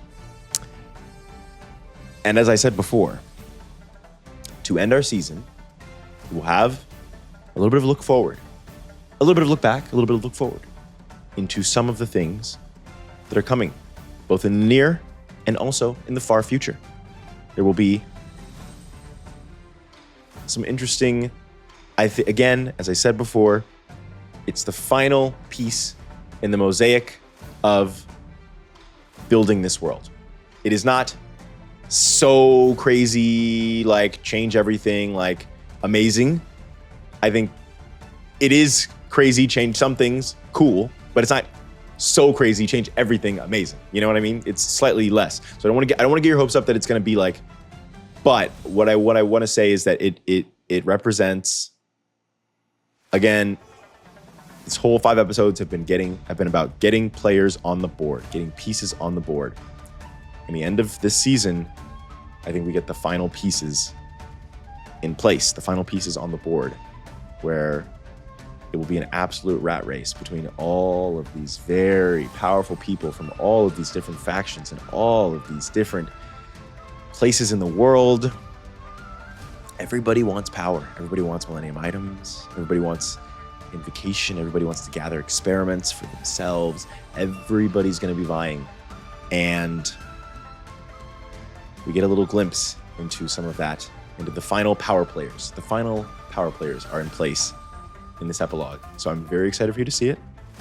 And again, don't get your hopes up. I don't want to get your hopes up. I don't want to get your hopes up because it might not meet whatever expectations it sounded like I was saying. Maybe but I just don't expect that you are going to get crazy big answers to everything that you wanted to know. You will get answers to something, but probably not the things that you expect to get answers to. Maybe it is. Maybe it is. I don't want you to be disappointed after the epilogue because I really like it. So now that I've said so much about it, it's like, don't be disappointed. Okay, please don't be disappointed. Okay, it'll be cool. It's not going to be the craziest thing in the world. All right. See you later.